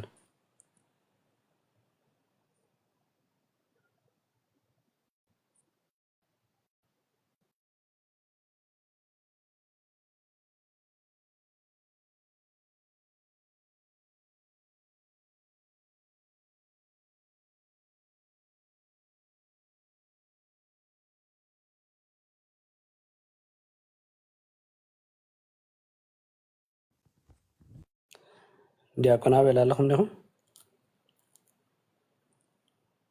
ወይ ናሁ ሰናይ ኦኬ ኣለውን ማለት እዩ ፍቅር ሓንክ ሰዓ ዝዳለው ክእሉ ሓንሺ ምናልባት ጠጠው ከይነብሎም ዓንተ ዜና ዝበሎ ናባራሰናይ ዝሓፍትን ሓሳብ ወላ ክቐፅል ሞኒ ኣብቲ ናይ ክህነት ዝተባሃለ ያው ብዙሕ ነገር ስለተባሃለ ፅቡቅ ነገር እዩ በተለይ ክብረ ክህነት ናይ ዲያቆን ሄኖክ ሃይለ ያው ኩላትና አንቢብና ገዚና ተነንብባና ገዚና ምንባብ ጥራሕ ዘይኮንና ኸ ተኸኢልና ኸ ንካህናት ኣቦታትና እንተነህብካ ፅቡቅ ነይሩ ብዙሕ ግዜ ያው ንካህናት ኣቦታት ሻሽ ኢና ንህብ ወይ ከዓኒ ነፀላ ገዚእና ኢና ንህብ ማለት እዩ ምናልባት ቶም ትህቡ ማለት እዩ ናብ ሓበሻ ግን ንካህን ያው ሻሽ መሃብ ወይ ከዓ ነፀላ መሃብ መጠምጠሚያ መሃብ ሕማቅ ማለት ኣይኮነን ግን ዝያዳ መፅሓፍ ተንህቦም ፅቡቅ ነይሩ በዛ ኣጋጣሚ ከም ሓሳብ ማለት ካብ ሓሳብ ካብ ተላዕለ ንካህናት ኣቦታትና መፅሓፍቲ ገዚና መንፈሳዊ ዝኾነ ህያባት መፅሓፍቲ ተንህብ ፅቡቅ ነገር እዩ እዛ ክብረ ክህነት ብል በዓሉ ገዚና እንተንህቦም ሰናይ ነገር እዩ ምክንያቱ አንቢቦም ንዓና ክጠቅሙና ስለዝኽእሉ ኩሉ ግዜ ካህናት እንድሕዳ ዝኾነ ነገር ረኺቦም ትጠቅሙና ዓና ስለዝኾነ ማለት እና ንካህን ፅቡቅ ነገር ምግባርካ ዝበለፀ ነገር ስለዝኾነ አንቢብና መፅሓፍቲ ከም ህያብ እንተሃብና ፅቡቅ ነገር እዩ ስለዚ ምስ ካህን ክህልወና ዝግባእ ርክብ ተባሂሉ ስለዝኾነ ንእሽተይ ሓንቲ ነገር ጥራሕ ክውስኽ ማለት ኢና ልክዕ ከም ኣቦን ወለዱን ዘሎ ዓይነት ርክብ ክህልወና ይግባእ ምሽ ብጣዕሚ ዝጠበቐ ርክብ ክህልወና ይግባእ ግን ብጣዕሚ ርክቡ ካብ ምጥባቑ ዝተላዕለ ወይ ከዓ ፅቡቅ ዝኾነ ርክብ ካብ ምህላው ግን ናብ ምናዓቅ ዝኸይድ ነገር ከዓ ክኸውን የብሉን ብጣዕሚ ክንጥንቀቕ ይግባአና ምክንያቱ ባላንሱ ክንሕልው ኣለና ማለት ማእኸል ዝኾነት ባላንስ ሓሊልና ክንከይድ ተዘይክኢልና ብጣዕሚ መርሓቅ ፅቡቅ ኣይኮነን ብጣዕሚ ምቕራቡን ፅቡቅ ስለዘይኮነ ማእከላዊ ዝኾነ ቅርበት በተለይ ካብ መንፈሳዊ ዝተኮረ ጉዳያት ማለት ካልእ ዕላል እንድያ ምስ ካህን ተረኺብና ካልእ ዕላል ክንዕልል የብልና ካብ መንፈሳዊ ጉዳይ ወፃእ ክኸውን የብሉን ብዙሕ ግዜ ካብ መንፈሳዊ ነገር ብጣዕሚ ዝሕዝነኒ እንታይ ኣሎ መስለኩም ኣሕዋት ንዓና ዘጨንቐና ብዙሕ ግዜ ደጋዊ ነገር በቃ ኤክስተርናል ዝኾነ ነገር ዘጨንቐና እምበር ውሽጣዊ ዝኾነ ነገር ብዙሕ ግዜ ኣይጨንቐናን ንስሓ ኣቦ እንድሕር ኢኹም ኮንኩ ወይ ከዓኒ ናይ ንስሓ ደቂ እንድሕር ኢኹም ኮንኩም ብዙሕ ግዜ ካህን ናብ ገዝኡ መፂኡ ስለዘይፀልየሉ ወይ ከዓ ፀበል ስለዘይዘፀገሉ እዩ ዘጨንቆ ብዙሕ ግዜ ማለት ግን እዚ መሰረታዊ ነገር ኣይኮነን ማለት ኣየድልኒ ኮንኩን ዝብል ዘለኹ ግን ተቐንዲ ነገር ናይ ነፍስና ጉዳይ ናይ ህይወትና ጉዳይ ናይ ንስሓ ጉዳይና ናይ ስጋ ወደሙ ጉዳይ ከጨንቐና ዝግባእ እምበር ካህን ገዛና ስለዝመፅእ ስለዝባረኸና ኣይኮን ማለት ሕማቅ ኣይኮነ ሕጂ ተረድኡኒ ብካልእ ኣንግል ከይትወስድኦ እሱም ሕማቅ ኣይኮነን ግን ዝበለፀ ነገር ግን ውሽጣዊ ነገርና ክልወጥ ከሎ ብመንፈሳዊ ህይወት ብቃል እግዚኣብሔር ክንዓቢ ክገብረና ከሎ እቲ ካህን ዝበለፀ ነገር ስለዚ ገዛና ካብ ዝመፅእ እንድያ ቤተክርስትያን ኮይኑ ክመረና ዝበለፀ እዩ ምክንያቱ ሓደ ካህን ናብ ሓደ ናይ ወዱ ገዛ እንድሕር ኸይዱ ናብ ሓደ ክኸይድ ዝኽእል ናብ 3 4 ክኸይድ ኣይከድን ኩላትናቶም ደቁ ተኣኪብና ናብ ቤተክርስትያን ትከይድና ግን ቃል እግዚኣብሔር ተምሂርና ግን ብሓደ ግዜ ብሓደ ሰዓት ብዙሕ ነገራት ንኸስብ ኣለና ማለት ልክዕ ብሓደ ወንጭፍ ከም ዝበሃል ብሓንቲ ግዜ ብሓደ ሰዓት ብሕፅር ብዙሕ ዋጋ ከይከፈልና ብዙሕ ድኻም ከይወፀ ብዙሕ ሃልኪ ዘይብሉ ግን ዝበለፀ ቃል እግዚኣብሔርና ንቕበል ዘለና ቅድሚ መንደቕና ወይ ከዓ ቅድሚ ገዛና ምብራኽና ንሕና ተንባረኽ ማለት እዩ ንሕና ዘይተለይ ተባሪኽና መንደቕ ተባሪኽ ምንም ዘምፅኦ ለውጢ የለን ማለት ምክንያቱ ንሕና ንቅዱሶ ነቲ ገዛ ንባዕሉ ማለት ናትና ዘይተቐደሰ ህይወት ምንም ዝተቐደሰ ህይወት ከምፅእ ኣይክእልኒ ክብል ኢለ ስለዚ ዝያዳ ትኩረትና መንፈሳዊ ህይወት እንተዝኸውን ቃል እግዚአብሔር ንምምሃር ክንቀንም ሰቦና ካህን ሰቦታትና ካህናት ክንረከብ ከልና ዝያዳ ቃል እግዚአብሔር ተነተኩር ደስ ምበለኒ ማለት እዩ ነቦታት ካህናት ከምዚ ዓይነት መጽሓፍቲ ሂብና እንተንህቦሞኒ ዝያዳ ትጉስነት ዝበለፀ ምኾነልና ክብል ኢለ ጽቡቕ ርክብ ክህልወና ጽቡቕ ግን ካብ ዓቐን ዝሓለፈ ኻኒ ናብ ምንዓቕ ዝኸይድ ወይ ከዓ ናብ ስጋዊ ነገር ዝኸደ ርክብ ተዝህልወናኻ ዝበለፀ እዩ ክብል ኢለ ተቐዳሚት ሓሳብ ኣብታ ካልአይቲ ናይ ልዩድ ሓሳብ ግን ክርስቶስ ኣነ ግንዶ ወይኒ ወይ ከዓ ዮሃንስ ወንጌል ምዕራፍ 15 መራሓወይ ኣነ አቤት ታሕቶ ሰሚዐ ይመስለኒ ቀጽል እሺ ሓራይ መራሓዊ ቴንኪዩ ፕሮቴስታን እዮም ብዛዕባ ቅዱስ ቁርባን እዮም ክዛረቡ ፀኒሖም ምሽ እቲ ስጋስ ንሕና ሊትራሊ ናቱ ስጋ እዩ ዶምን ስጉኡን ኢና ንብል ምስ ተባረኸ ቅዱስ አትናቴዎስ ከዓ ልክዕ ከዓ እቲ ካህን ምስ ባረኾ ከም ዝቕየር ነጊርና ኣሎ ማለት እዩ ሕጂ እንታይ ክብሉ ፀኒሖምሲ እቲ ጉንዱ ወይንሲ ኣነ ጉንዱ ወይኒ እየ ምሽ ይብል እዩ ከምኡ ድብል ፅሑፍ ኣሎ ኢየሱስ ክርስቶስ ጉንዱ ወይኒ እዩ ድብል ኣሎ ሕጂ እንታይ ኢሎምስ ሕጂስ እሞ ጉንዱ ወይኒ ድ ኢየሱስ ክርስቶስ ኢሎም ማለት እዩ ሕጂ እዚ ከዓስ ሊትራሊ ክንወስዶ ኢና ማለት እዩ ጉንዱ ወይኒ ድዩ ልክዕ ከምቲ ዶሞን ስጎን እዚ ሕጂ ምሳሌ ናይቲ ድፈስስ ደሎ ደመይ ድብል ደሎ ምሳሌ ኢድ ኣንበረይ ሊትራሊ ከምቲ ጉንዱ ወይኒ ኢድ በሎስ እዚ ደመይ ስጋይ እንድበሎኻ ኣይኮነን ኢሎም ክዛረቡ ፀኒሖም ክተረድአና እዚያ ሰናይ ጽቡቕ እዩ ድሓፍቲ ሕቶ ብዙሕ ግዜ ንሰባት ይምህር ማለት እዩ ጽቡቕ እግዚአብሔር ይመስገን ያው በፂሕ ስለ ዝሓተት ክምጠፊር ክንዲ ክውዒልት ነርኪ ምምጻኽ መጨረሽቱ ግን ብጣዕሚ ደስ ዘብል እዩ ምክንያቱ ምስቶም የሆነ 11 ሰዓት ናይ ሰዓት 5 ናይ መጨረሻ ዝመጽ ምሽ ኣሎ ምዞም እንዴ ተብዕላ ወዲ ከፊላ ነታ ንሓላ ናዝመፀና ሰናይ ነገር እዩ ብጣዕሚ ደስ ዝለና ኣገልግሎት ናትኩም ብጣዕሚ እግዚአብሔር ኣምላኽ ክሳዕ መጨረሻ ቤት የጽንዕኽ ማለት እዩ ናፍቲ ሕቶ ንሕዳ ክኸይድ ኮይነ ግን ክርስቶስ ኣነ ሓቀኛ ጉንዱ ወይኒ ወይ ከዓ ጉንዱ ወይኒ ኢሉ ስለዚ ጉንዱ ወይኒ ስለ ዝበለ ክርስቶስ ሊትራሊ ንወስድና ይተሓሳብ ማለት ምናልባት ምስ ቁርባናት ተሓይዞም ስለ ዘምጽኦ ማለት እዩ ከም ብበልኩም ዮሃንስ ወንጌል ምዕራፍ 15 ቁጥሪ 1 መጽያ መሓዛ ኸልሽ ዮሃንስ ወንጌል ምዕራፍ 15 ቁጥሪ 1 ኣነት ናይ ሓቂ ጉንዱ ወይኒ ተኻሊኻ ኣቦዩ ነታ ኣባይ ዘሎ ፍረ ዘይፍር ዘበለ ኩሉ ጨንፈር የርሕቆ ነቲ ዘይፈር ዘበለ ጨንፈር ግን ኣዝዩ ምን ትኽፈሪ የጽር ይብል ማለት ስለዚ ክርስቶስ ነገዛ ርሱ ብጉንዶ ወይኒ ገይሩ መሲልዎ ማለት እና ጉንዶ ወይኒ ዝመሰለሉ ምክንያት ብምሳሌ ገይሩ ያው ምሳሌያዊ ትምህርቲ ወይ ከዓኒ ብምሳሌ ዝተዋሃበ ትምህርቲ ትምህርቱ ንሕሪና ይኮይና ምክንያቱ እንታይ ብጉንዶ ወይኒ ገይሩ ክምስል ከሎ ወይኒ ሰለስተ ነገራት ኣሎ ኣብ ባህርያቆስ ንባዕሉ ኣብ ጉንዶ ወይኒ ወልድ ጉንዶ ወይኒ መንፈስ ቅዱስ ጉንዶ ወይኒ ኢሉ ኣቐሚጡ ኣሎ ማለት እዩ ጉንዶ ወይኒ ሰለስተ ነገር ኣሎ ሱር ኣሎ ጉንድ ኣሎ ጨንፈር ኣሎ ማለት እዩ ስለዚ ንእግዚአብሔር ምሳሌ ንስላሴ ምሳሌ ክኸውን ዝኽእል ማለት እዩ ናይቲ ወይንዲ ሱር ኣብ ተኮይኑ ጉንድኻ ወልድ ጨንፈርኻ መንፈስ ቅዱስ ይኸውን ኣሎ ስለዚ ሰለስተ ነገር ኣሎ ሱር ጉንድና ጨንፈር ኣሎ ግን ሰለስተ ነገራት ከም ዘሎ ሰለስተ ወይኒ አይባሃል ሓደ ወይኒ ዝባሃል ማለት ግን ዋና ክርስቶስ ብጉንዱ ዝተመሰለሉ ድሓርነት ምሳሌ እንታይ ይሄድ ኮንኪ ብጨንፈር ገይሩ ክምስል ከሎ ኣነ ሓቀኛ ጉንዱ ወይኒ ተኣባይ ዘሎ ጨንፈርካ ንስኻትኩም ይኽሉ ግን ኣባይ ዘሎ ፍረ ዘይፍር ግን ክቆረጽ ኢሉ ብምሳሌ ዝመሃር ኩሉ ማለት እዩ እዚ ምሳሌያዊ ማለት ብሙሉ ምሳሌያዊ ዮሃንስ ወንጌል ምዕራፍ 6 ቁጥሪ 54 ናይ ቅዱስ ቁርባን ግን ምሳሌያዊ እንድሕዳ ዝብሉ ኮይኖም ሓትና ማለት ምናልባት ከም ብበልኩም ድሓን እዚያው እዚ ኣብ ዘከራኽር ነገር የለ ብምሳሌ ገይሩ ጉንዶ ወይኒ ገይሩ ጎይታ ዝመሃረሉ ማለት እዩ ዮሃንስ ወንጌል ምዕራፍ 6:52 ግን እንታይ ዝብል 53 ከም ብበልኩም ኢየሱስ ከዓ በሎም ስጋ ወዲ ሰብ ተዘይበሊዕኩም ደሙን ተዘይሰቲኹም ህይወት ከም ዘይብልኩም ብሓቂ ብለኩም ኣለኹ ስጋይ ዝበልዕ ደመይ ሰቲ ናይ ዘለዓለም ህይወት ኣላቶ ኣነ በታ ድሕሪት መዓልቲ ከተንስኦ እየ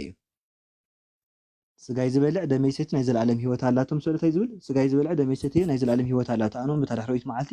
ከተንስኦ እየ ንዝብል ሓሳብ እዚ እውን ሊትራሊ ክንወስዶ ይንኽእልና ብምሳሌ ብሲምቦል ዝተቐመጠ ነገር ይምበር ሊትራሊ ክንወስዶ ኣይንኽእልና ንዝብል ሓሳብ ብጣዕሚ ብዙሕ ነገራት ሽግር ከምፀልና ምናልባት ብዙሕ ግዜ ያው መናፍቃን ክትርጉሙ ወይ ከዓ ፕሮቴስታንት ዘሎ ኣሕዋትና ክትርጉሙ ንርኢ ማለት ምናልባት ስጋይ ዝበሎ ከምዚ ወይነይ ዝበሎ ለምሳሌ ስጋይ ዝበሎ ብኡ ምእማን ማለት እዩ ክብል ይኽእል ሓደ ካ መፅኢሉ ስጋይ ዝበሎ መንፈስ ማለት እዩ ክብል ይኽእል ማለት እዩ ግን ሊትራሊ ንወስዶ እንድሕር ይኾንኪ ሊዱ ሓፍቲ ኣብ ታሪክ መጀመርያ ካብ 26 እንድሕር አንቢብ ክኾንኪ ወይ ከዓ ታሪክ ካብ መጀመርያ እንድሕር አንቢብና ኮይና ብዛዕባ እንጀራ ምብልዖም ይዛረብ ማለት እንጀራ ኣበርኪቱ ከም ዝሃቦም ኩላቶም እንጀራ ምስ በልዑ ሽዑ ንጎይታ ከም ዝተኸተልዎ ድሓር ከም ዝወቀሶም ማለት እዩ ኩላትኩም ተኸተሉ ትናባይ ትመፁ ዘለኹም ትምህርቲ ደሊኹም ወይ ከዓ ተኣምራት ስለ ዝረኣኹም ዘይኮነ እንጀራ ስለ ዝበልዓኹም ኢኹም ኢሉ ብቆሶም ማለት ምክንያቱ ደሊና ካበይ ውዒልካ ኢሎም ምስሓትትዎ ማለት እዩ እና ሽዑ እንታይ ዝብሎም ኣቦታትናስ ኣብ በረኻ መና በሊዖም ነይሮም ይብልዎ ማለት እዩ ኣቦታትና ማለት ብሙሴ ግዜ ዝነበረ ማለት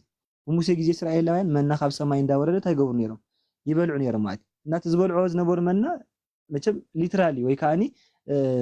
አማናዊ ነይሩ እምበር ብምሳሌ ይኮን ነይሩ መቸም እስራኤላውያን መና ምብልዖም ዘይፈለጥ ሰብ የለን ግን ዝበልዑ ዝነበሩ ያው ናይ ብሓቂ መና ዘይኮነሲ ምሳሌያዊ ወይ ካ ብሓሳብ ጥራሕ ዝንገሩ ነይሩ ተባሂላ ይንገር ምክንያቱ ቀጥታ ስጋው ደም ምሳሌ ገይሩ ዘቅርቦ ዘሎ ነቲ መና ምብልዖም እዩ ማለት እዩ ሽዑ እንታይ ኢሎም አቦታትኩም ብልክዕ ሙሴ ካብ ሰማያት አውሪዱ እንታይ መና በሊዖም እዮም ነገር ግን ካብ ሰማያት መና ዘወረደሉ ሙሴ ዘይኮነ እግዚአብሔር ይብሎም ማለት እዩ ሙሴ ይኮነን ሂቦም ነቲ መና እግዚአብሔር ሂቦም ግን ኩሎም ቶም ነቲ መና ዝበልዑ ግን ኣብ በረኻ እንታይ ኮይኖም ሞይቶም እዮም ኩሎም ካፍቲ መንፈሳዊ ሕብስቲ ወይ ካ መንፈሳዊ ምግቢ በሊዖም ኩሎም ግን እንታይ ኮይኖም ሞይቶም እዮም ኩሎም ካፍቲ መንፈሳዊ መስተሰቲ ወይ ካ ካፍቲ ከውሕ ማይ ሰትዮም ነገር ግን ኩሎም ኣብ በረኻ ሞይቶም እዮም ካፍቲ ኣነ ዝህበኩም ሕብስቲ ዝበልዕ ኢሉ ዘምፅኦ ዘሎ ስለዚ እቲ ዝብላዕ ዝነበረ ሊትራል እንድሕር ዳኣ ኮይኑ ወይ ካን ኣማናዊ እንድሕር ዳኣ ነይሩ እዚ ሕጂ ዝመጽእ ዘሎ ክስታይ ከኣኒ ሊትራሊ ክኸውን ዝኽእል ማለት እዩ ምክንያቱ ብምሳሌ ገይሩ ዘምፅኦ ዘሎ ዝብላዕ ነገር ክሳዕ ዝኾነ ሕጂ እውን ዝጥቀስ ዘሎ ዝብላዕ ክኸውን ዝኽእል ማለት እዩ እና ብዓብዪ ሊትራል ምዃን ንፈልጥ ካብ እንታይ እንድሕር ዳኣ ክንኾንኪ መጀመርያ ትምህርቲ ሚሩ ሓቂ ዮሃንስ ወንጌል ምዕራፍ 6 ቁፅሪ 52 ተሪኢኺ ክሳብ 54 ዘሎ ስጋይ ዘይበልዐ ደመይ ዘይሰተየ ናይ ዘለዓለም ህይወት የብሉ ምስ በለ ማቴዎስ ወንጌል 26 ከይዱ እንታይ ዝብል ጎይታ ድማ ጽዋዕ አልዒሉ ኣመስጊኑ እዚ ምእንተኻትኩም ዝፈስ ዘሎ ደመይ ኢልዎ ማለት እዩ ሊትራሊ ማለት እዩ ደመይ ዝብሎም ዘሎ መቸም ብምሳሌ ወይ ካን ብሓሳብ ጥራሕ ኣይኮነን ዝብላዕ ስተይ ዝቦም ዘሎ እዚ ጽዋዕ ደመዩ እዚ ሕብስቲ ስጋይ ይብሎም ኣሎ ማለት እዚ ጎይታ ስጋይ ሕብስቲ እንድሕር ዳኣ ኢልዎ ሊትራሊ ካ እንድሕር ዳኣ ገይሩ ኣፈጻጽሙ ናይ ቅዱስ ቁርባን ብሊትራሊ እንድሕር ዳኣ ይህቦም ኣሎ ኮይኑ ምሳሌያዊ ክንብል ኣይንኽእልና ምሳሌያዊ እንድሕር ዳኣ ብሎ ኮይኖም ግን እንታይ ዝብል ስጋይ ዝበልዐ ደመይ ሰተየ ናይ ዘለዓለም ህይወት ኣለዎ ምሽ ብል ሓቀይ ናይ ዘለዓለም ህይወት ኣላቶ እንተ ሞይቱ ካብ ድሕሪት መዓልቲ እንተ ክገብረ ከተንሶ ይብል ማለት እዩ ስለዚ መንግስተ ሰማያት ምሳሌያዊት እያ ማለት ምክንያቱ ሓደ ነገር ምሳሌያዊ እንድሕር ዳኣ ኮይኑ ጥቕስ ብምሉእ ዝውሰድ እምበር ቆሪፅካ ይትወስን ኢኻ ወይ ከኣኒ ቆሪፅካ ይትትርጉምን ኢኻ 54 እንታይ ይብለና ስጋይ ዝበልዕ ደመይ ሰቲ ናይ ዘለዓለም ህይወት ኣላቶ እዩ ማለት እዩ ስጋይን ደመይን ድብል ተርጊምካ ናይ ዘለዓለም ህይወት ከንታይ ኢሎም ክትርጉሞ እዮም ማለት እዩ ናብ ብጣዕሚ ከቢድ ነገር እዮም ከኣቱ ማለት እዩ ከቢድ ነገር ዝእትዎም ከንታይ እዩ ስጋን ደም እንድሕር ዳኣ ምሳሌ ኮይኑ መንግስተ ሰማያት ከንታ ክትኮን እያ ምሳሌ ክትኮን ማለት እዩ ወይ ከዓ ዳግማይ ምትንሳእና በተዳሕሪት መዓልቲ ከተንሱ እየ ስለ ዝብል ዳግማይ ምትንሳእና ንባዕል እንታይ ክኸውን ምሳሌያዊ ክኸውን እዩ ማለት እዩ እዚ ግን ብጣዕሚ ሓደገኛ እዩ ግን አንተ እንታይ ይበሃል ነይሩ መጽሓፍ ቅዱስ ክንርዳእ ዝግባአና ብናይ ቤተክርስትያን መንፈስ ብናይ ቤተክርስትያን ኣረዳድኣ ወይ ከዓ ኦርቶዶክሳዊ ዝኾነ ማይንድ ሴት ክልወና ኣለዎ ዝበሃል ነዚ ማለት እዩ ኣቦታት ነዚ ምዕራፍ እዚኣ እንታይ ኢሎም ተርጊሞማ ካብ ስጋ ወደው ምወፃኢ ተርጉሙ ማንም ናይ ቤተክርስትያን ኣባት ማለት እዩ ኣቦታት ብመልኣት ዝተሰማምዕሉ ዮሃንስ ወንጌል 6:54 52 ንስጋ ወዶም እዮም ተርጊሞም ማለት እዩ ንስጋ ወዶም እዮም ተርጊሞም ካብ ስጋ ወዶም ወፃኢ ተርጉሞ ኣቦ የለን ስለዚ ሓደ መጽሓፍ ቅዱስ ሪኢና ካልእ ቦቦታት እንድሕር ዳኣ ሪኢና ኮይና ንስጋ ወዶም ዝተተርጎመ ዳ እምበር ብምሳሌ ዝተወስደ ይኮነ ምክንያቱ ስጋይ ዝበልዕ ደመይ ሰቲ ናይ ዘለዓለም ህይወት ኣለዎ እንተ ሞይታ ከተንሱ እየ ዝብል ሊትራሊ እዚ ንትንስእ ሊትራሊ እዩ መንግስተ ሰማይ ንወርስካ ሊትራሊ እንጂ ብኣይዲያል ኣይኮነ ወይ ከዓ ብሓሳብ ደረጃ ኣይኮነን ዝብል ሓሳብ ኣለኒ ግን ብጣዕሚ ሰፊሕ ስለ ዝኾነ ካልእ ግዜ መቸም ብዲቤት መልክዕ ተንሪኦ ደስ በለኒ ንሶም ኣብ ዘለዎ ማለት እዩ ኣብዚ ቅሬታ ኣሕዋት ቀጽሉ ተባረኽ ዲያቆን ሓወይ ብጣዕሚ ደስ ዘብል እዩ ኣብዚኣ ሲ እንታይ ክስታይ ክብለለ ሎማዓንቲ ቦታት ገለ ንልዕል ስለ ዝነበርና ነዛ ዝሓተትኪ ያለ ሓፍተይ ዝዓበየ ቦ ነዚኣ ዘርድአና መን ይመስለኪ ጎይታና መድሓኒና ኢየሱስ ክርስቶስ እዩ ባዕለይ ዝትርጉሞ ዘሎ ነዛ ቃል ሲ ባዕለይ ዝትርጉሞ ዘሎ ኣነ ጉንዲ ክብል ከሎ ባዕለይ ተርጊሞ ኣሎ ወንጌል ዮሃንስ 15 ክንብባ ፀኒሖም ነቲ ኣነ ጉንዲ እየ ዝበሎ ሲ እንታይ ምዃኑ ባዕል ነጊርና ኣሎ ማለት እዩ ነቲ ብምሳሌ ዝቐመጦ ዳሕራይ ብትርጉም ጎይታ ኩልኩም ይጥቀም ማለት እዩ ኣብቲ ኣበሎ ዝነበሮ ጆና ሓወይ ሰውረ ክሊፈታ ኣበሎ ዝተርጎሞ ወፅንሕን ንባሞ ኣይወድእኒ እጂ ነቲ ኣነ ጉንዲ ወይኒ እየ ዝበሎ እንዳነፀረ እዩ ዝመፅእ ማለት እዩ እቲ ጨንፈርሲ ካብቲ ጉንዲ ሂወት ተዘይረኺቡ ይነቅፅ እሞ ንሓዊ ከም ዝኾኑ እዩ እናበለ ዘምፅኦ ማለት እዩ ሕጂ መቸም እቲ ጨንፈር ተባሂሉ ዘሎ ንሕና ምዃንና ተኣባይ ዘለኻ ይበቁል ምዃኑ ንስኹም ድማ ከም ኣባይ ተፀናዕኩም እናበለ ንስኹም ድማ እናበለ ክብሮ ከሎ ወንጌል ዮሃንስ 15 እንተሪእና ብንፁር ጎይታ ባዕሉ ባዕሉ እዩ ዝትርጉሞ ማለት እዩ تعودس بعل على يفتح مالتي مبر سبات كم كستاي دايركتلي كم عنشيتي زغرت زغستاي قال يكونه قلت منفساو انتي كم تقطع مداتها قالنا مساتون فردخاهم تقبلي أونجل يوحنس معرف شد الشجن تا ياكم ميرن كم ببات صنح أقدموا صحتهم من حجي أنت يقولون تا حتى تمتزلا كما يلوسي إزتي أمانوي تبلو نتخمو قا ليترالو صدو ونزول زلو قويتاق كمورام يوعيلو منو معلتم مش كمورام يوعيلو دحرا يدنسي ومتايم كله أنا إنجيرا هيواتي لو مالو أوكي إذا إنجيرا هيوات مثل هذا مثل أنتو غين حاجة قويتا خبرها قبومش انت لهم كحتو يمكن زي حج بروتستانت زحتو ويد ما هم كله كم يوم كله علم تايم لهم اليوم أرثوذكسي كم يوم يوم زي إنجيرا زي سجا يوزبلو خم يجروا هذا خل سجا سنة شوس كبير كاتبلتا هيورا كم علم حتيتهم حاجة أنا زدن أن النجار تاي نايهدا وين زدن صوم قويتا خازور الدوم نجارسي سجا بحجي نتوانجل لام ببناس زي كردو زي مفتالنا انت لهم يمسحتو كأو زبل زبالة من انت خيموت كاف سماي زورد إنجيرا زي مسبلة زباس شعود خاف سماي زور إنجيرا هيوات أنا كابز إنجيرا زبالة زبالة نزل عالم كنبري إذا أنا منتي هيوات عالم زبون إنجيرا خا سجاي مسبلة شعو سلزا أي هودي بل إذا سجوخ نبلع كم يجر خبرنا كالو يلوم نحن لهم تحاتو يجيبك انت سجوخ نبلع كم يجر خبرنا مش كمان يمكن حتى علزلو خابز قرمك نفس وقت حتى كم يجر سجاي تقول هجي قوي تخبره اللومي مالتي انت يزبلت الله خبره اللومي قويت ኢየሱስ በሎም ስጋ ወዲ ሰብ እንተዘይበላዕኩም እጂ ጎይታ መቸም ከምዚ ናይ ኮንፊዥን ኣምላኽ ኣይኮነን ሓቂ ኮንፊዝ ገብሮም ኣሎ ናብ ኮንፊዝ እቲዎም የሚሎም ክትርጉሞ እንትሕር ተዘይብሪ ኢሉ ኣብዚ ግን የብሪ ዘሎ ናይ ባሓቂ ዝብለኩም ዘለኹስ ናይ ባሓቂ ምሳሌ ይኮነን እዩ ዝብሎም ዘሎ ቀሊል ግን ተኽብሎ ነይሩ እዚ ዝብለኩም ዘለኹስ ከምዚ ምሳሌ እዩ ከምዚ ሰብ ዝብሎ ቃል እዩ ዝብሎ ከምኡ ክብሎም ይኽእል ነይሩ እንታይ ግን ኢሎ ስጋ ወዲ ሰብ እንተዘይበላዕኩም دمو انت زي ستخم سي هوات كم زي بلكم بحق بلكم عمولو ونجل تريناه بحق قويتا تتغم اللخا حق اني اعمال زي اس برقص اعمالتي تا كسمر لزولو مشالو اسمير الله اللخن بلينا مالتي عجي سقاي زبالع دامي ستي ناي زلامي مالتالتو انا دحريت مع التخطن سي سقاي بلع حقي حجي يبرهلو مالو مالتي انتا ينسو سقاي سي ناي بحقي بلعي دامي وناي بحقي مستا سقاي زبالع دامي ستي ابا ينبر انا ونام بو ينبر اندا بلا أبري هو عملت حجي زي نحنا أنا بوتات ما خد كمان علينا زخنا أنا بو ترجم سي علينا نزخ خنردون تخينا إذا أيود حتى وازلو ما حجي بروتستان حتى وازلو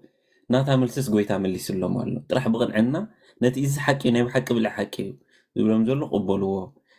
برانا بإنجليش أنت بيبكي خلنا نصوي my flesh is food indeed my blood is drink indeed يقولون مالو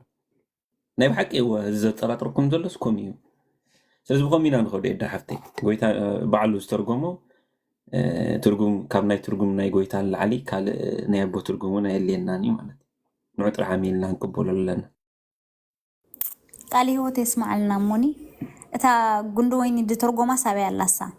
نيني خطرقوما وقتو لنساني حكا جوني وانجل هانس عصر تحموش سي أنو قندي وتزبلاسي تعودو كنقرأ كم يسأني وانجل هانس عصر تحموش عنده حجي أنا حكي قند ويني تخليق عبو يتعاوي زول فرز زبالة كل جنفر يرحقوا تفرز زبالة عزي من تفر يصريو نسخاتكم كعيبل سالات زنقركم كالدرو نسخاتهم أباي تصنعوا أنا باخدكم جنفر أفتو قند انت زي صنعه كابروس خفر خم زي الحجرية يترقوا مرة جنفر تردياتك جنفر سي أفتو قند زي صنع خفر خم زي كل نسخاتكم وين جيت مثالي بزمت سالو نسخاتكم أباي انت زي صنعوا لك عمتي جنفر أقول لكم زي تزيد صنع زي فري نسخاتكم كومو تقول دوين أنا أنا أفكر نسخاتكم حجي أبره له مالتي أنا أقول دي ترجموا خانسو أنتي مخاني نقرأ ماله مالتي بجاك حنت واحد قوري تقولني هم موت عواي تصنع أنا ونابو نسو بزح فري عواي زي تصنع زبالة خم تشنفر نوص أي تدربينك كم تشنفر ترديخه أكيوم نحاول يدربيهم ويندد أواي أنت تصنعكم قال يا بخاتكم تحدره تدلي وزبالة تلومنو ما يخون لكم زحفر أنت فرقم أباي زول اللي يخبر لكم مزامرتك تكون إيهم إننا بلا خاي خير مالت حجي قوي تايب على ترجمه زلو ناتيك على يحوصل له قال يحوصل له مالت اللي دحفتي حجي كوم يلو حتى تكله زي من بابنا مسحب كله سوي رديت مقدالي ومبر تقالون بقالو نزرد دكا نايك على تيوست غيركا نسبات كتدنا غريلكا ممصا ወንጌል አይኮነን ማለት እዩ ከተንብቦ ለካ ነቲ መጽሐፍ ቅዱስ ብንጹህ ልክ እንታይ ኢሉ ካብታ ደስ ትብለኒ ሓደ መጽሐፍ ቅዱስ ይልካ እዚ ልክ እንደለካ ይጥቀመሉ ማለት ሲ ኢትስ ኤ ዌፐን ኢሉ ኢትስ ኤ ቱል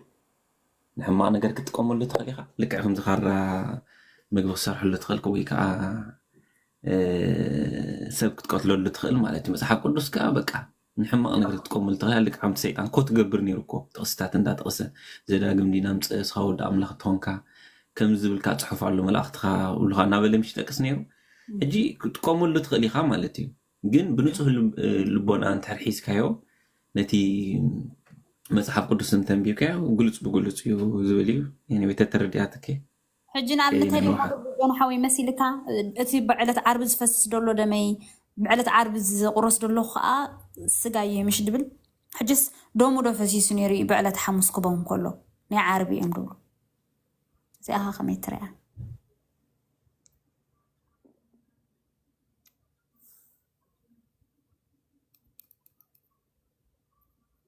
ليد حفتي أنا جيت سفح عندي أزلا زحلفسي إذا هم جانا حاول تقصه كتا قدامي كورنثوس 11 يسران سلستن زلو هارا باولوس من دي سؤال له ስለዚህ أبا سعيد كانت تملس لها تبانير قتلو أنا استيقظ بلا دلي حفشاوي ليد حفتي يجيبوا له السماع كيو انتحر حتيتكي حدش جوا يخون مالتي حلف زيادة ميرو من ديم تصبغ تمرت خون كله زيادة خنحزو تناثنا نحزومش زين تناثم حطها كنستور له تصبغ كوين يسمعني كتسأل زينا قبل الحسرة بالكلام زي أخو مقصال ينزل على جون حوي هو دحان تقامي بلان تانا قدام كورنثوس 11 سان سلسن هران بيبنا هارا باولوس انتاي زبل بزعباتي درار فاسيكاتي إلى تحامس قبرو سرعات يزقل زلو هجي نعو يو ناي سغان ناي دم ناي غويتان دابل زقل زلو لذي كريستوس نابلت تمقاسي قدمي سغلت يو تفاجئ حاجه كريستوس ود 30 عام كله يتطميو تمقات مالت كنت ايلو هارا باولوس مس كريستوس ميت كام تسع حاجه رومي شدش زلو يس ስለዚህ ከመይ ዳምስ ክርስቶስ ሚት ከም ተሳውቀውን ምክንያቱም ሲ ክርስቶስ ቀዲም ይተጠመው ሓቀ እቲ ጥምቀት ከዓ ካብቲ ክርስቶስ ተጠመቀሉ ጀሚሪ እቲ ናይ ሓድሽ ኪዳን ጥምቀት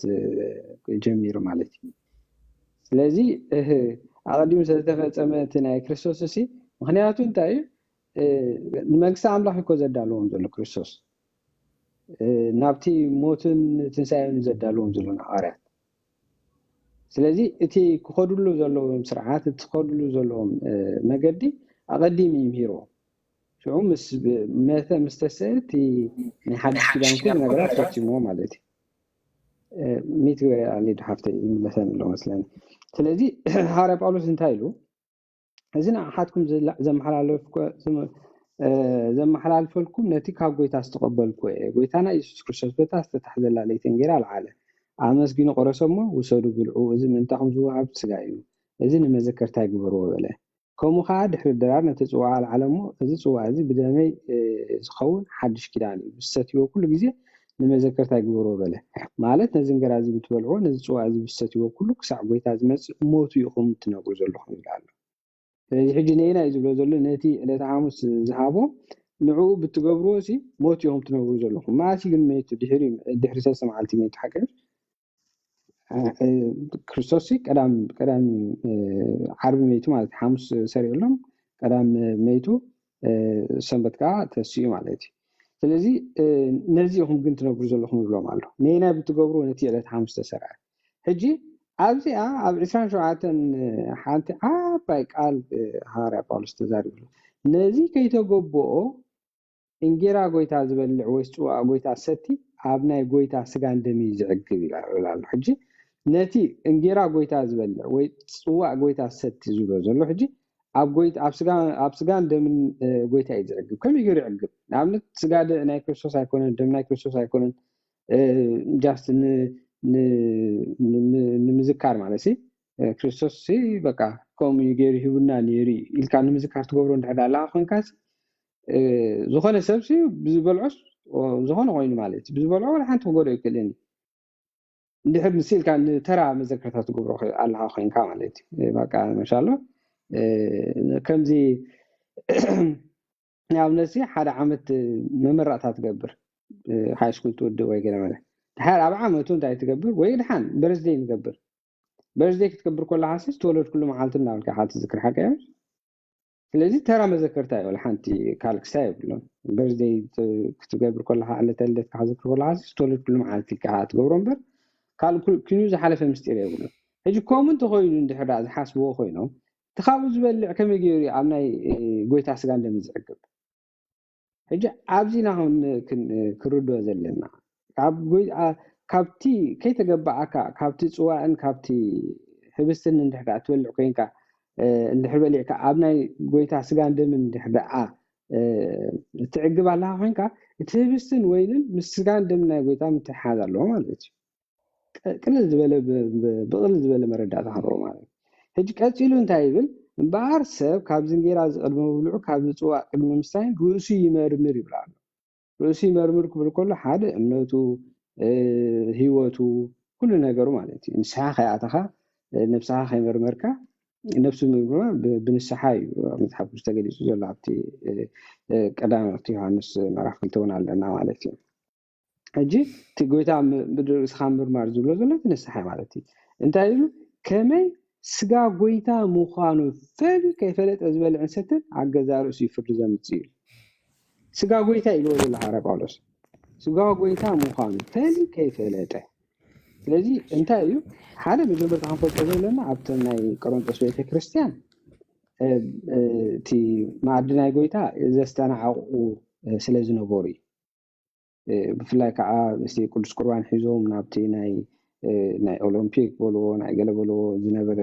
ስታዲየማት ከይተረፈና ኣውታ ዝኸዱ ዝነበሩ ግቡእ ክብሪ ስለ ዘይህቦ ዝነበሩ ንዖም ክግስፅ ኢሉ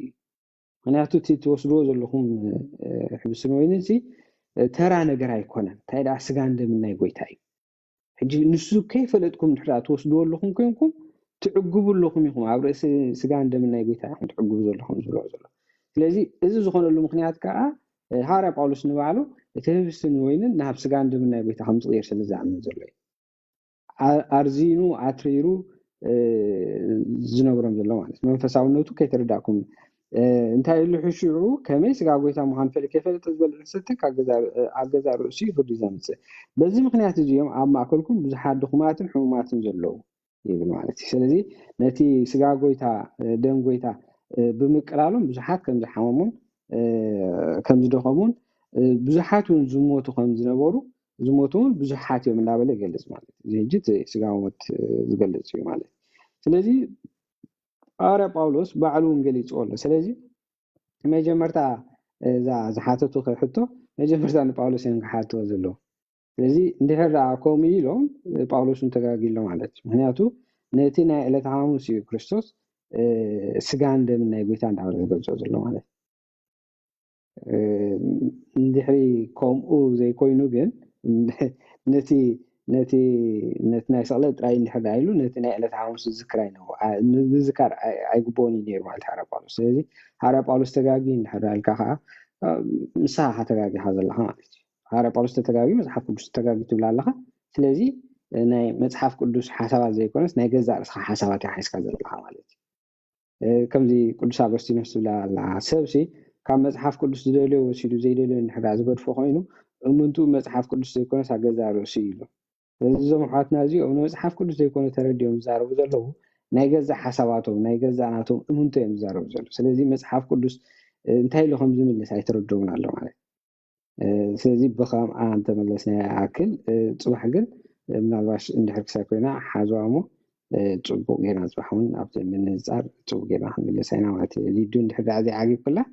صباح كم حطوا حيسكي أحمد تدخل أخي حوات كعاد صباح تبع رحمة الله عنه بتعم تصبوا غيركم قريسكم ما برحوات قاليوت يسمعنا المنطقة زين حوي أبا أخر لما الوقت مهدي كيو تمرت حسب ديكون سمسلز مهارنا قاليوت يسمعنا جون حاونا ديكون زينا من الوقت قنتي أنتي زينا أنتي لانيرو هذا نقدر تنجير في تسامي دي حوز ركوي كاف تسامي تساني حوز ركبالون أبنت أفتح جيت سجاودو ما يتقرص نير بعد تعربي سجاودو متقرص نير نبر ويتاز تمرت خمره خلو يكاب على تحمس سجان من يتقرص نزل ناي منافقان حتى سجاو عينات حتى منفسه مثلا حتى كم يجير زخون نزل الحساب ماتي كم يلي يخون نزل الحسابنا ግን ናይ ብዙሕ ናይ ብሉይ ኪዳን ጥቕስቲ ኢና ማለት እዩ ለምሳሌ ኢሳያስ 7:14 እንሆ ድንግል ክትፀንስ እያ ወዲ ክትወልድ እያ ስሙ ከዓ አማኑኤል ክትብል እያ ክብል ከለኮ ገና እንኳን ክርስቶስ ድንግሊታ ንባዕላ ማርያም ኣይተወለደት ነይራ ማለት ቅድስት ድንግል ማርያም ኣይተወለደት ነይራ ነገር ግን እዚ ቃል ኣብ ግዚኡ ክንገር ከሎ ግን ፍጻሜ ከም ዘለዎ ኮይኑ ተነጊሩ ማለት እዩ ንባዕሉ ህፃን ተወሊድና ወዲ ተዋሂብና ስሙ መካር ሓያል ብርቱ ኣምላኽ ኣቦ ዘላለም መስፍን ሰላም ክበሃል ይኽብል ከሎ ገና ክርስቶስ ከይተወልደ እዩ ማለት ግን ፍጻሜ ከም ዝረክብ ፈሊጦም እዮም ብትንቢት ዓይኒ ኮይኖም ዝዛረብዎ ነይሩ ማለት እዩ ክርስቶስ ከዓ እዚ ስጋ እዩ እዚ ምእንተኻትኩም ዝቁረስ ስጋ እዩ እዚ ምእንተኻትኩም ዝፈስስ ደመ እዩ ኢልዎም ማለት እዩ ኣዘራርቦ እንተሪእና ንባዕሉ ፊቸር ተንስ ዘሎ ወይ ከዓኒ ትንቢታዊ መልክዕ ዘሎ እዩ ማለት ምእንተኻትኩም ዝቁረስ ዘሎ ስጋ እዩ ምእንተኻትኩም ዝፈስስ ዘሎ ደመ እዩ እንዳበለ ሂብዎም ማለት እንጂ ዝተቆርሰ ስጋ እዩ ዝፈሰሰ ደመ ኣይበለ ምክንያቱ ንዓርብ እንዳሓሰበ ጎይታ ከም ዘዳለዎ ክንፈልጥ ንኽእልና ማለት እዩ ናቲ ፍጻሜ ከም ዘለዎ ወይ ከዓኒ ፍጻሜ ዕለተ ዓርቢ ምዃኑ እንዳረደ እዩ ነጊሮም ብዓብዪ ቀዳማይ ቆሮንጦስ ዝበሉ ሓሳብ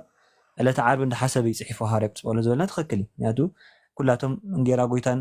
ፅዋዕ ናይ ጎይታን ክሰትዩ ከለዉ እንዳበለ ዝገልፆ ዘሎ ብምሉእ ምዕራፍ ታሪክ ሞ ስለ ዕለተ ሓሙስ እዩ ማለት እዩ ግን ከመይ ገይሩ ጎይታ ዕለተ ዓርቢ ንዝቁረስ ስጉዕ ዕለተ ሓሙስ ሂብዎም ድሕር ኢሉ ያው እዚ መለኮታዊ ስራሕ ናይ እግዚኣብሔር ስራሕ እዩ ማለት እዩ ማንም ክምርምሮ ይክእልኒ ዕለተ ዓርቢ ዝቁረስ ስጋ ዕለተ ሓሙስ ከመይ ገይሩ ሂቦም ፈጣሪ ስለ ዝኾነ እዩ ማለት እዩ ክርስቶስ ኣምላኽ ስለ ዝኾነ ኢና ናይ ክርስቶስ ኣምላኽነት እንድሕዳ ዝኣምን ሰብ ኮይኑ መቸም ከመይ ዝብል ወይ ከዓኒ ንምንታይ ዝብል ሕቶ ዝሓትት ኣይመስለኒ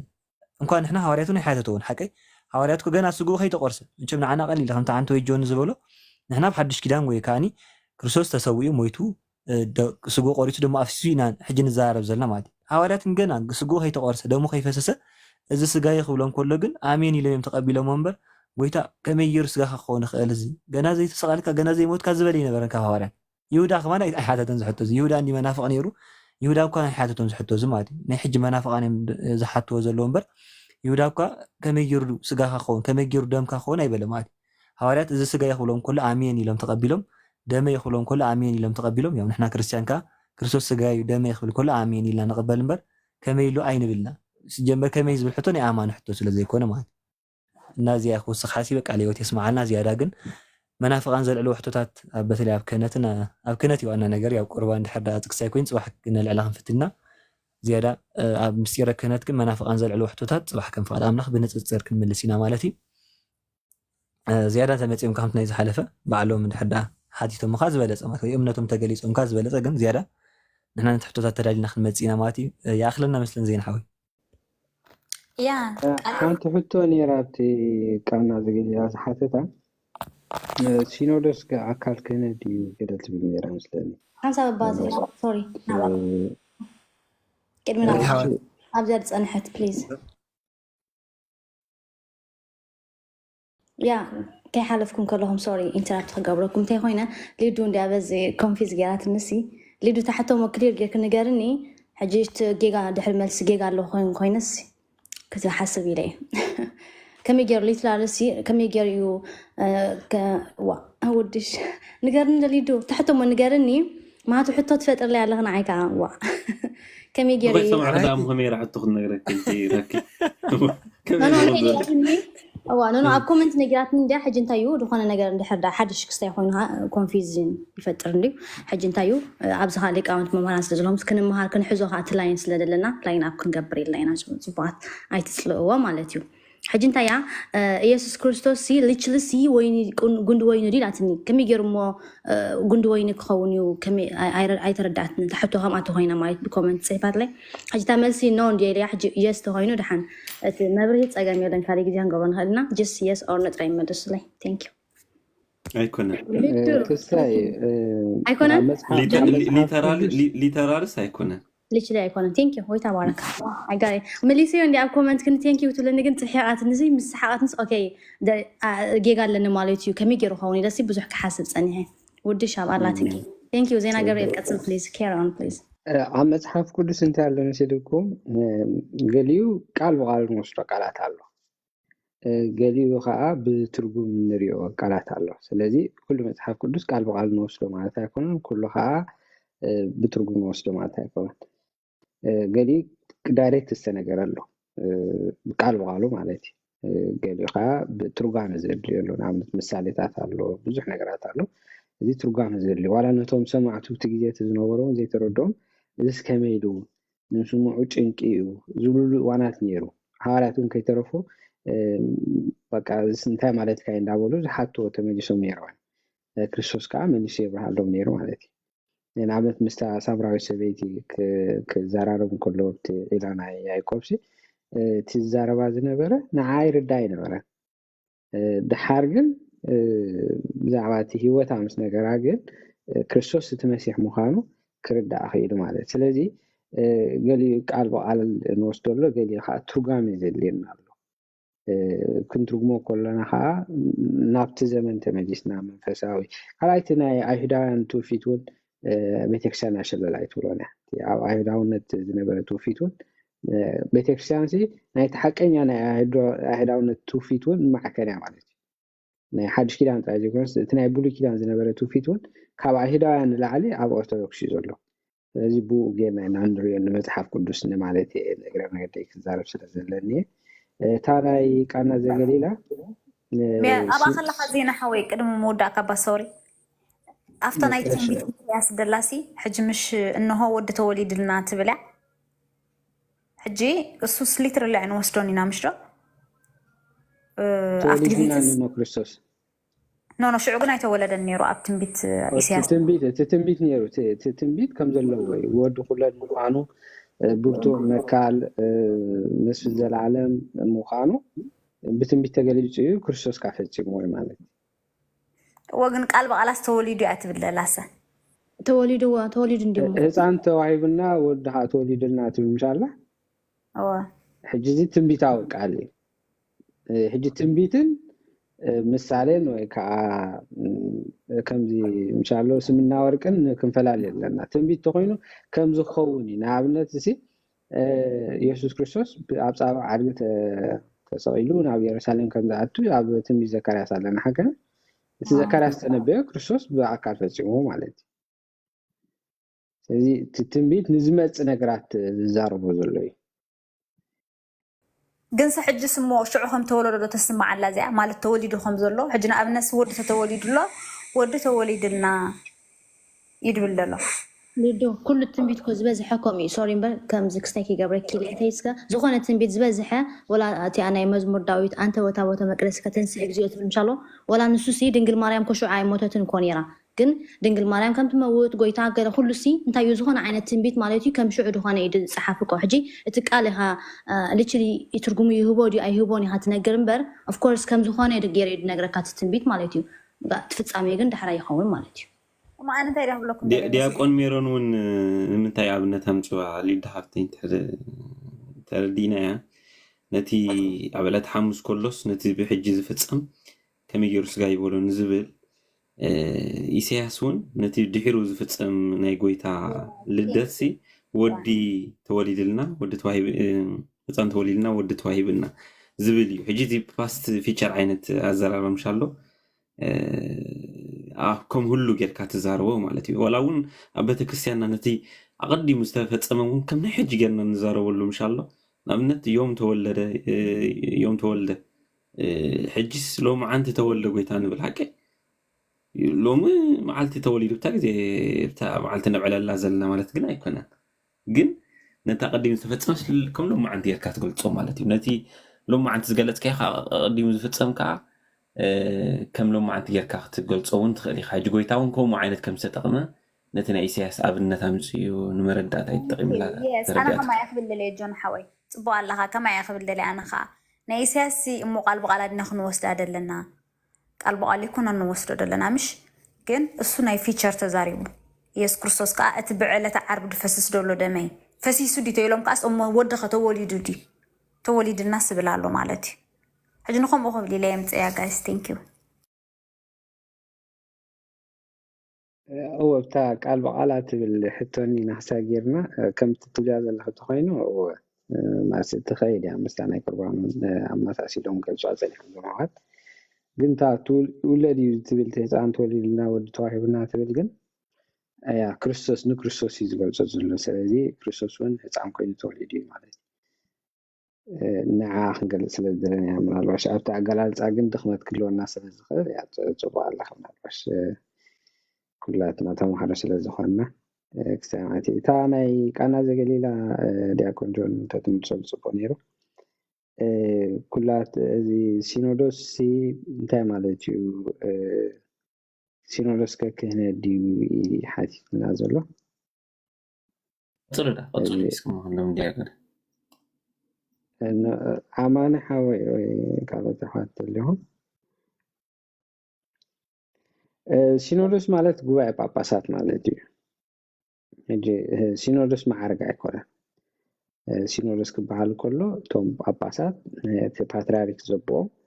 ሕጂ ቅዱስ ሲኖዶስ ንብሎ በቲ ቅዱስ ኣቦ ተማእኪሉ ዝግበር ክሳይ ኣኼባ ወይ ከዓ ጉባኤ ናይ ቤተክርስትያን ማለት እዩ ስለዚ እቲ ጉባኤ ናይ ቤተክርስትያን ከዓ ስለ ኣብቲ ቤተክርስትያን ዘሎ ጉዳያት ይውስን ማለት እዩ ናይ መጀመርታ ሲኖዶስ እቲ ኣብ ግብረ ሐዋርያት ተጻሒፉ ዘሎ ኣብ 50 ዓመተ ምህረት ተኣቢሉ ሐዋርያት ተኣኪቦም ስለታ ኣብታ ማሕበር ዝነበረ ሽግራት ዝረኣይሉ ጉባኤ እዩ ሕጂ እዚ ሕብረት እዞም ሐዋርያት ተኣኪቦም ብዛዕባ እቲ ጉዳይ ቤተክርስትያን ክውስኑ ከሎ ሕጂ ሲኖዶስ ንብሎም ማለት እዩ እዚ እቲ ኣኼባ ማለት እዩ እቲ ኣኼባ ናይቶም መራሕቲ ቤተክርስትያን ናይቶም ጳጳሳት ናይ ሐዋርያት ዝነበረ ብምሉእ ሲኖዶስ ተባሂሉ ይግለጽ ማለት እዩ ስለዚ ኣብቲ ሲኖዶስ ዝእከቡ ግን መን እዮም ድሕር ኢልና ካብ ጵጵስና ንላዕሊ ዘለዉ ማለት እዩ ጳጳሳት ዝኾኑ እዮም ኣብ ሲኖዶስ ዝእከቡ ካልእ ዝኾነ ሰብ ኣብ ሲኖዶስ ክእከብ ኣይክእልን ምናልባሽ እንታይ ክኸውን ይኽእል እዩ ምናልባሽ ብሞይኡ ንኣብነት ክፅሕፍ ድዩ ገለ ክኸውን ቃለ ጉባኤ ክፅሕፍ ገለ መለ ካብቲ ክእል እዩ ኣብቲ ዝወሃብ ክሳይ ግን ድምፂ የብሉን ወይ ከዓ ሕቶን ርእቶን የብሉን ማለት እዩ ስለዚ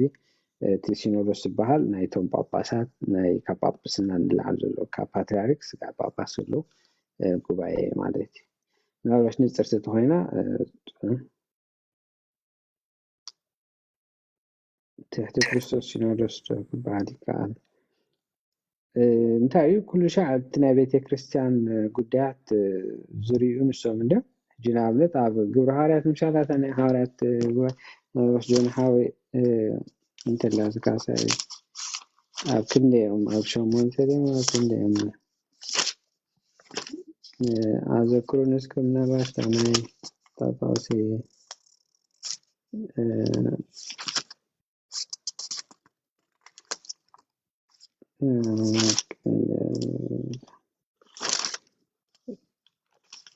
ብዛዕባ እቲ ዝብላዕን ዘይብላዕን ክንደይ ኣለታ ጠቕሲ ክደለልኩም ተዛረቡ እሞ ኣነ ሒዚ ኣሕመድ እታ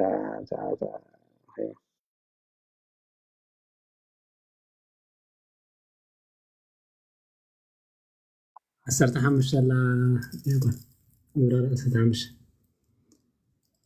كان يسرع شمال ايش هو رخيب يا قاطع ካብ ይሁዳ ናብ አንጾኪያ ናይ ሲርያ ዝኸዱ ገለ ሰባት ድማ ምስ መሕዋት ከም ስርዓት ሙሴ እንተዘይተገርዘበልኩም ክድሕኑ ኣይትኽእሉን ኢኹም ኢሎም ማርዎም ብዛዕባ እዚ ነገር እዚ ጳውሎስን በርናባስን ምስቶም ሰባት ኣዝዮም ተኸራኸሩ ስለዚ ጳውሎስን በርናባስን ምስ ገሊኦም ኣሕዋት ኮይኖም ብዛዕባ እዚ ነገር እዚ ናብ ኢየሩሳሌም ናብ ሐዋርያት መራሕቲ ቤተክርስትያን ክኸዱ ተመደበ ሽዑ ንሳቶም ካብታ ቤተክርስትያን ምስተፋነው እቶም ኣሕዛብ ከመይ ኢሎም ናብ ኣምላኽ ከም ዝተመልሱ እናዘንተው ብሎም ብፍንቄን ብሰማርያን ሓለፉ እዚ ከዓ ንኩሎም እቶም ኣሕዋት ይሕጎሶም ኣብ ኢየሩሳሌም ምስ በፅሑ ድማ እቲ ቤተክርስትያንን ሐዋርያትን መራሕትን ተቐበልዎም ንሳቶም ድማ ነቲ ኣምላኽ ዝገበረሎም ዘበለ ኩሉ ኣዘንተው ብሎም ገሊኣቶም ካብቶም ዝኣመኑ ወገን ፈሪሳውያን ተንሲኦም ከዓ ኣሕዛብ ክግዘሩ ሕጊ ሙሴ ክሕልውን ምግባር ይግባእ እዩ እናበሉ ተዛረቡ እቶም ሐዋርያት መራሕቲ ቤተክርስትያን ከዓ ነዚ ነገር ዝክምርምሩ ተኣከቡ ይብል ሕጂ ኣዮ ሕጂ እቲ ምእካቦም እሱ እቶም ሐዋርያትን መራሕቲ ቤተክርስትያን ነዚ ነገር እዚ ክምርምሩ ተኣከቡ ብዙሕ ክትዕምስ ኮነ ከዓ ጴጥሮስ ተንሲኦም ዝበሎም ይብል ሕጂ እዚኦም ዝእከቡ ዘለዉ መንም እንድሕር ኢልና እቶም ሐዋርያትን መራሕቲ ሃይማኖትን ማለት እዩ ጴጥሮስ ሽዑ ኣቶም ኣሕዋትና ካብ መጀመርቱ ኣሕዛብ ብኣፈይ ቃል ወንጌል ክሰምዑን ከኣምኑን ኣምላኽ ካብኣትኩም ከም ዝሓረየኒ ንስኻትኩም ትፈልጡ ኢኹም እዚ ልቢ ዝፈልጥ ኣምላኽ ካብቲ ንኣና ዝሃበና ንኣታትውን መንፈስ ቅዱስ ብምሃቡ ከም ዝተቐበሎም መስከረሎም ልቦም ብእምነት ስለ ዘንጽሐ ኣብ መንጎናን ኣብ መንጎኦምን ሓንቲ እኳ ኣይፈላለየን ባርከስ ነቲ ኣቦታትና ኮነ ንሕና ክንፀሮ ዘይከኣልና ርዑት ኣብ ክሳድ ደቂ መዛሙርቲ ብምንባርኩም ስለምንታይ ንኣምላኽ እትፍትንዎ ንሕና እውን كمعاتهم بصقا كتانا يسوكسوس كمن دحنين عنا من نابلجي تازانتا 15 دحر بنلتا بيكم ما برقد بزعباتي زنبرة قدامها قبائي ناي حوالاتي جزيت قدامها قبائي سينودس يبال الله عليك سازي نسيتي اكسامالتي سازي لعلواي ناي كلهم حبرة سلزخونة كاباترارك جميل كان كابا سكع باباسات كلهم حبرة سلزخونها زلعالة كساي مالتي سلطان زلو مخنياتنا كلهم حبرتي بزعوا قدات بيتي كريستيان كا أركيو زوسن كا نسي مالتي كمتي أياي قوي زبلو مثلني بزعوا زي منفس قدس زقلت لنا داول وخسايز قبرو مالتي حجتي أبتي حارات أبتي سينودوس كل شيء بسرح منفس قدس يو زعاي مالتي كل توي سلسة بسمي أفتاكم بس أنا أمانكم مال خزبولو ثم راح بيت كريستيان تعاقبهم بزعوا قدام بيت كريستيان كورسون كله خام منفس قدس مسؤول كل يسرح لنا أنا أعمل مالتي ስለዚህ نشيتي سينودوس ባህ ሲኖዶስ እንታዩ ኃላፊነቱ ፓትርያርክ እንታይ ኃላፊነቱ ሓደ ጳጳስ እንታይ ኃላፊነቱ ግን እዚ በቆኖና ቤተክርስቲያን ውሱን ስለዚህ ውሱን ስለሆነ ሁሉ ነገር ፍሉጥ ካብ ሕግ ዝወፅ ሲኖዶስ የለን ካብ ሕግ ዝወፅ ጳጳስ ወይ ፓትርያርክ የለን ማለት ስለዚህ የአኽለና መስለኒ ምናልባሽ ሕዋት ይወፁ ኣለዉ ስራሕ ስለዝኾኑ ወይ ደኽሞም ክኾኑ ስለዝኽእሉ ፍርቂ ላይ ትኾኑ ይባና ስለዚህ ናይ ሎሚ መደብ በዝተኣኸለና ፅቡቅ يغنيلنا أحوات أمنا هاب عند ورق صحافلكم كل تجبروا زلهم أقول يغنيلنا أدمنتنا نهبكم